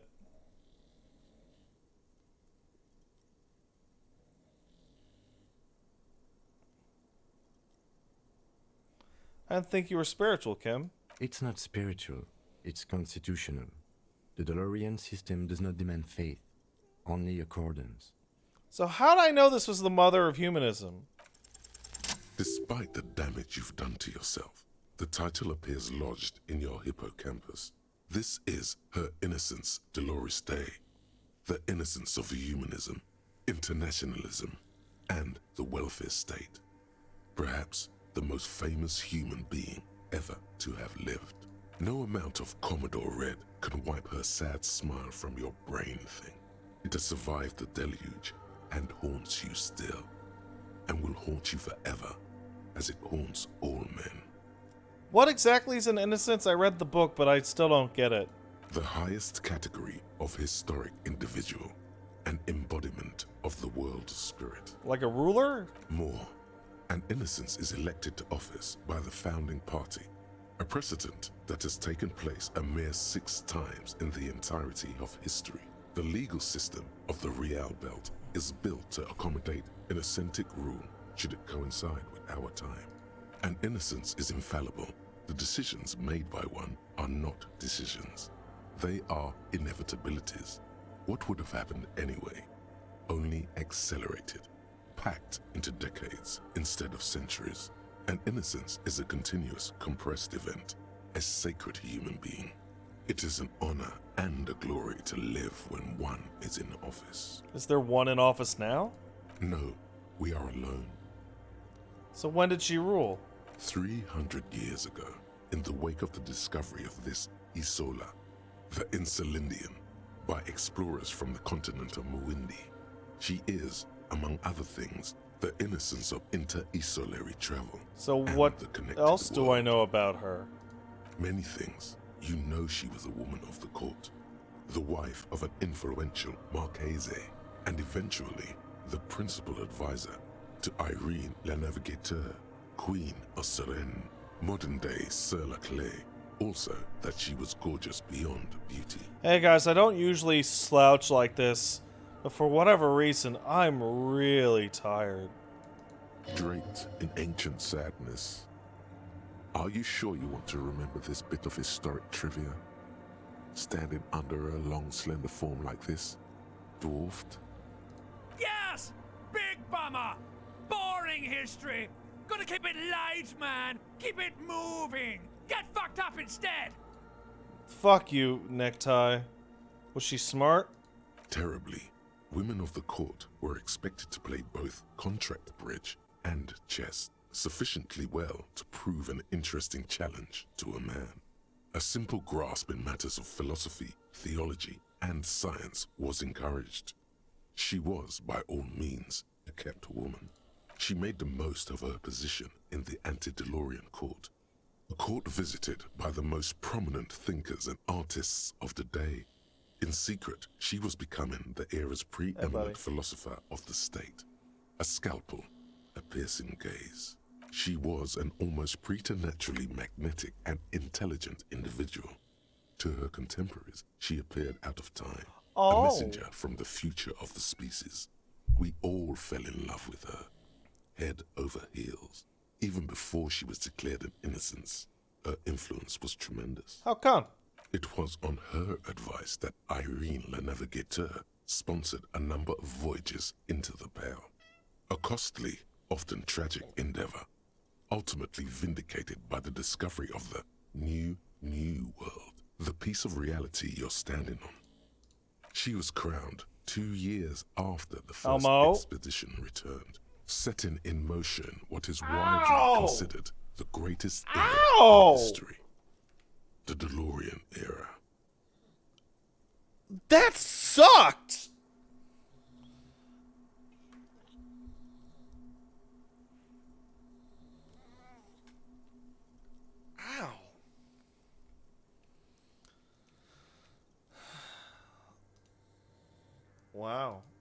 How indeed. When her innocence was declared, and the queen she had advised for years fell on her knees before her, she was so overcome with emotion that her lungs started glowing in her chest. Wait, that actually happened? That wasn't a metaphor?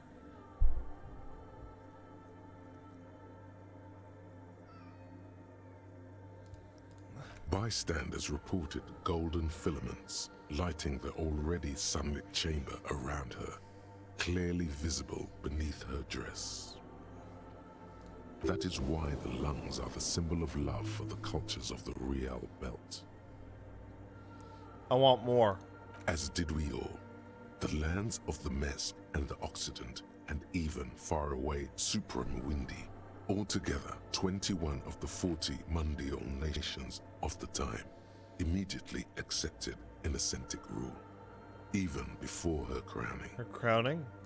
In a city called Advesperaskit in Vesper Messina, her homeland, the name of the city means evening comes, but it happened on a winter's morning, with the canals frozen and slush falling out of the sky. She was dressed in a white and pearl dress on an emptied out plaza with the crowd far away. Already, her Theriers, the secret servicemen of the Innocents, were worried about an assassination attempt. She must have been real pretty. Oh yes, she looked like humanity's young mother, a perfect mother, insultingly beautiful. It was as if her face and shoulders and hands were covered in a soft down of underfeathers. You know this well, very well. Midwinter snow was beating the cobblestones around her. A small attache of officials stood by as her Theriers placed a white gold wreath on her head. The crowning was mostly witnessed Why by does secret Harry servicemen. know this laughable amount of detail?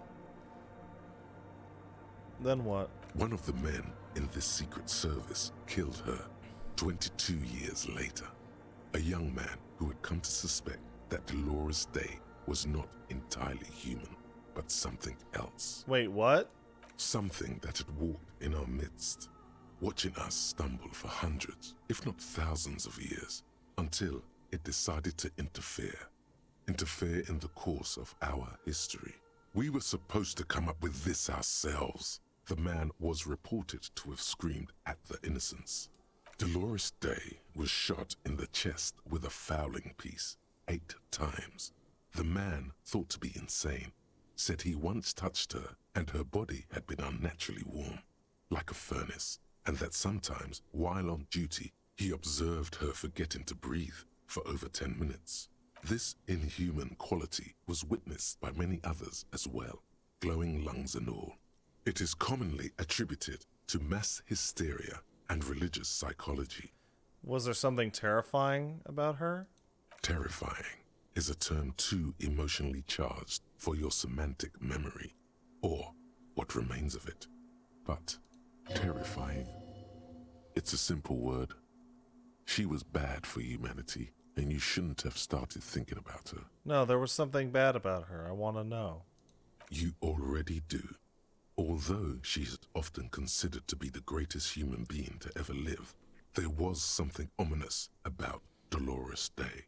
Constantly surrounded by her Theriers, she was the most socially secluded and least self-aware of all the Innocences. Some modern thinkers would consider her a war criminal for the campaigns she waged against the Mesk state.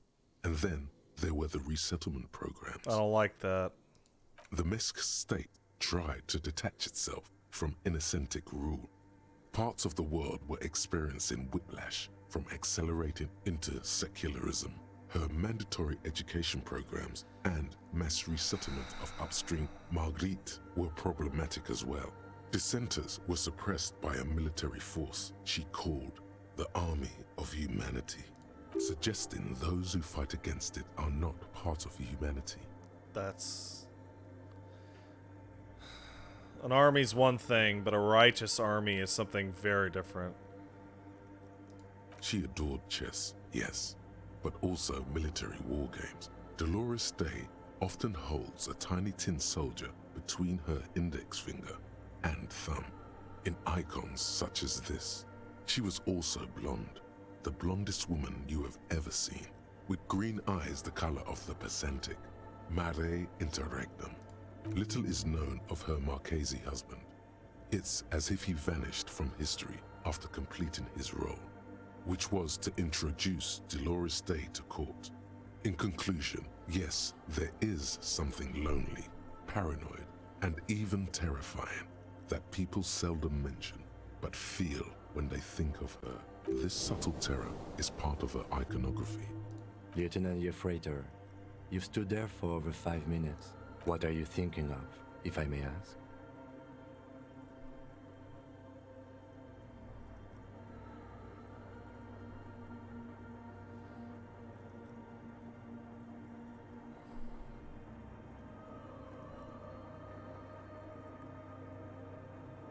Two is really good.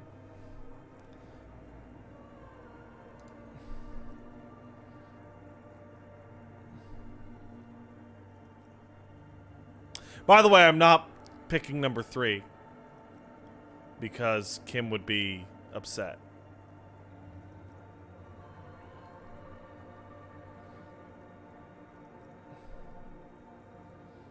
Glowing lungs is fucked up. Yes, glowing lungs are quite unusual. After that one time, they have not been reported to glow. You know, this church, the coast, we shouldn't linger. Finish what you came here to do and let's move on. This isn't a good place to get lost in. A jigsaw of broken shards falls into place in front of you, a ghostly reconstruction of the stained glass window. Before it was shattered, there was an older woman beneath the younger one, and a text, a light motif below them both. What's shattered this mosaic? Unknown. Something during the raid the lieutenant mentioned, or just hooligans looking for something to break. Who's this older lady? The escutcheon on her throne says, Irene the Navigator. She is depicted as an older woman wearing thick-rimmed eyeglasses, holding a golden rights apfel in one hand and a scepter in the other. This is the queen her innocence day advised. Above, she herself is whole. Small figures of wise men, common men, worshippers walk up the stairs to stand at her feet. Secret servicemen, 30 years, stand in a row guarding her. It must have taken years to produce this work in all its dizzying detail. What's the motto say? Below both women, in luminous black letters, Après la vie, mort. Après la mort, la vie de nouveau. After life, death, but after death, your new life. And then, along the left side, Après le monde, la gré. Après le gré, le monde de nouveau. After the world, there is the gray, but after the gray, there is the new world. After life, death. After death, life again. After the world, the pale. After the pale, the world again. This is the great leitmotif of humanism, a summary of the effect of the discovery of this Isola, the Insulindian, on human thinking. A tremendous sea change akin to finding life after death. This used to say after life, death, after... Death, life again. After the world, the pale. After the pale, the world again. This exaltation is common in Dolorian sacralism. In the early years, it was even incorporated as the RCM slogan. No more, however. Why? It was deemed subservient to use a strongly moral intern-related motto. Oh. We already suspected of bootlicking. The sentence was also seen as too feminine. Oh. It was a macho thing. So what's the motto now? Justice, union, prudence, and force. That is a weird logo for a cop thing. Holy shit, Harry.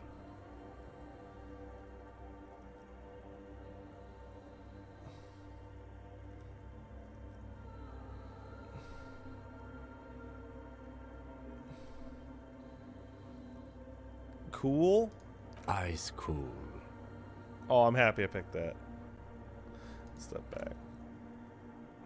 The mother of humanism towers above you. A wax painting on a cracked pane of glass.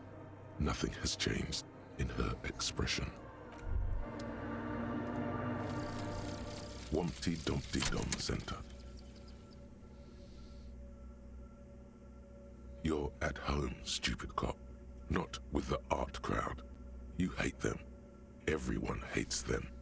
Even they hate themselves. It's nauseating. An industry built on sprezzatura and sparkling wine. And, let's be honest, tax evasion schemes. The Wumpty Dumpty Dum Center is the heart of this unholy symbiosis of aesthetics and tax optimization.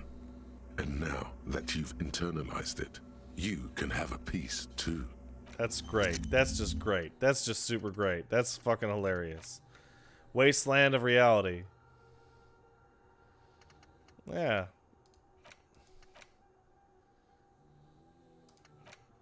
Should I grab Wasteland of Reality?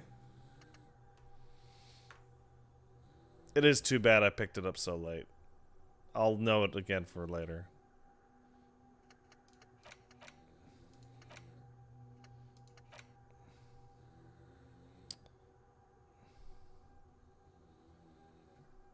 Yeah, let's hit Motorway South.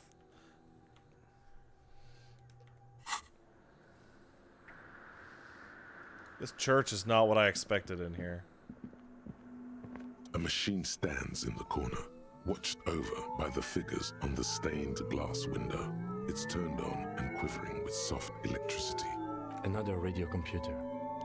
And this time it's already turned on. These machines sometimes harbor traps, he thinks. Alarm systems and the like. Let's be careful. We should probably let it be. It's becoming clear that there's no trace of the suspect anywhere inside the church. This machine does look like just the one in the doomed commercial area. It's also quite similar to the one we have down at the station. Must be the same model. The one you saw earlier was the Ream Civic. This is the Ream Prefect, a model number RC7024, equipped with a Fell mainframe and a Ream-compatible interim printer. The Ream Prefect is the governmental version of the commonly used Ream Civic model. Although mostly based on the same technology, the Ream Prefect is equipped with better noise attenuation. I would like to investigate it. You see fluorescent play and print buttons on the keyboard. A hatch connected to the central compartment is wide open. The lieutenant says nothing. You see the machine's glowing frame reflected back from his diamond-shaped glasses. You're free to proceed. I want to look inside. Behind the hatch sits a cube-like crisscross of filaments, smoldering in the dark like fireflies. Silver tape on the side says, in black marker, log, February to March. Another filament memory. Press play to talk with the repeater. Print. Nothing happens. Play. The speaker comes to life. Static seeps through the machine's planar magnetic driver. An old lady greets you. Good afternoon. Votre accident on Saint-Brun. This is the East Insulindian Repeater Station 1. Please repeat. Is this the personal log? It's the same old woman you spoke with through the radio computer in the doomed commercial area. Yvonne, it's me again. How are you? Good, thank you. Please repeat. Is this the personal log? Fortress Accident, like the one in the Doom commercial? I have two machines registered to this company name in Martinez. One on Saint-Brun, the other on Rue de Saint-Ghislaine. Saint-Brun, that's the church. And Rue de Saint-Ghislaine? That's the Doom commercial area. Anything else I can help you with? Yeah, it's the tape says log February to March. Good. Please repeat the password. Let's look around. There's no use trying to guess the answer. Maybe he knows something. I don't know the password. Received. I will register this login attempt. Votre accident Is there anything else I can do for you today? No, not for now. The machine's keyboard. It was a stereo mystery. You're right. Oh, hey, wait. There's coffee in the back. Oh, wait. I meant the mother's love. Coffee in the back. Something familiar about that. Coffee and stale cookies. I've heard that before. Look, man. I'm at liberty to talk about the sacred blaze of the mother's glorious heart, but not about the coffee.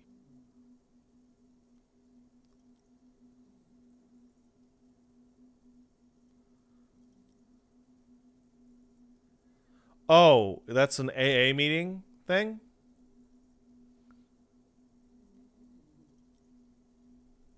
Is there? Is that a thing? Huh.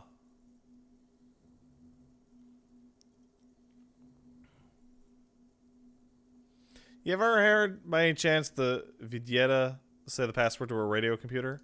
Too many times, essay. You need it for something. I do. Surveys are a good way to fish for personal information, especially in the name of public safety.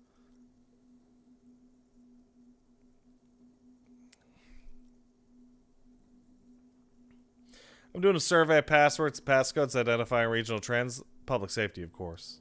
Don't sweat it, vato. The password is afterlife death. That is true. But what comes after death? What you think of that? Makes me almost pity La Nilita Pequeña when I hear it. Thanks. I think we're done here, essay. That was an interesting conversation.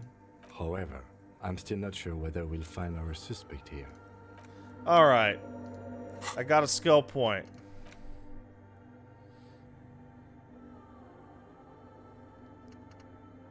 Somebody said Motorway South has something coming up.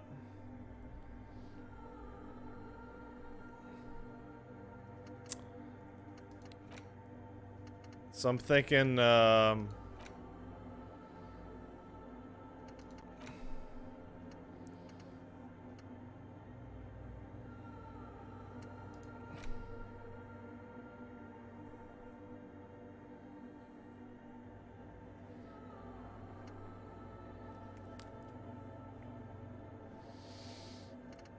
yeah, rigorous self-critique. You're right. Do you get to still be sorry cop? Even if you delete rigorous self-critique?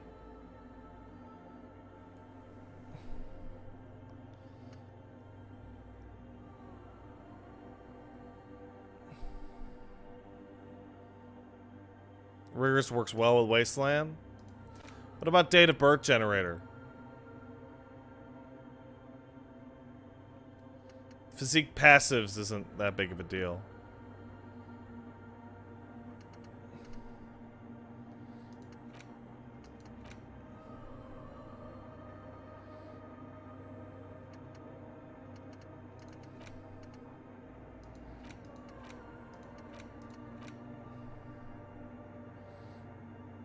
Yeah. Ace is low, but I'll lose Kim empathy.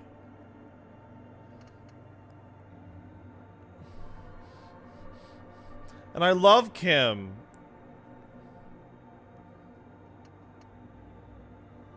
Wompty Dompty's useless. Is that because I've burned through 99% of the game's encyclopedia checks?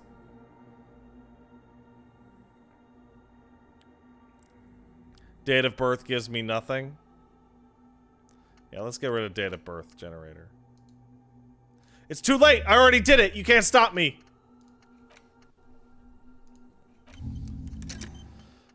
$20 hours. Holy shit. Am I even gonna... Oh, man.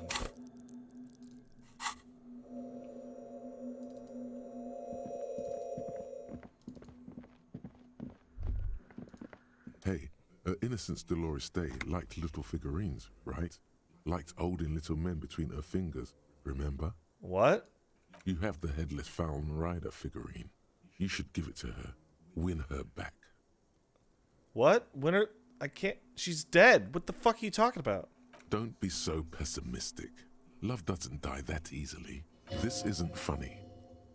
You have a bad feeling about this one. I should. This is a task now.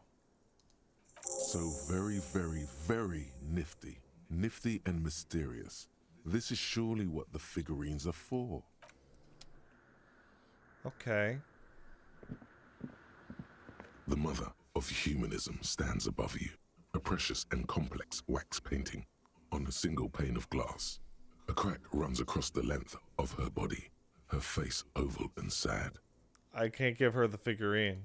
Why? Because she's a window. That does seem to be a problem.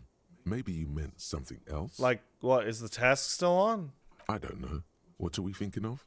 Part of your mind has gone on to other things already. Only a strange little sadness remains. The mother of humanism towers above you. A wax painting on a cracked pane of glass. Nothing has changed in her expression. What the fuck?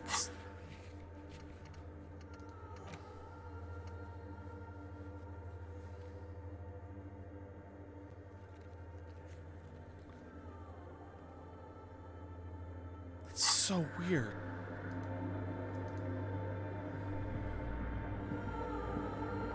The machine's keyboard is still illuminated, revealing fluorescent clay and the speaker. Good afternoon, Fortress Accident on Saint-Brune.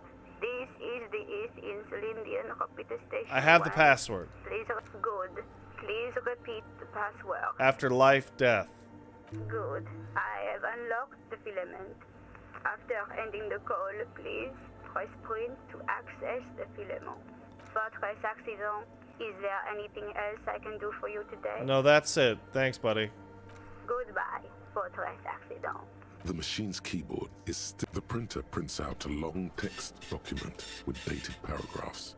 It looks a bit like someone's journal. Let's read it. The first entry, made on the 4th of February, 51, by an unknown author, is short and concise.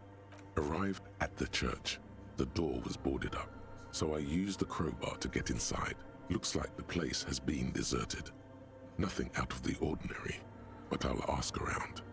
Need to figure out how to get the electricity in. The lieutenant leans closer, scouring the printout over your shoulder. Just as you finish reading, he looks up, muttering under his breath. 4th of February. That's over a month ago. Whoever set up those machines has been here for quite a while. Do you think this could be connected to the case? Our case? No, I don't think so. It must be some local eccentric. 6th of February, 51. Had a little chat with the local fishermen. Said I shouldn't go near that place, that the church was spooky and ridden with narcotics. It's a little spooky, all right. Still haven't figured out the electricity. 7th of February, 51. Finally got the electricity in. Next on the agenda, a new antenna. I'm thinking Esca series, something advanced. Why'd she need an antenna? Why would anyone need any of this equipment here? For setting up her radio computer. 8th of February, 51. Bought the antenna, had some problems setting it up. Called Simor for help. Heard the others are back to making art. Drinking somewhere out of town. Sulislav started a rock band again. Lexi has been seen asking money from strangers. Artists, yet again. Harassing citizens, stealing badges, occupying public spaces with installations. Calm the fuck down, authority. Like the one here. But at least the artists have their act together. They're qualified labor. They can get work anywhere. Graphic design, ads. The programmers are doing fine too. I mean, they're programmers. The writers, though, they're fucked. I just have to find out what caused that data loss and be done with it. Still don't understand how it managed to wipe out the backup, when the backup wasn't even connected to the front. I know. Everyone thinks it's impossible. They say I must be lying. I'm here to set it right. Data loss? Seems like something to do with radio computers. Unfortunately, I don't know enough about them to understand what the author is saying. Something about the backup data getting destroyed, and how everyone thought it was the author's fault. Let's just keep reading. Artists, programmers, Lexi, who are these people? I think these people worked in the radio computer games business. The one we saw in the Doom commercial area. They must be our former co-workers. 12th of February, 51. Brought some food from the grocery store. Apparently, there's a strike going on in the harbor. Definitely not happy to see the Martinez people again. Everything's now set up in the church. Going to start working tomorrow, 8 a.m. The strike. We are nearing the date of the murder. Keep reading. I'm interested now. I want to know what's that radio anomaly that sent this person here in the first place. 25th of February, 51. I've been sending data up to Lintel for a while now, trying to recreate the data loss, but nothing. Didn't even feel like logging in, the disappointment. But I did discover a curious audio-spatial anomaly at the back of the church. I've named it the Swallow. It swallows sound. Need to get some mics. Is she talking about? Yeah. 28th of February, 51. Yes, the first recordings confirm that the Swallow is real, and I'm not just losing my mind. It's a pillar of silence, with a diameter of approximately 3 meters. Seems like the higher I go, the less I record. This might be a coincidence, or it could be connected to the data loss that led me here. The pillar of silence. She is talking about the silence. Is she suggesting it's more than just an architecture? So what the fuck could it be? The lieutenant doesn't answer. He follows your gaze, studying the basins. The water shines in them. No ripples. March 51. Some kind of young disco men have appeared next to the church. I've been trying to record the silence to find the epicenter, but now it turns out I've also been capturing the future of dance music. One neo-disco song over and over again. Fortunately, the song is so monotonous, I was able to devise an algorithm to factor it out. The other day, one of the disco men came in. Before I could even say hello, she got scared and left. Good, I don't want anyone distracting me from my work. That disco man must be a cell. Must be describing a cell. The girl on the ice? Sounds like her, yes. March 51. I got a call from the repeater station. Someone has tried to access the radio computer in our old office in Martinez. Can't do anything about it. The storekeeper still doesn't want to let me inside the building. Thinks I'm part of some kind of curse. How Martinez of her. That was me! I was the one who did that! I knew it wasn't a good idea to meddle with that machine. No. It was a great idea. You're learning things. This is how you learn things about machines. March 51. A new 2-meter aux cable. Noodles. Crackers. Ping pong energy drinks. Water. Toothpaste. Gum. Also some canned air. You'll be interrupted by the sound of the church door opening. A stranger makes straight for the radio computer. Oh shit.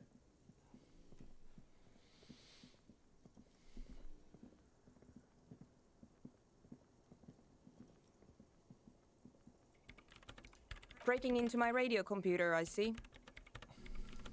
Yes, you are breaking in, but not into her radio computer. You're a master circuit bender. I do apologize for the intrusion, madame. We are with the RCM, you see.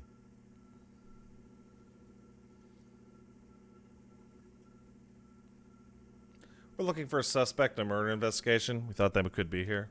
No one's hiding here. It's just me and my computer, and it has been this way for weeks. Now please give me some room.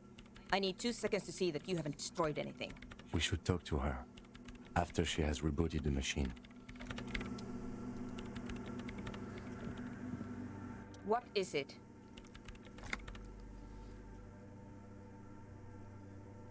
I didn't break anything, did I? No, you just printed out my personal log and wasted some paper. Are you the lead programmer of We're All Untethered? Yes. Or no, not anymore. That project is dead. She doesn't seem surprised to be recognized. rather sad. Something passes over her face before she straightens her back. I'll let you work. Yes. What is it? What are you doing here? I am Soona Luukkanen-Kilde, the former lead programmer of Fortress Accident and RSA radios. I have over 16 years of programming experience, and I'm proficient in both Vox and Orbis languages. If you're not here to hire me, I don't really know how I can help you. Did she say over 16 years of experience? She must have started programming when she was still a teenager. That still doesn't answer what she's doing in an abandoned church. You seen a crab man? No. You know he's around, though. Yes. Sounds like you're not worried about him at all. No. You're right. I'm not. You seen some suspicious Ruby? What? No. No one's suspicious around here. She has not seen her, sire. 'Tis true. What's up with the machines? I brought them here. These are my machines. Please don't touch anything. But what about the bowls of water? They are connected to my RAIN prefect. Whatever you do, just please don't move them, okay? Thanks. Short and terse. There you have it. Whatever she's using them for, they're hers. Why do you need an antenna? I use the AR1 as my RAIN prefect's processing unit. That's your computer, right? Mm-hmm. The antenna's is processing unit? Yes? You really don't know anything about radio computers, do you? No, I'm fucking super smart. Then you certainly know that all radio computers perform operations on air. So in order to gain more processing power, you need to invest in a good antenna. That's a good antenna? I guess it is. So far, I've been quite satisfied with it. Martinez is an unstable region with bad coverage, and the operation has been surprisingly stable. But it's not the cheapest one on the market, so I wouldn't recommend it for your regular red tape operations. Fraser 1000 is a foolproof line for civilians. Anyway, you should do some research before you decide to buy anything. Ask around, compare the prices. This is such a normal There are fucking many conversation. dedicated to that sort of thing. She liked telling me this. It calmed her nerves. What are you doing with the computer? I'm working. The machine seems almost alien with its pulsing core. The light casting her face in a strange shadow. Oh man. Working on what? Could you just shh for a moment? Or get to the point. I really need to focus on something. It's not just rudeness. It really is hard to concentrate on whatever she needs to do. And you're not helping. Isn't your computer made for government? So you do know something about computers. You're right. Prefect is used mostly by the government peeps. Do you work for the government? No, I don't. So why do you got one? Because I needed something good for my investigation, and RAIN Civic is widely agreed to be below all standards. So I had to upgrade. Besides, owning a RAIN prefect isn't such a big deal anymore. No, actually, it is kind of a big deal. You don't see REAM prefects in every police department, for example. How'd you get it? I know a friend of a friend who used to freelance for the Coalition. I was actually aiming for the military-grade RAIN Rational series, but couldn't find one. Oh. Prefect is mainly based on the same technology as RAIN Civic, so it's kind of a ripoff. But it does have better compatibility with newer antenna models, so I won't complain. Yeah, my arm's starting to get real uncomfy. Try not to touch anything. Great. What are you doing in the church? You really like those questions, don't you? They're bloodshot. She really hasn't been getting much sleep lately, has she? I'm a cop. It's my job to ask questions. I'm conducting scientific research here. You can't throw me out. What research? I'm looking for the location of a 2mm hole in the world. Wait, what? She's looking for a disruption in the radio waves. That's what her personal log said. The lieutenant raises his brows, but doesn't say anything. What does that mean, exactly? Exactly. What does it mean? Up to now, it has been impossible to say what it is because it's impossible to measure nothing. What do you think it is? What qualities does nothing have? How do you measure something that does not exist? Easy. You measure it by the world around it. You measure it by collecting data on its surroundings, which do exist. Exactly. Very true. That's what I've been aiming for. That's why I have those basins. I've tried using hydro transducers to record the silence, to find out where it begins. Hydro transducers. So that's what those water basins are. Devices for recording sound through water. But honestly, it's not progressing very well. But does it have anything to do with necroplasmic life forms? Ghosts, in everyday parlance. Does it have anything to do with ghosts? Ghosts? No, I don't think so. I don't believe in ghosts. Okay, what about other magic shit? I don't believe in them either. What about necroplasm? Great. What are we talking about? And why? Is the hole connected to the data lost in your journal? Yes, that's what led me here. But I suspect it might be something a bit more complicated than that. You have any idea where the hole might be? Somewhere underneath those roof beams, I assume. Only a faint crisscross of rafters can be made out from the dark. Most of the tower disappearing into the shade. Strange things may flourish in the dark. Why there? There's this place at the back of the church. A place where all audible vibrations seem to cease. I've named it the Swallow. And the higher you go, the less you record. The Pillar of Silence? Are you sure it's not just an architectural quirk? Maybe, but it's oddly close to the physical coordinates of the data loss that led me to this place. That's where the Crabman lives. I know. You don't think he might be responsible, do you? No, I don't. Why isn't your research going well? Because it's just trial and error, trying to locate the Swallow, the exact point in space. And I don't have a... You know what? It would be really helpful if you could just stop talking and let me work. That's all I wanted to know about the 2mm hole in the world for now. Great. Thanks. How do you feel about dance music? What? I hate it. I bet she hasn't even heard it. Have you even listened to it? Like, really listened to it? Yeah. Like, all the time. My tent neighbors don't really ease up with their partying, do they? Maybe I'd have to be on drugs to get it, but to a sober mind it just sounds like uninspired rug whipping. No idea what it has to do with either dancing or music. But how about you feel like a club for that? This is about those speed freaks in the tent, isn't it? I've got some news for you. It's not a nightclub they want to build here. What do they want to build? Take a guess, why don't you?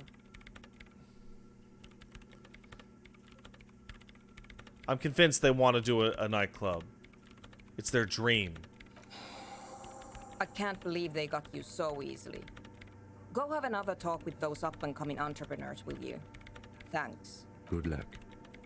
I'm not coming in there. The Swallow, you mean? Great. Thanks. All right. Let's go talk to those idiots about the nightclub. Avoid painkillers unless you need them for the pain. Painkillers don't work anyway. Wouldn't do anything for me at all.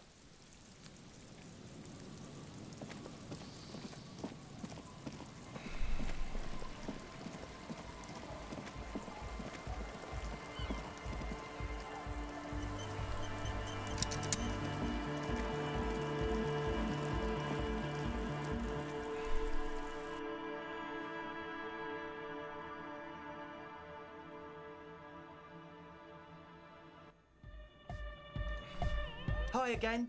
So, how are things going? Checked out the church. And? Talked to the What crab happened? man. Oh, man. Who is he? What did you think? He's pretty all right, to be honest. Really? Huh. Interesting. What's he doing in the church? He's just preaching and praying and stuff. No matter. Is he gonna be a problem? Yeah. Noid is right. Let's get back to the point. What are we gonna do about him? I mean, he told me he doesn't care about the nightclub at all. I don't know, man. Doesn't it feel like a major hindrance to you? A spooky guy climbing around when all the guests are trying to have nice, friendly hyper time? You're just gonna have to live with the crab man. I guess it's not a massive problem, now that I think of it. Urgot Fantasy, I want to point out that the nurses at the place told me very explicitly not to use ibuprofen, and that it would be very bad for my liver if I did so.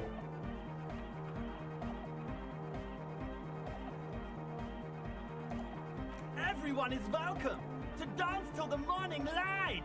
Yeah! Maybe. I guess we'll figure something out. Okay, but what about the other spooker? The one in Grandma's clothes? Did you see her? I was using the mainframe when she showed up. A programmer? That's odd. What was she like? Did you ask her about the nightclub? She did not like the idea. What a pity. That's my favourite thing in the world. And she doesn't like it at all. A shame. What can we do now? Do you see a way out of this jam? And into a laser-lit future of dance and unity? Unity! Dance! She made it very clear until we will not leave until her own shit is done. And you can't just evict her?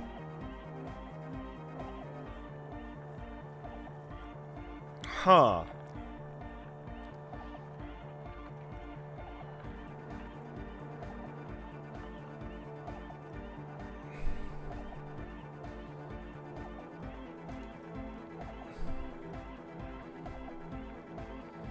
No, we gotta come up with a different solution.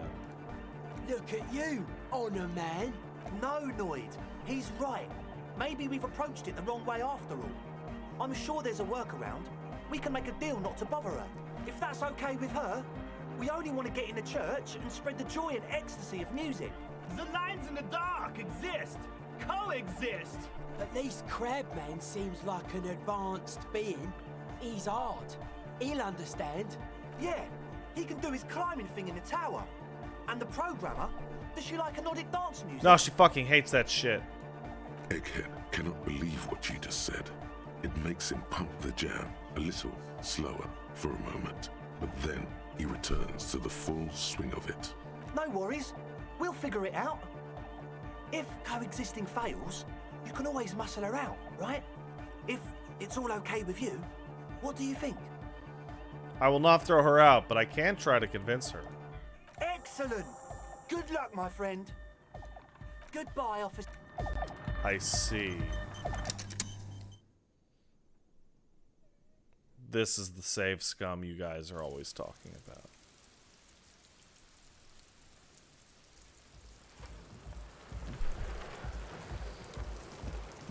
Hardcore.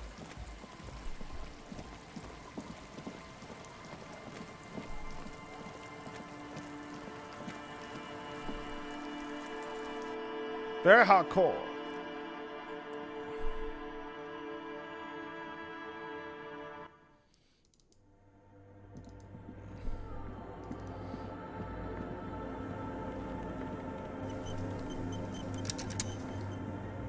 Yes, what is it?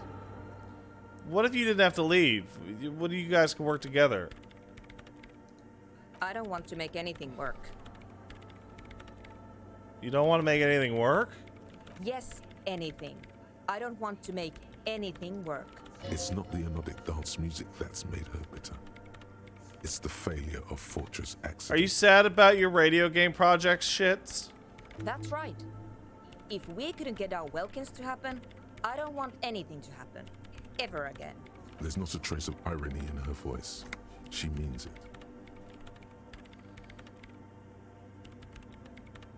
Okay, I'm pretty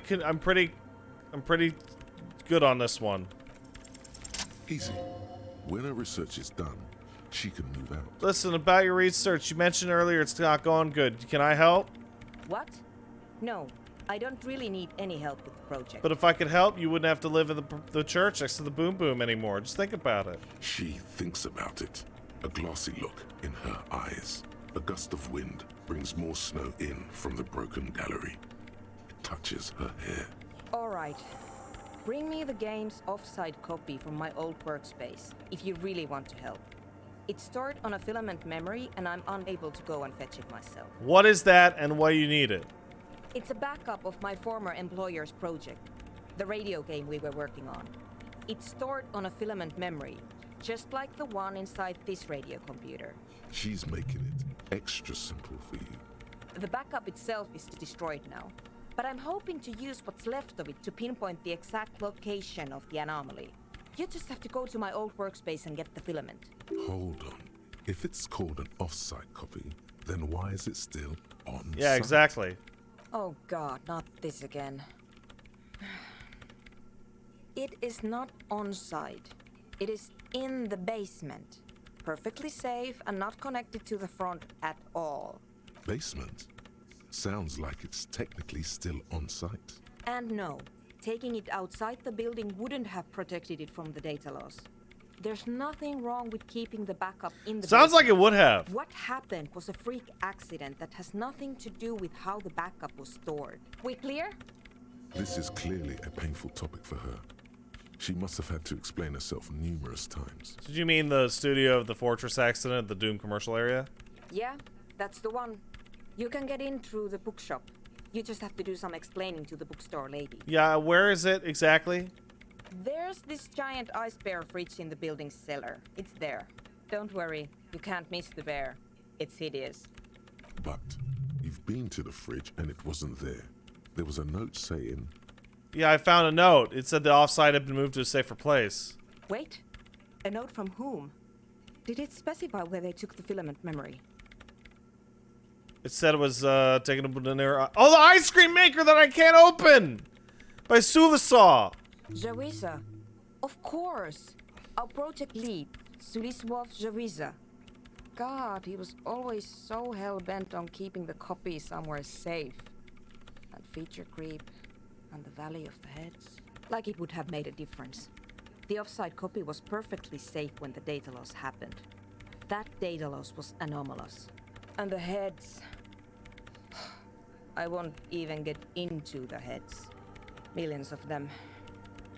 Go find that copy from that ice cream maker, will you? Thanks.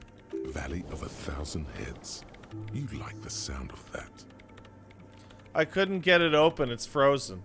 This is getting ridiculous. Can't you just defrost it? Or, I don't know. I don't know about the ice cream maker. Just figure something out. There's a solution, but she doesn't want to hand it over to you yet. It's a thing. Something she holds dear. We put a dead person in that fridge. Wait, what? Whose dead body? You know, we don't actually have to tell the entire world about the fridge. Whose body is it? The hangman. And what is it doing in the fridge? It's almost as if she feels some sort of ownership of the fridge. Don't worry, it's temporary. It's official. You put it there? You put a dead body inside the ice bear fridge. Yeah, man, that's what I said. Okay. Very cool. Thanks for keeping me in the loop. We would appreciate it if you kept this knowledge to yourself, miss. Who would I tell? My mother? I don't have anyone to tell. And if I did, I wouldn't. I don't care. Why don't you go get it yourself? The bookstore lady hates me. Says I'm part of the curse. Whatever that means. Why?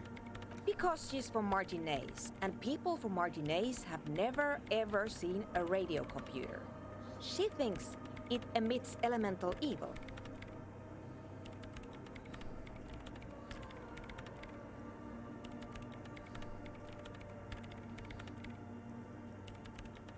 Yeah, they don't really like to get with the times. She literally started praying for the higher powers when she first saw my range Civic. I'm not making this up. The lieutenant coughs like he's amused. Once I came in one morning, only to find that my terminal was full of those strange trinkets and amulets. Wards. It looked like some Seminine magic.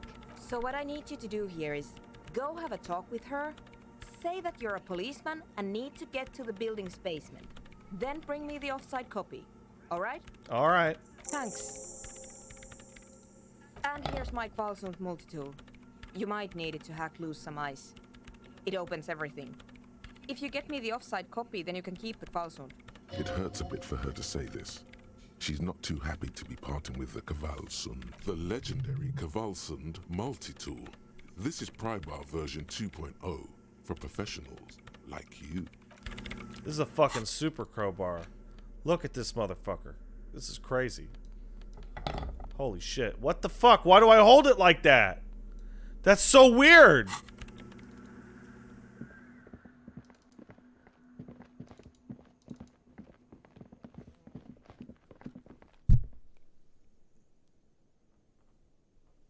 Oh.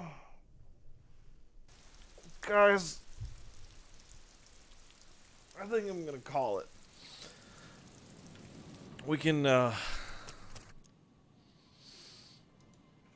do the Nier quest in 14 tomorrow before Nier.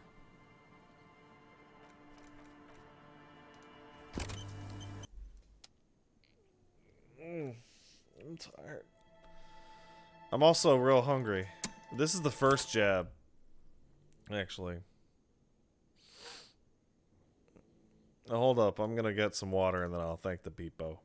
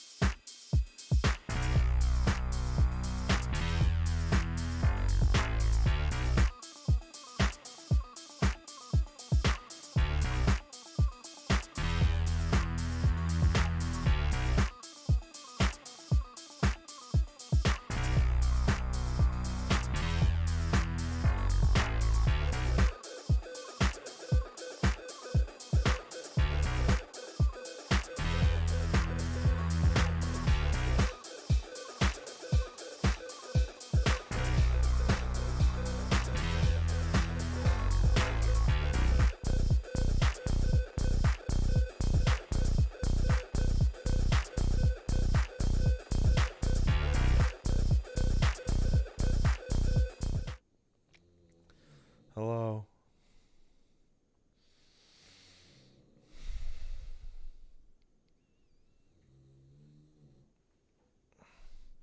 Man, that second one's gonna kick my fucking ass.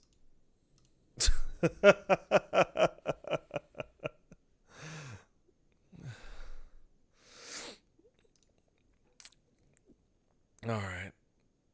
I feel dead tired, Jorniev.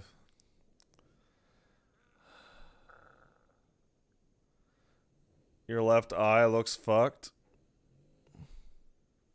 This one.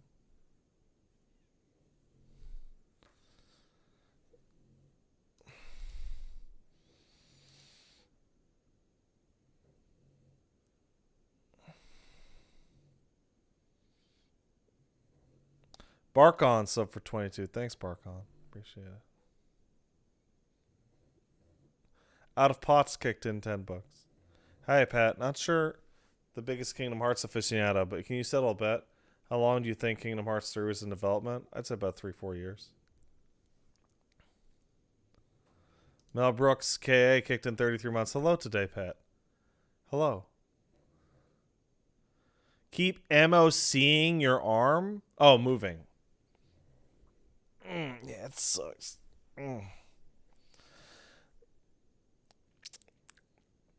Asia Gale sub for 19. This stream is what I need after the news of much of the OG Giant Bomb crew is parting ways. Thanks. Yeah, that sucks. I haven't listened to them since Ryan left.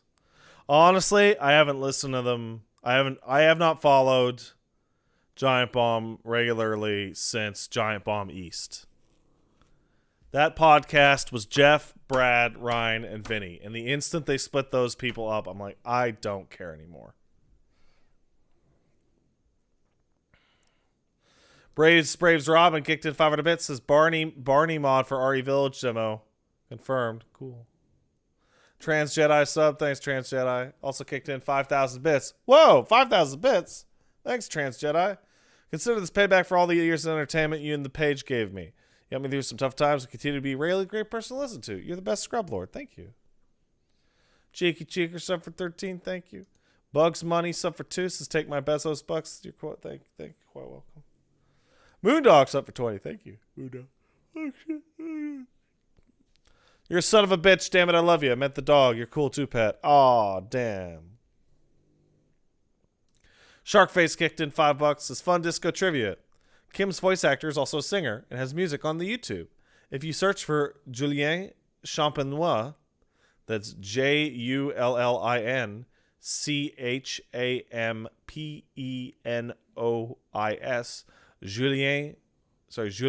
Julien Champenois.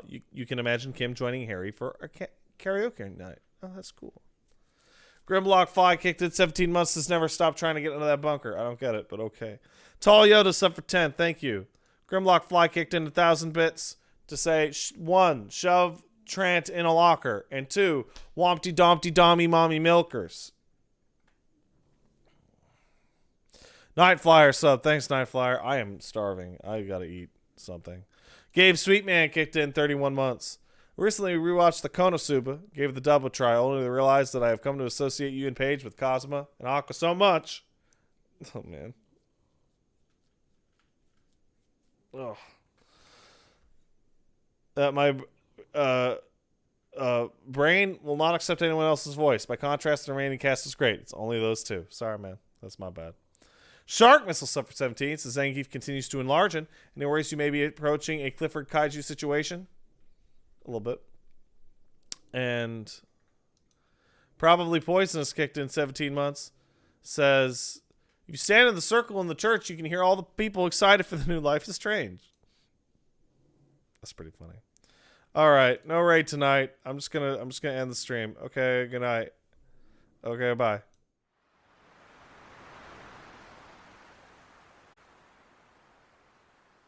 Shut the fuck up, Velma!